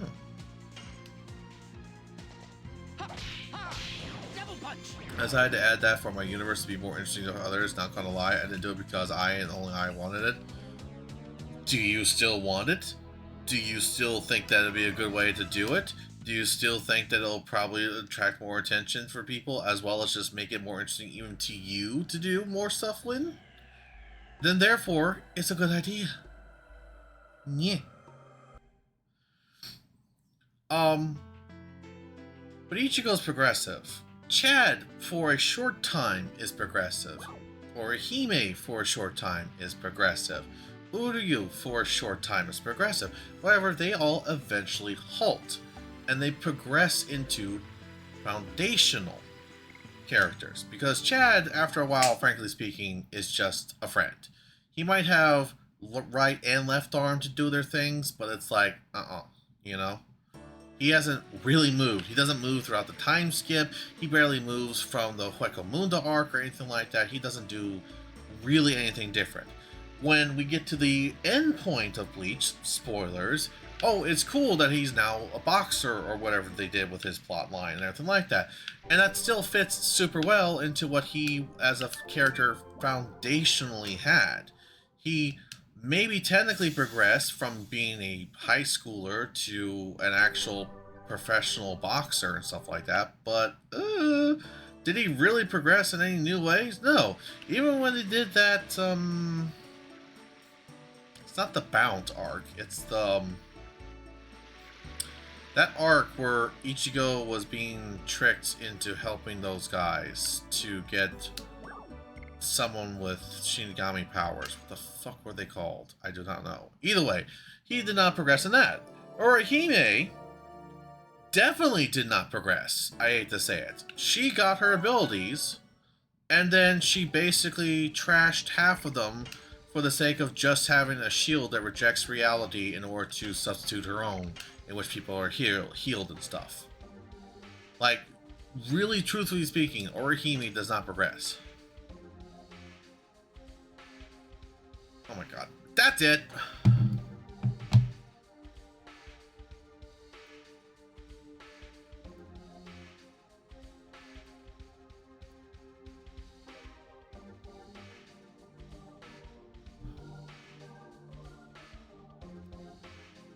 Get gifted, you fucking dork! Ah! You will heal this lore and like it, mister!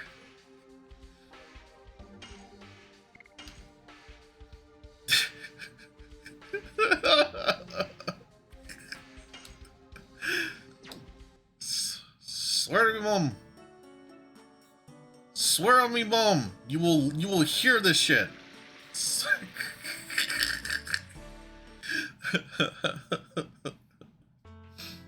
Okay, where was I in my rambles? Orihime. Refreshed, you dingus! Refresh! You dingus!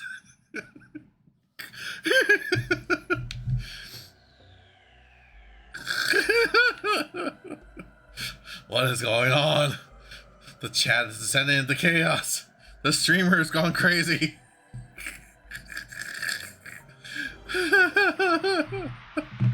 I love you, Saint.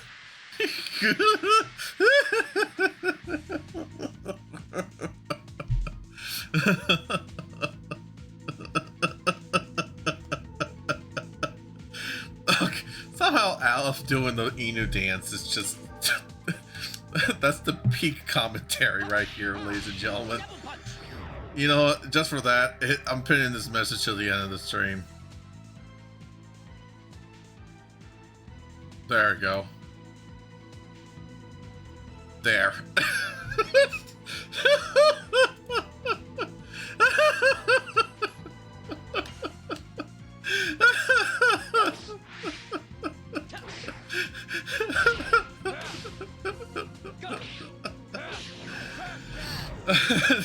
It's so Bravo saying. It's so Bravo at all. The fact that the ad break interrupted me again. It's just fucking. I'm a little lightheaded from that. So, what I was trying to say is that Orihime is actually a pretty foundational character in my example. Because she got her powers. She then proceeded to basically ignore the majority of them, and then all she does is reject reality and substitute for her own.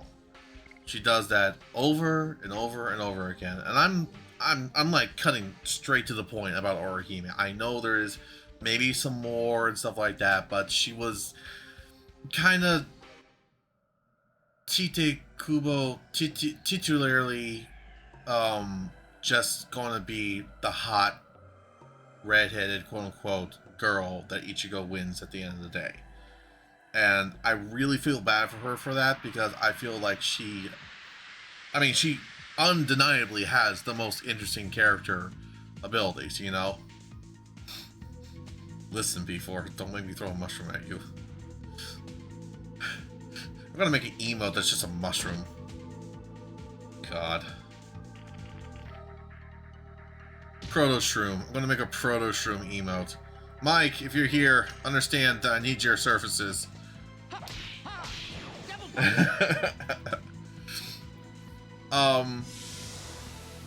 Mushroom must be a fun guy. Hey. Rod Typhoon!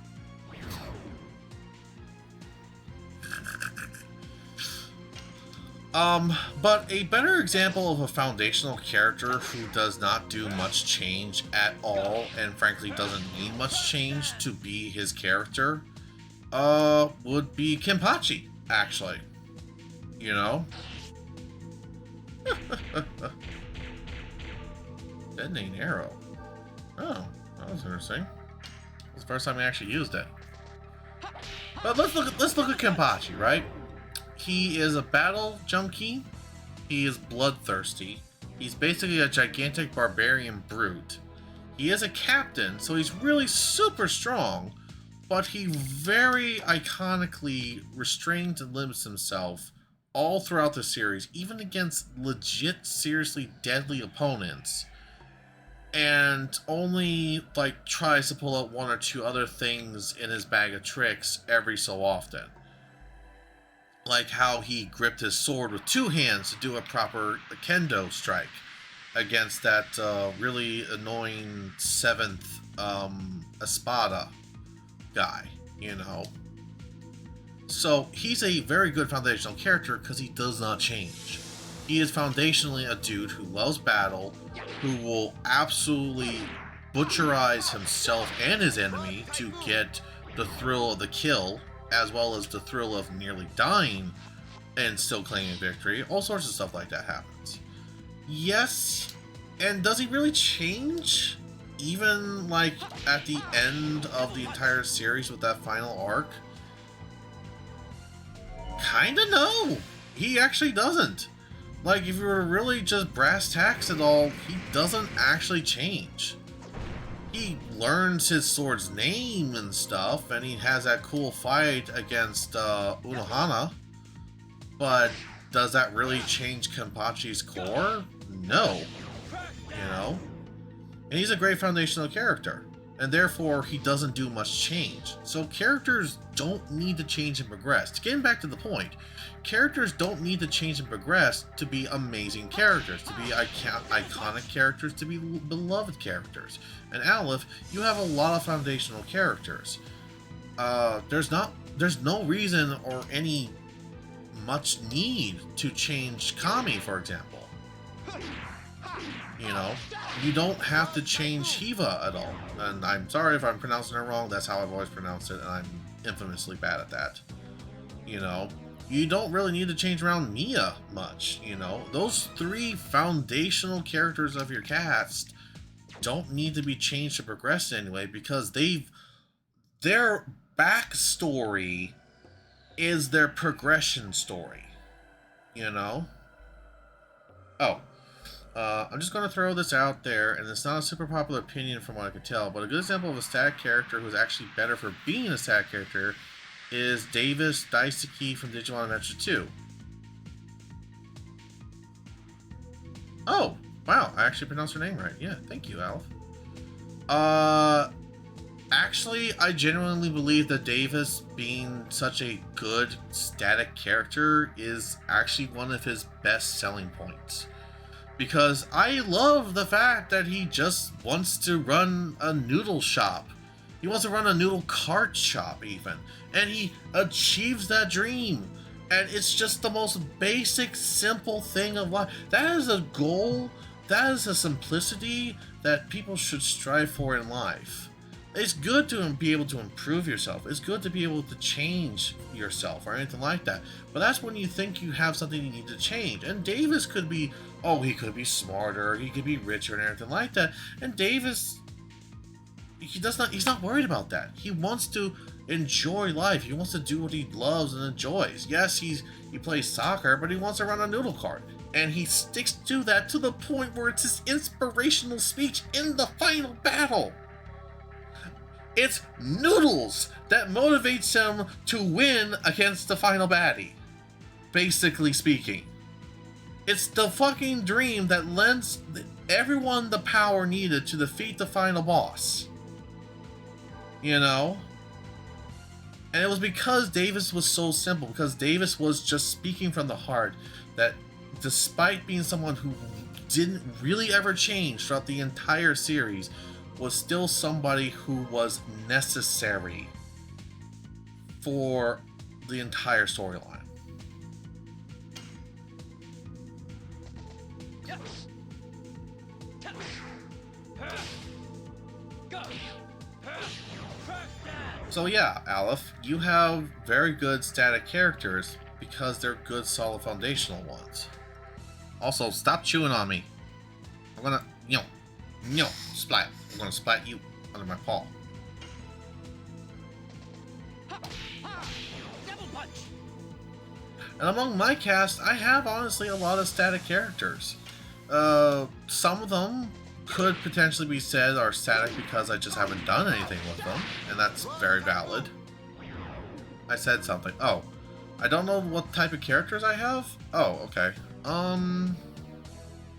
In your cast, Niori is a static character who has the potential to progress. Her character has been set up and kind of locked in. That being said, Niori has the room to progress because once we figure out a general plot line for her, that will be how she progresses. Because Niori has the potential and the capacity for progressing from her spot, because she's under the influence and control of the bad guy, and she's being used for propaganda and stuff like that. And then, if you even remotely look at the out-of-character stuff, she has the potential for growth. And yes, that is a pun. You know, even if she doesn't end up into the far end spectrum of the stuff that you have done for silly, fun, fetish content and everything like that, even if you still go even slightly towards what the beach picture showed for your girlfriend, it's like all of this is still ways that you could progress the character. Go. Crash down. When it comes to your main character, Skip. I think I said it right. Skip.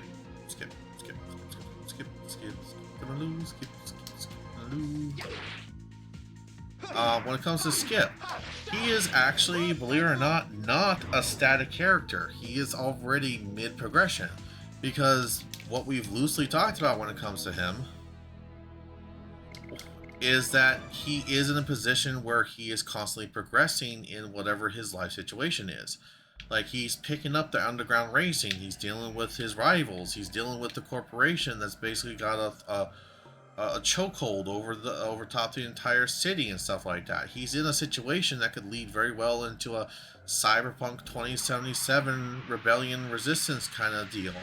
It could be a Blade Runner type of deal. It could be any number of those kind of things. And that's even before he potentially, as a progressing character, crash lands into Niori's life, causing her progression to begin, because now she suddenly has this Dorcas with her all the time, causing changes to occur, you know, whether it be simply her lying to the authorities when they try to track down this guy who they thought had run into her apartment area, or because she's interested in the racing, so she actually starts sneaking down to see what he's doing.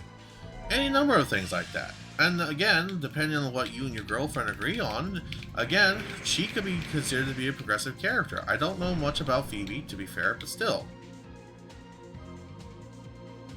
I just wish I could write a cool storyline. Got a lot of cool setup, just not the one story for it. So, here's my thing. A lot of the story plots, storylines, and things that anyone could potentially write has already been done, and then someone else has done it differently. It could be a context of location, society, technology, genre of the whole thing. I mean, one of the best examples in modern day is the fact that Dancing with Wolves is an iconic movie, and then we have Avatar, which is Dancing with Wolves in space. It's the same general outline for the plot, storyline progression, and stuff like that, but it was done in such a way to make it incredibly dazzling and stand on its own.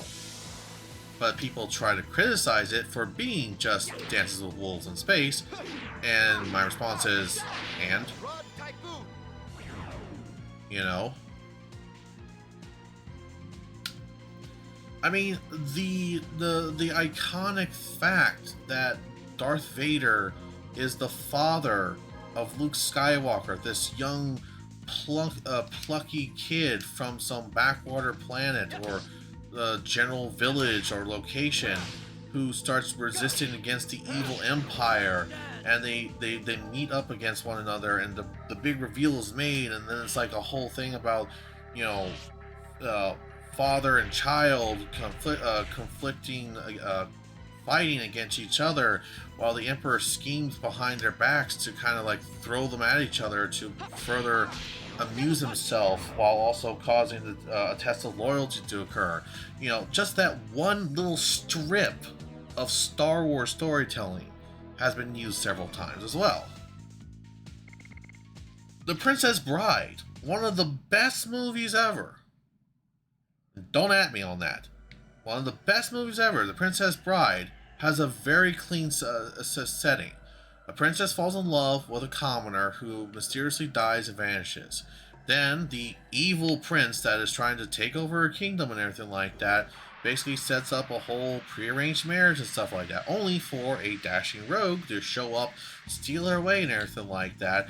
And as the course of everything progresses, it's revealed that this dashing rogue is actually her long-lost love, and that you know, there's some beef with the evil general underneath the guy in charge. It's just like, just you know, like the whole I'm actually secretly the 22nd Dread Pirate Roberts, you know, I'm the 22nd Dread Pirate, because all the other ones have retired happily with their fortunes and passed along to somebody who they consider their successor. That is a plot point that's been repeated several times. You know, the whole princess fall in love with a commoner, and then the guy that's supposed to marry her being evil is very simple based. I mean, even some of that technically lies inside of Frozen. You know? When you stop and think about it. Let's see. I get how you feel, Spot. I still have this desire deep down to be an author, like an actual published author, but it's just not realistic for me for a large number of reasons. I know this, I even said this, but that doesn't stop me from wishing I could do it. And nothing can stop you from still trying to write it out slowly, bit by bit, Saint. That's why I did those streams a little while ago when I was trying to write the Kriggleverse. You know? Go for it. Because you do have time to try and write a little something. You don't have to aim immediately to be a publishing author. Just write.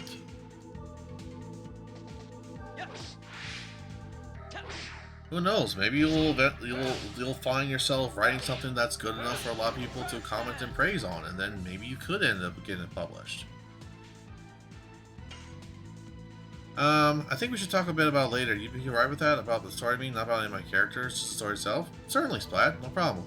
And B4, you're gonna at me? Well, guess what? Mushroom.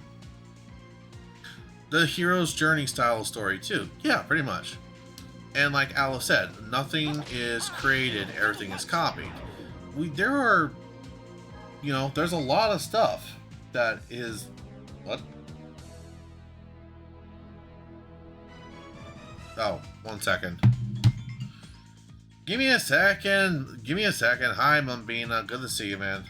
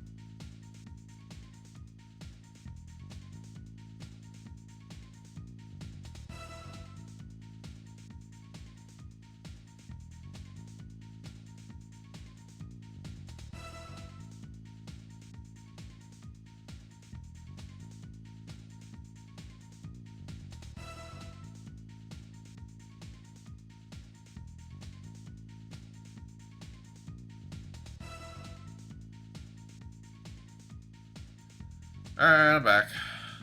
Sorry about that. I know you saw my icon bouncing and stuff. You're not using the waifu team of Rose Dart Meru? I have not unlocked Meru. I'm trying to get Dragoon level 5 on Dart before I actually progress to pick up Meru. I'm 35 going on 36. There isn't exactly a lot of time for Saint. This is a line that's been used a lot, and it's a little bit of an ironic one. But,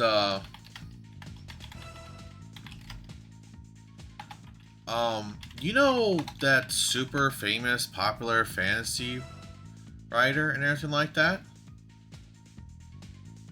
The one that created, you know, a little story about a hobbit going forth on a little adventure with a bunch of dwarves and everything like that?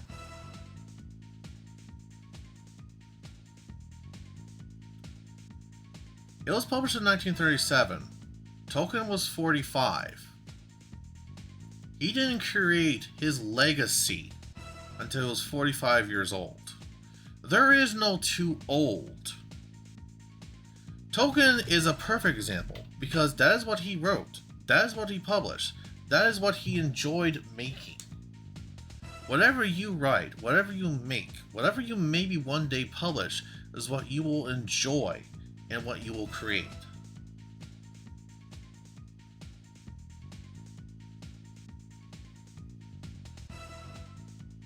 Tolkien is a very good example of this because he's also a writer. There is nothing physical about this task. In addition to that, it shouldn't be a worry even if it is physical, but even still. In addition to it not being a physical question, it is something that you could potentially do even now when you're 35. You could do it when you're 45. If you want to, I will harass you when you're 55. Alright? Don't make me come over there and be a friend to you. Let's see. I did write a few bits previously, a few different starts, and whenever I got to a point I wanted to share things, people didn't read it. Aww. But we'll definitely work on it later, Splat. Speaking of the anime topic before, I need help. I'm willingly watching Boruto. I finished all Naruto, and now I'm trapped at the sequel. Naruto feels like it was written by 3 people who didn't communicate and simply tried to sabotage what each other were doing. First of all, T, what are you doing? What are you why? Well, since you brought it up, my opinion on Naruto is the first half of the series was really, really good. It was much slower pace, it was more methodical, there was more logic to all the battles and everything like that, and I thoroughly enjoyed it. Yes, it started to ramp up a little bit, but even from the beginning, he really did sincerely want to do kaiju battles and stuff like that. But the battles were obviously meant to be more, again, based around real-world logistics of martial arts and using tools and using very carefully all the jutsus and stuff like that. You know, the stuff like when we had Orochimaru versus Sarutobi. Yes, there were some very big-scale attacks, but it was still a one-on-one kind of brawl. You know? Then Shippuden happened, and changing the title definitely is a good sign of the fact that of how much they changed the series. Because that's when they started to summon all the sharks, and then Kisame decided, fuck it, I'm gonna ride it, not jump it. And they rode off into the sunset. You know? Because even I will admit, going so DBZ-esque on just ramping shit up, kind of, it's really cool stuff. Like, if you just isolate some of the things that happen later on in Shippuden, it's really freaking good. But the only bit of Shippuden in general that I feel kept to itself in the original theme was the whole Rescue Gaara arc and a dash of the Rescue Sasuke arc. Everything else after that kind of fell apart. And then Madara happened. And then Bunny Demoness happened. I can't remember. Kaguya, that's her name. There it is. And then there's Boruto.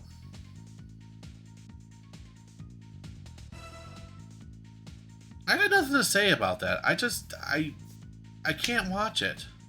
It was really cool. Okay, the best part about Boruto was the movie / anime version of the movie's final battle with Sasuke and Naruto working together. That was really fucking cool, and that inspired more than the few fight scenes that I've literally written and also teased to my friend Clippy.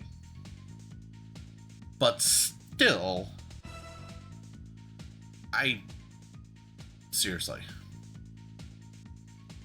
One of these days I need to actually finish Naruto, skip the filler, shouldn't have a watch. No, either I watch shitty anime or I drink. One is better for my health, apparently. I got some rum here, if you'd like tea. Tuning exams were good, other than all the creepy stuff. Garo Retrieval arc was pretty good. Final arc could have been good if it weren't for all the retcons and pacing issues. Amen. OG Naruto just was adults acting horny over teenagers. Fair. Here's one of these stories, back from October 2021. Very much 90% of what I wrote here does no longer apply to the character in the universe. Well, I will pick it up. Like I said, be a little careful on just insta-linking stuff in the chat, please. I mean, ask. That's not towards you, Splat. That's towards everyone in general. Old friend, Easter egg, grind the meta, sequence break, new game plus. Oh.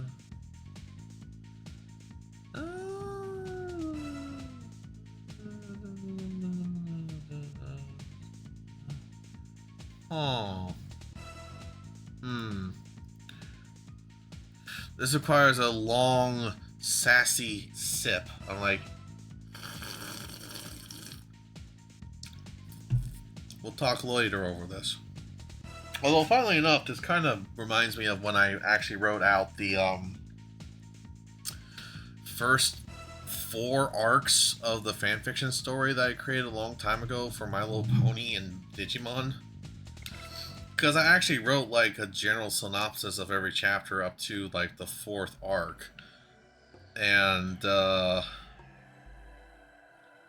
man, I really need to get back to that at some point. That's my, that's like my end goal. I was going to try work on that this year, actually, because I was originally going to try to get back into getting some My Little Pony artwork and stuff before everything kind of crashed in January. My favorite anime in terms of plot is One Piece, which admittedly has major pacing issues, but the world building and characters are 10/10. Even the retcons of One Piece are good. The retcons in One Piece, in my opinion, are especially good compared to most others because you can, for the most part, look at them and kind of go, well, nobody said it didn't work this way. I mean, one of the best explanations for why hockey now exists but was never seen before is just that you need to be able to harness hockey to see hockey, otherwise it doesn't make any sense to you. And I just love how they've managed to pull stuff from even like eons ago in terms of like the length of One Piece's airing and production, and they've managed to use it for modern day things like the fact that Luffy does the iconic Nika dance and stuff in Skypiea during the bonfire party and stuff like that, for example, and how that's like the pose that ties into the sun god Nika and everything like that. Just like, man, you know?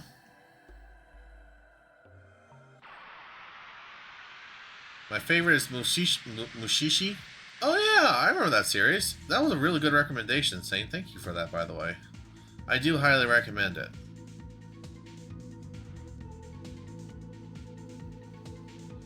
How long will I stream for? Because I'm growing good and tired. I may try to wake up early instead of waiting.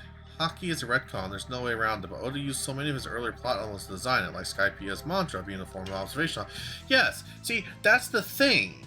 Well, yeah. You know what? That's exactly what I meant, T. But yeah, you said it better, frankly. There's been things that existed from the beginning that could easily be explained into a more universal system. So the mantra just being a term that also stood for observation hockey is great because, well, just slap on the ability to have some precognition and awareness of stuff, and suddenly you have observation hockey. The fact that some characters were able to block strikes from other characters that just did not make too much sense. Oh, suddenly it's armament hockey, you know? That's why Raleigh was able to stop Kizaru's light blade and strikes and stuff, is because he has armament hockey, which allows him to deflect even a Logia type user and stuff. You know? Also, I am going to stream for... How long have I been streaming for? I'm at 6 hours? Oh my goodness. Wow, I've been streaming for 6 hours. Well, I will stream for at least another hour. I want to try and get to Dragoon level 5 before I progress the rest of the story, because, spoilers, I actually lose the Dragoon after this next fight. Then, like, Luffy's second backstory, the Brothers arc, which I won't spoil for people, just 10-10. His original backstory was good. Not amazing, but the Brothers arc is so good. And the payoff in Dressrosa was my favorite part of Dressrosa. Yeah, no, that's really solid. And the thing is, Oda set that up, because one of the things he did, one thing he's done is he's utilized the cover storylines as a way to put in future spoilers. Well, we can talk when I wake up though, right? I gotta be honest with you, Splat, there is one problem. I have to wake up at 9 AM tomorrow.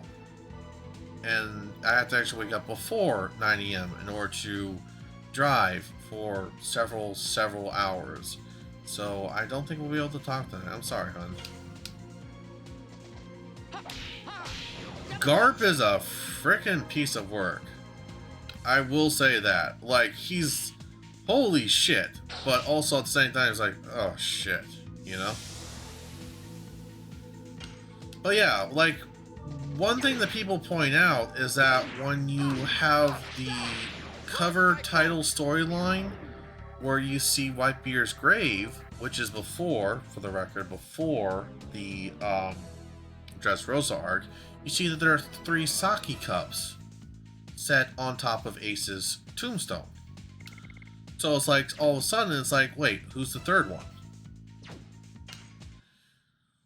Child abuser, bootlicker, bastard, the Dawn punching feels so good. I legitimately don't know how to feel about Garp. I mean, you can definitively say that a lot of people, especially from Garp's generation, are all really messed up in some way or another. But people are actually really complicated. I mean, half the reason why Oda is so good at creating characters and giving them backstories and like development and stuff like that is because they are complicated characters. I mean, probably the perfect example is Eustace Kid. Like, this guy was introduced with the rest of the supernovas as being notoriously the highest bounty because he killed civilians and Marines alike, pillaged and burned down towns, and so he is just capital bad. And then we get all of Wano, in which, yes, he's still aggressive, yes, he's still violent, yes, he's still an asshole, but he ends up being one of the titular allies that Luffy has to take down Big Mom and Kaido. Spoilers for anyone who hasn't gone to that, I am sorry. You know.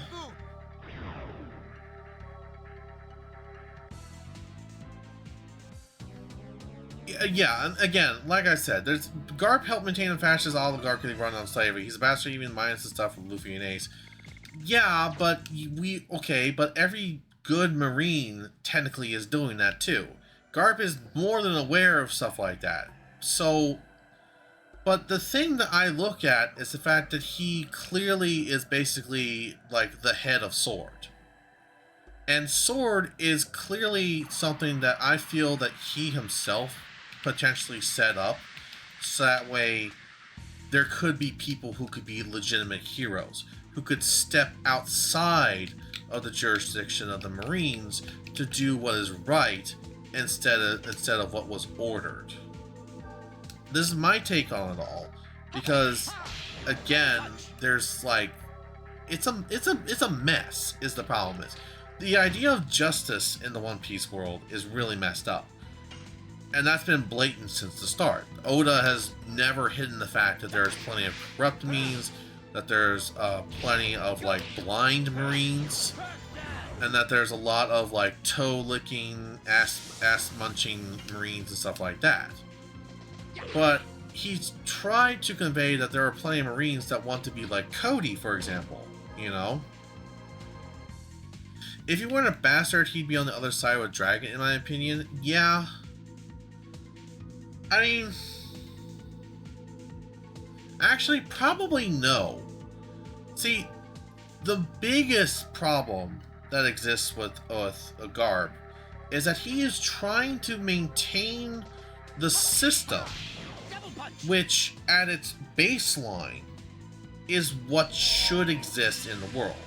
A stable, solid governmental power that protect. Oh. Well, I'm still going to rant about this. Me. Garp is trying to maintain the system that exists for the Marines, because at the core, the Marines are what you should have in a system of government. If the world government is going to exist, and if you remove the celestial dragons, it's not a bad concept, because as we loosely saw with like the Gathering and the Kings and stuff, they're able to come together, make big decisions, and in general rule over the world in such a generally unified way, especially since none of them are over top of one another. Like, the image that is projected to the world is good, and Garp wants to make that image a reality, in effect. And he works within the system to try to do what he can.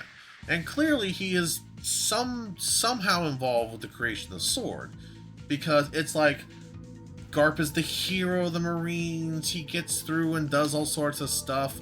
You know, he steps in and deals with the Protoroc Marines. You know, he does whatever he wants.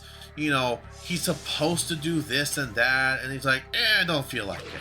Because he knows that, you know, obliquely it would go against his morals, and it would also just generally be just kowtowing to the rules that are meant to suppress people that are doing good things, but not under the Marines' authority. But there's a problem. Working within a broken system to fix the system generally doesn't work. I mean, there are plenty of plot lines that exist in video games and otherwise that showcase that it's not supposed to work. So that, in return, feeds into the fact that Garp is a flawed character.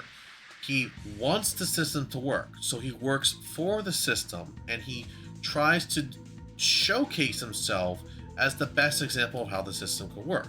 And he's really lucky because all the people that he works with generally believe the same thing. But, as a result, they also have been written off because they're a part of SWORD, for example.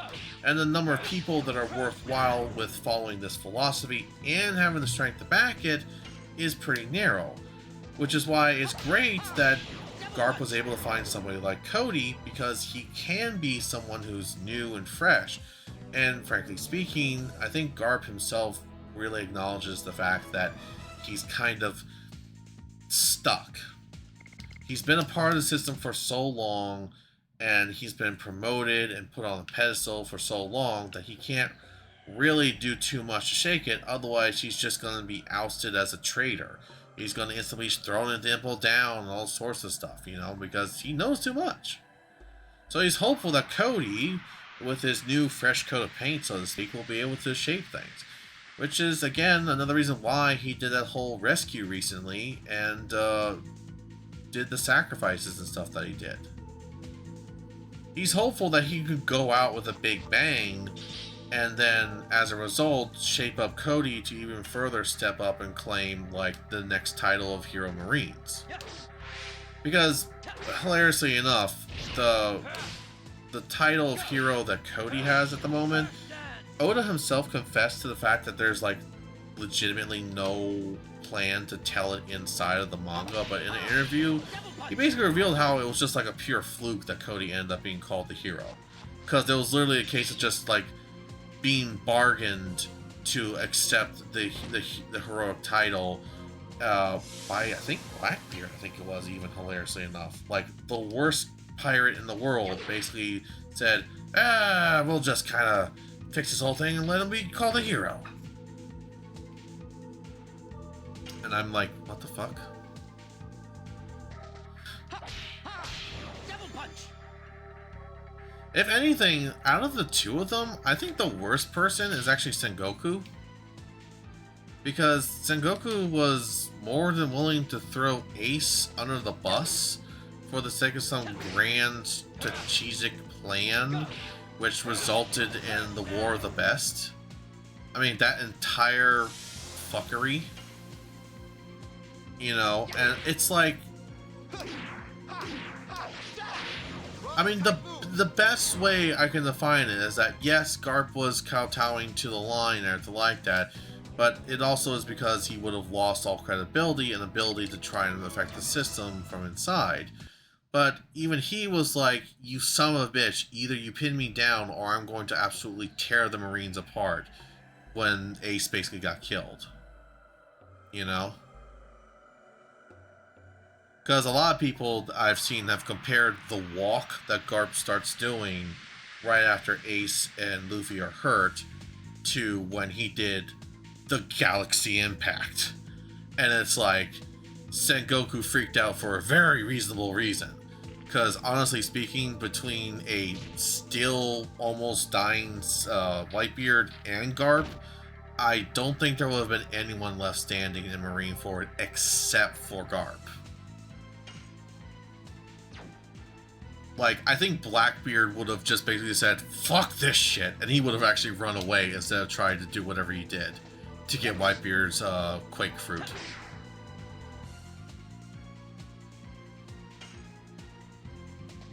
Double punch. And that's my ranting about One Piece for today. Holy shit.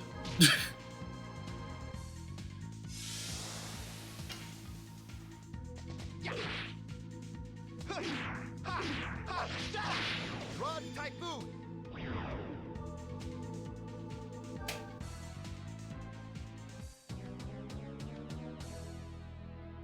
Left it hanging after Dressrosa arc? Oh. Huh. Well, I mean, if you're talking about the anime Dressrosa arc, that's pretty understandable. Oof. And a lot's progressed, actually, since the Dressrosa arc.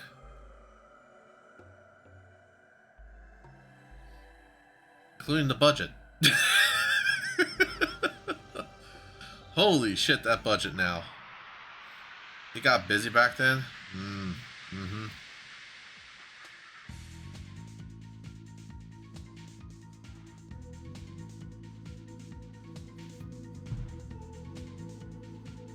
I'm missing like 300 plus episodes.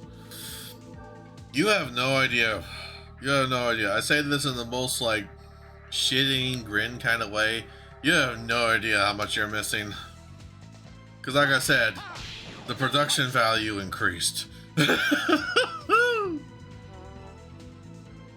And yes, I'm still alive, Cliche. Hi. Good to see you, dork.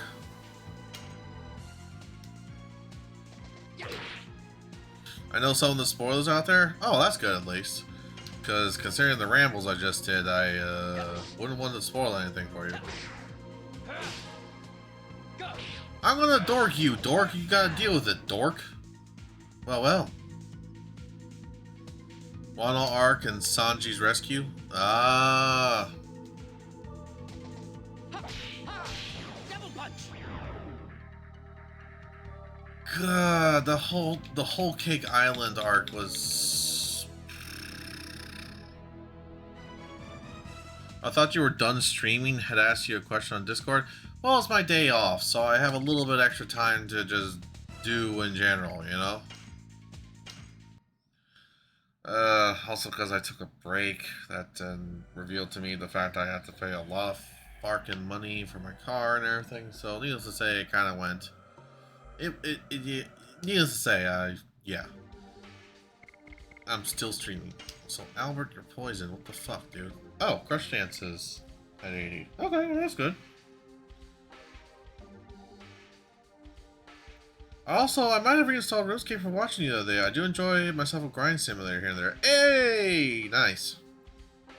Yeah, I mean, if you got some free time and you want something on the side to focus on, RuneScape is really, really, really good. I mean, I always planned to do it since I started playing it, but I have been playing it at work in downtimes to, like, help my brain detox. And it's super helpful because of that. Like, it's not very intensive and everything, and I definitely avoid the wilderness while I'm at work. Speaking of that, I've been trying to grind up my agility to 56, so I can have the best success with Guardian of the Rift run. Oh, hang on a second.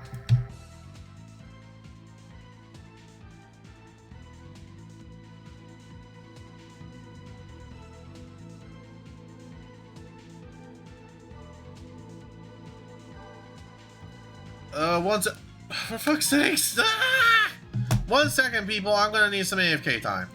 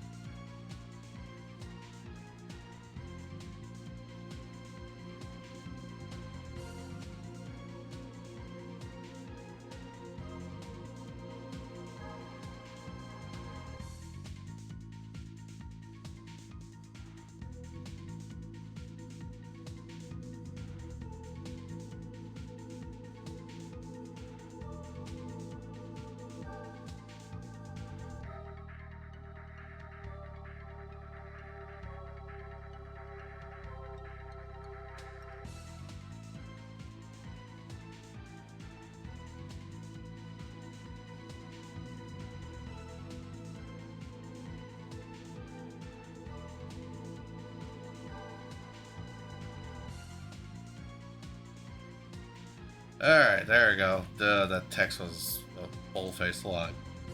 But in a good way. Alright. Had to deal with a bug. I looked at it, could confirm, was not Inu. I'm conflicted if I should buy premium again for the time being too. First thing I got greeted by was you have no room in your bank. Ooh. Ooh. Well, I mean, the only thing I'll say about it is that the great thing about RuneScape is that it's free to play. The bad thing about RuneScape is that the membership has legitimately the bulk of the gameplay. There actually is some good amount of content. You could legitimately just spend your time grinding each of your skills up and stuff like that, so that way you have an easier time at doing all the content in premium by the time you finish. And that was something that I loosely was pushing towards at first. And I managed to get into the 40s for a lot of the more generically necessary things like combat, defense, and magic and everything. So I had a pretty decent time playing free to play. Then it just got to a point where I was just like, honestly, I'm enjoying this game so much, I really want to be able to play like the rest of the map and all the other content. And I do not regret paying for premium. Thank you, Biscuit, by the way, again for that, because you're definitely the root cause of me being able to afford it. And the gameplay is super fun, and I can do it a couple times here and there for After Dark streams and otherwise, because it's gameplay, it's content, it's a lot of zany chances. I mean, my god, today alone, right before the start of the stream, I played it for a while because I was dedicated on getting that level 56 agility, because I want to be able to go to the big Guardian remains and mine out the stones easily for the sake of Guardians of the Rift. And I went into the wilderness agility course. And despite there being literally nobody there for a good long chunk of while, the second I thought to myself, well, I'll try to build up so I get weight a little bit of XP bonus whenever I turn in the tickets. That's no big deal. I don't have any money, I don't have any gear on or anything like that. I have a singular knife and a summer spy, and that's about it. So, yeah, okay, that's fine. I'll build up to like 20 tickets or something. No big deal, right? PKer spawns in on the backside of the pipe passage for the start of the agility training course, walks around, and doesn't just start attacking me. No, they're a high-level PKer because they have the helmet and everything like that. So it's on top of everything, they're a high-level PKer, and they just frost barrage me, freeze me, snipe me with a bow and arrow, and I die. And I'm like, and I literally managed to type out at the last second, kind of pointless. And then I come back, and then nobody's there again. And then I just start running the training course again. PKer shows up in the exact same spot. I said, kind of pointless, my dude. And then I proceed to die again. And I go back for a third time. PKer is right there. Actually, even better, the PKer ignores me at first, and is doing the course themselves with some very low-level gear that they clearly picked up from, like, Lumbridge's general area. And then I'm like...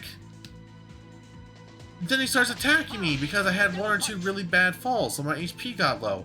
And I was like, dude, come on, I'm just trying to complete the course.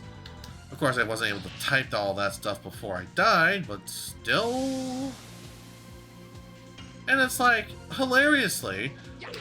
One late night, there was somebody else who was on the training course a couple days ago, and when I went there, they ignored me.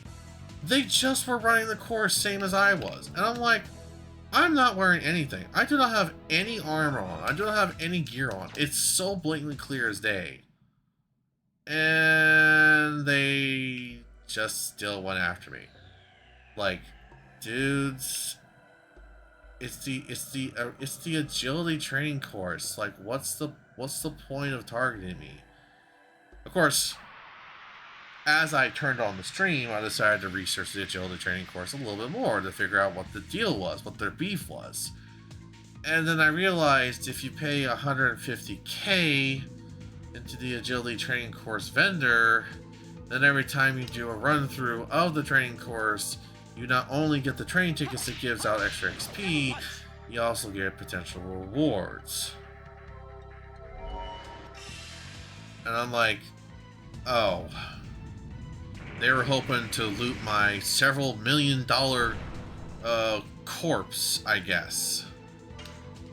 And they got an iron dagger from the goblin hut outside of Lumbridge and like 2 pieces of tuna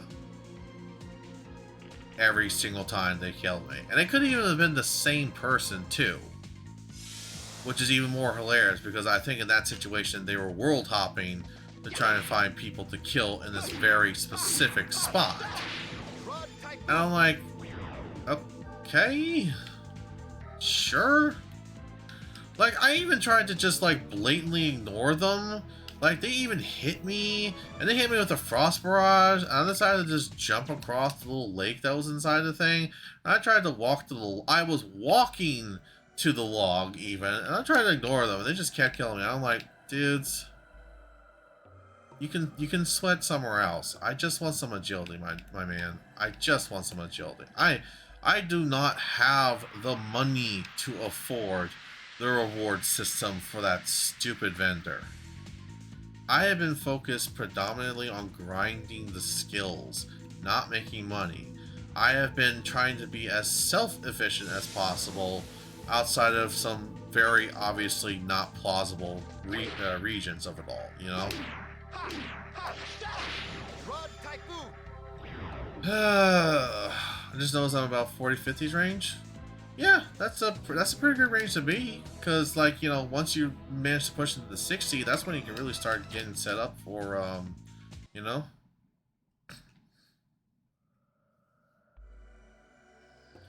Some people don't notice the lack of gear or the carrier of the millions of gold. Yeah. I mean, to be fair, there is the type of people who do, like, anti-PKing, in which they don't wear any gear to bait them in. So that way when the attacker gets skulled instead of them, they can turn around and get the whole reward casket at the gnome stronghold and stuff like that. I'm like, I know why you're doing it. I know why you're doing it. I don't approve of it.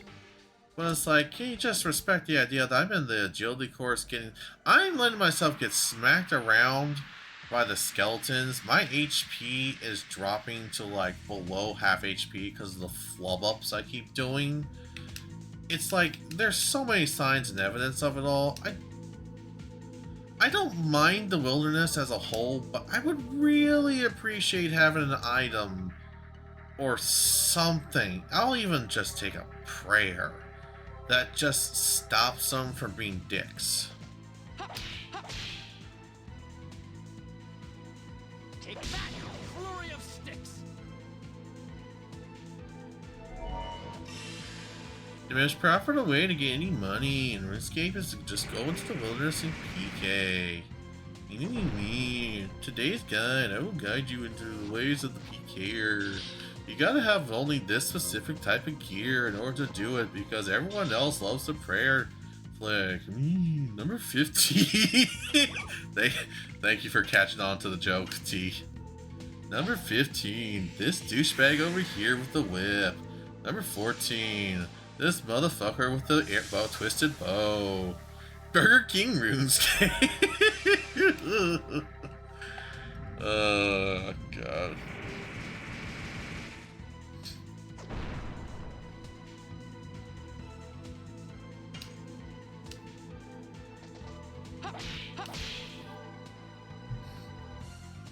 Take that.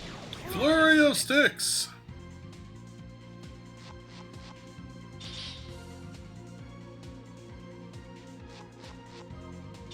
BK owns Tim Hortons now. What? What unholy statement did you just make, T? How did they reach into Canada like that? How? How could you let them do that?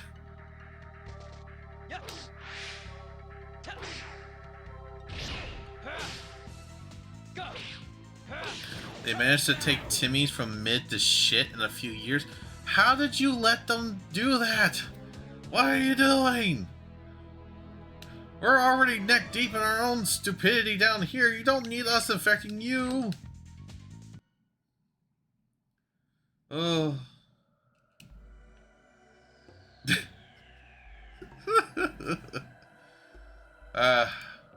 I didn't let them. I'm out here protesting the system. There you go. Well, time for some food here. When I'm back, I might increase my fortune of 13 million gold. Hey, at least you have millions of gold instead of barely 100,000 like me. One day I'll eventually start the boss grinds. Actually, I'm very close to being able to start the barrows, so wish me luck with that.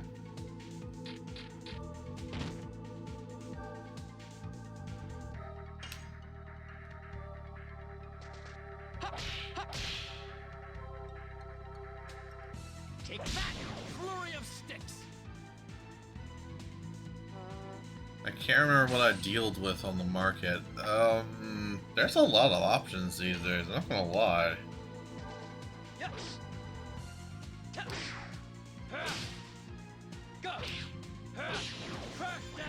think back then I spammed adamantium picks. Honestly, that's not a bad idea.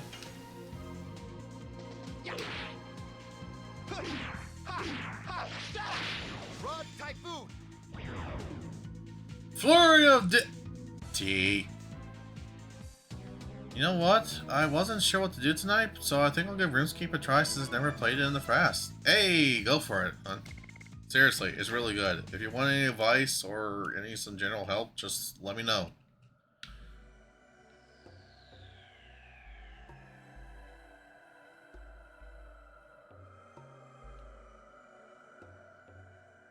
Flurry of dicks. Oh god, I have something on the mind. No, I have you on my head. I don't know what's on your mind. Maybe it's Arachne.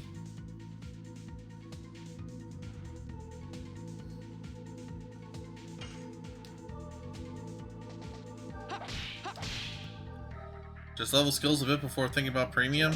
Yeah. Oh, that's... You know what? That's the primary and only real tip I suggest for you. There is an adventures guide thing that a lot of people can start off with. My suggestion is that at minimum, finish all of them. The adventure guide will lead you down the path of combat as well as the path of skills. Complete all those and get those rewards to kind of gear yourself up and also just get familiar with a ton of stuff. And then the only other thing I would probably suggest is do all the free-to-play quests. Thinking you mostly feel the need of premium at about 30 to 40? Yeah. Maybe Task because she runs OS? Yeah. That's it. Grabs T, puts her in my lap, squeezes. Uh-huh.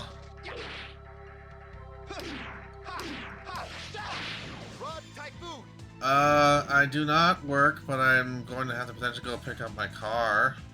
I think you mostly feel the need of premium at about 30 to 40. Yeah, because that's about where the adventure guide thing actually ends, so, you know.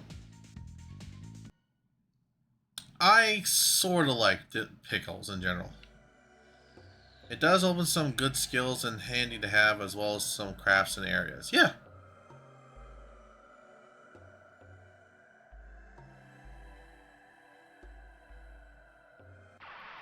I was going to invite you to some abiotic boopter. Oh.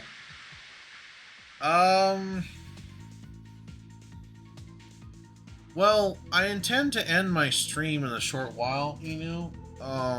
So I might it's gonna be super quick, honestly speaking. So I might be able to hop in and join you in a little bit afterwards, but it'll be like 2 hours from now. I make homemade pickles. I love pickles. I wanna pickle things. Like I do wanna start pickling stuff. I think we actually talked about that when I first met you. But I haven't done it yet. I'm a Disney Princess House Witch minus the Disney part. Well, I'm sure you have a lovely singing voice. tickle pickle. No tickle the pickle. Alright, everybody's either poisoned or dying. I'm like, oh my god.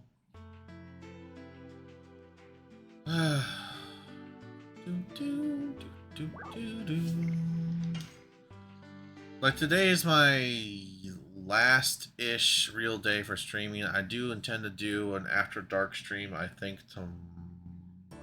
tomorrow.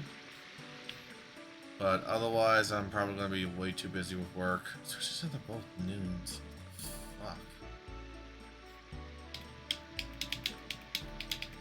What? Well, pickles! Who gave you permission? Jar lid pop. Oh. Well, they better be crunchy at least.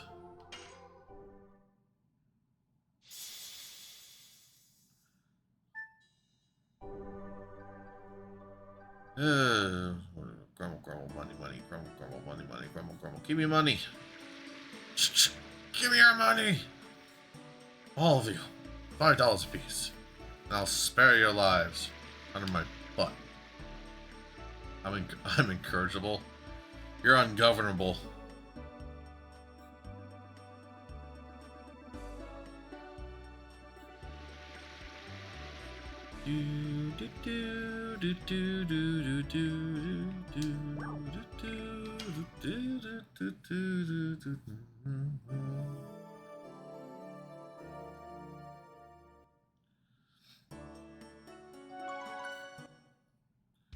I forgot how long the grind was between the Dragoons. See, the problem is I have to accumulate enough SP in order for it to rank up, so you know, I do what I want, and what I want is skirt go spin, destroy institutions of power, and eat pickle. Valid. Based. Fair. All the above. Finally, Albert got to level 3. God, I mean, Albert took so long to get to level 3 himself. Like, that was accumulated over Lavitz and him. It's like, eh.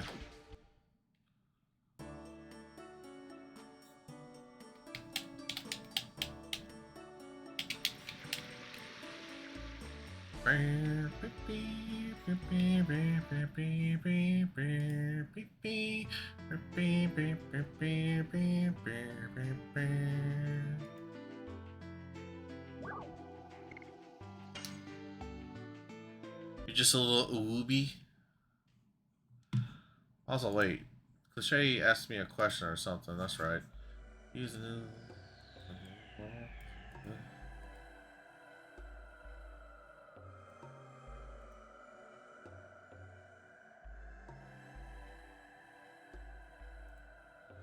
Cliche, you still here? Motherfucker. He ain't on the list. Also, I pet Protofloops. That's a pastime. Well, yay! I will approve all pets. Thank you.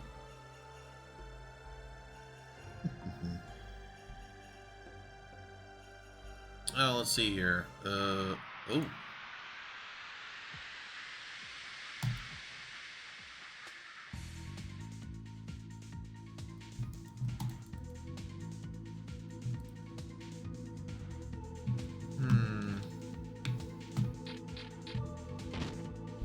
I see. So that's what Splat was having. Solus. Oh, Solus. Huh.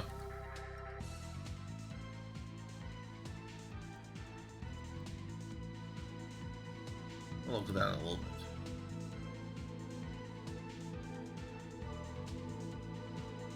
Alright, let's deal with this motherfucker. Rod Typhoon! Man.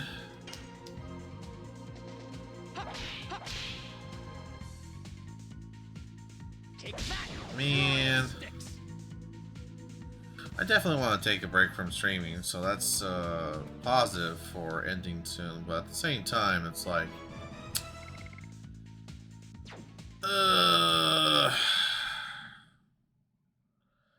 feel like the second I stop streaming, I'm just gonna grab a nice meal and some moonshine and just call the rest of the day. Well, I'm like, well, want to eat white meat chicken nuggets, watch Hunter x Hunter reboot, and possibly eat edibles?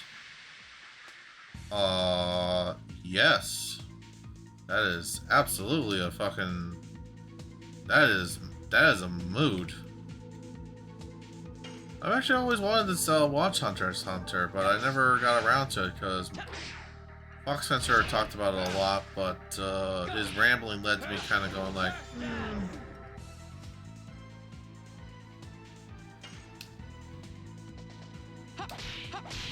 Nuggies first, then we can talk about the rest. No, just kidding. Flurry of sticks. Nuggies. You know what? That gives me an idea for what I will eat for the rest of the day. Spoilers, it may or may not be nuggies.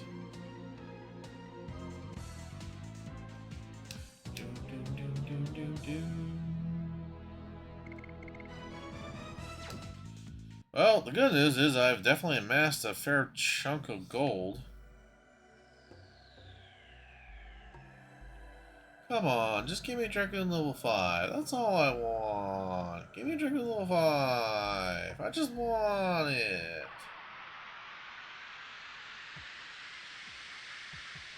Get some more gold so you can get me Wendy's. I mean, I'm not joking. I am contemplating the family pack of goddamn Wendy's Nuggies. Yep.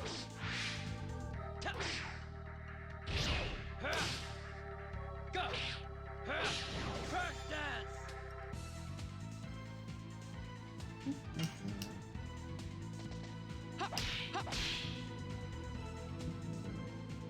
Take that, flurry of sticks.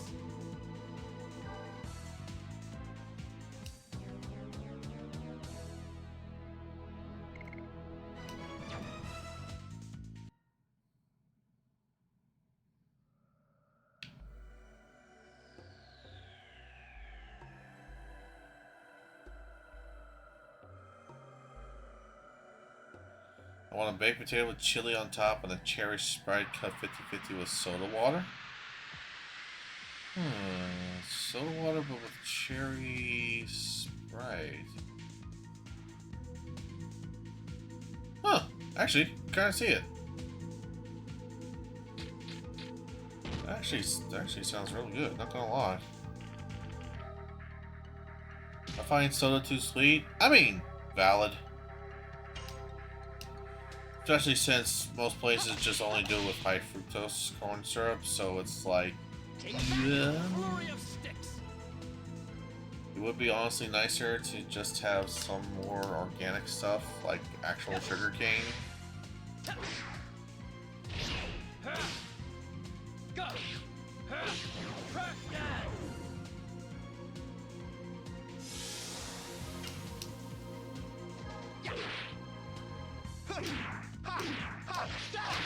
Rod Typhoon!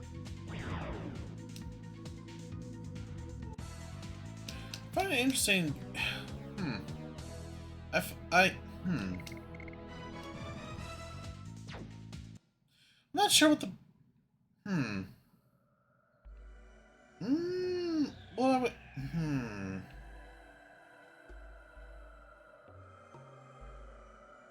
Sometimes I wonder why the elemental weapons were placed the way they were in terms of location and availability. Because I still find it weird that I picked up the fire damage sword right before I basically have to fight a ton of fire resistant enemies.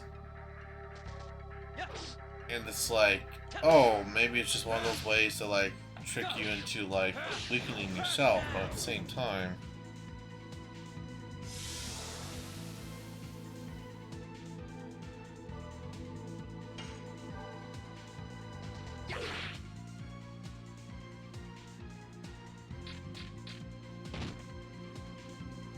it'd technically be healthier if they didn't use as much.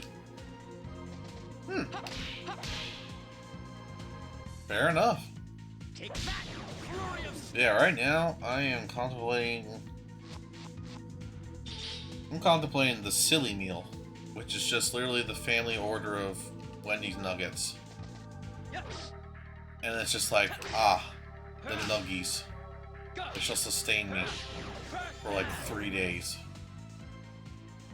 And what I like to do too is I've actually done this before. I'll get it, and I'll eat as many nuggets as I want to. Then I'll put it in the fridge, and then I'll just warm up the oven, pop them onto a tray. Well, when is Nuggets gonna get here?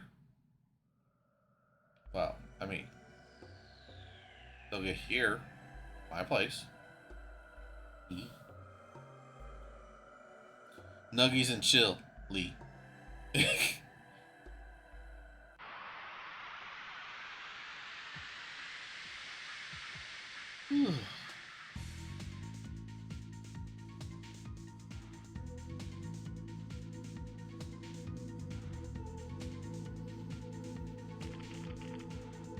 Macro girl named Wendy's. These nugs. Oh my god. I'm just gonna pinch your face between 2 fingers and squish it. Just pinch, just squish your cheeks. Squish, squish. Squish, squish.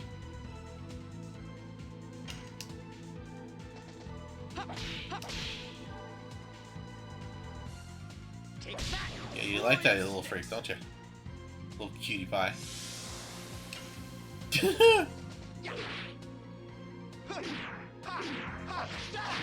Run, Typhoon! Ain't nothing but a horn dog. Dee, dee, dee, dee, dee, dee.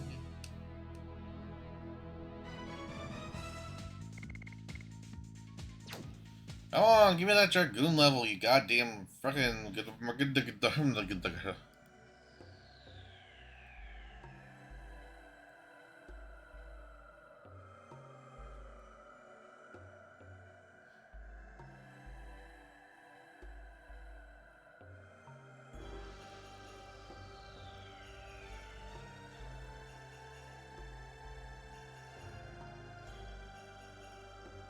Uh.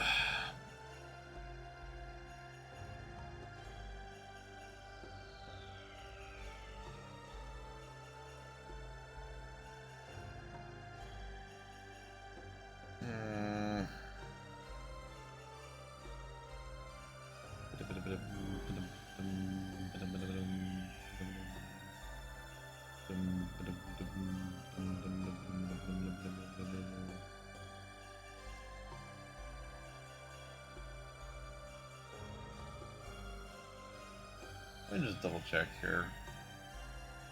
Oh, I need 20,000 SP in order to get darts to level 5. I have no clue how much I've accumulated. Oh.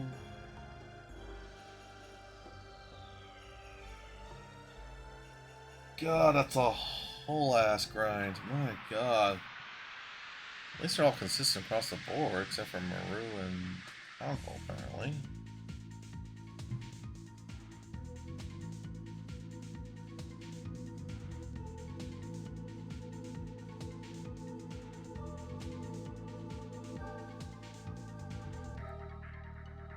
Logan, if you want to smush, do it in DMs, not in front of the onlookers. They do what they want. Damn straight. Thank you for answering for me, Biscuit. I do what I want. You're all here. Like, take for a moment to contemplate this. If you pulled up to the drive-in as it currently stands, then all your cars are parked behind me watching the screen as I comment and everything like that, right? Which means you all are just ogling my butt if you look back at me. And I got the big old stompers too.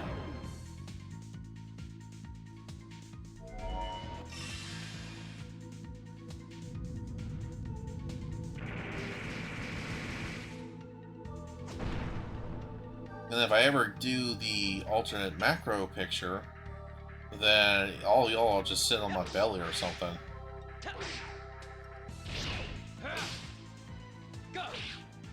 How long do you plan to keep going for? Not unlike B4's pick. Yeah, pretty much not unlike that picture by B4, which was super nice of you, B4. Yeah, thank you. And honestly speaking, I'm kind of feeling it right here, folks. There is still a lot to do in terms of grinding and everything like that. I mean, that SP meter thing kind of surprised me. So I'm gonna say right here, and I'm gonna say that's the end of the stream. That is a solid 7 hours according to the counter. So that's definitely more than enough. According to this, I've played almost for a total of 24 hours. Wow. So, with that being said, we are gonna go raid. Well, you know what? I kind of want to invade, Kajix, actually. Yes, I might end up on Inu's stream, but let's be fair, most of us are familiar with Inu Kazane. Anyway, so I'm gonna go invade, Kajix, who looks like he just started streaming himself. Looks like he's doing... what's he doing? Persona 4 Golden. Oh, very lovely. So...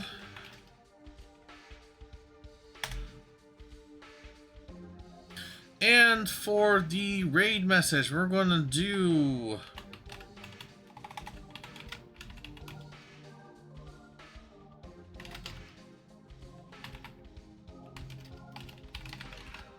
Well, well, it's a Protoroc raid. Well, well.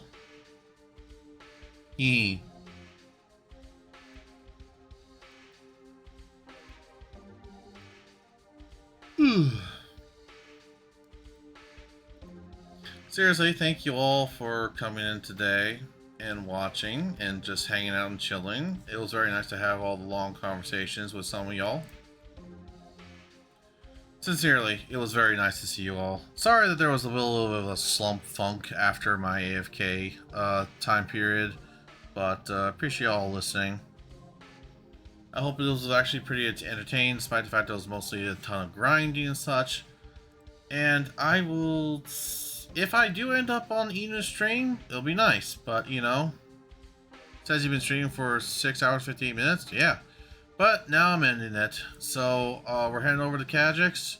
Thank you all so much, thank you all, and have a nice day, and I'll see you all next time. Bye-bye!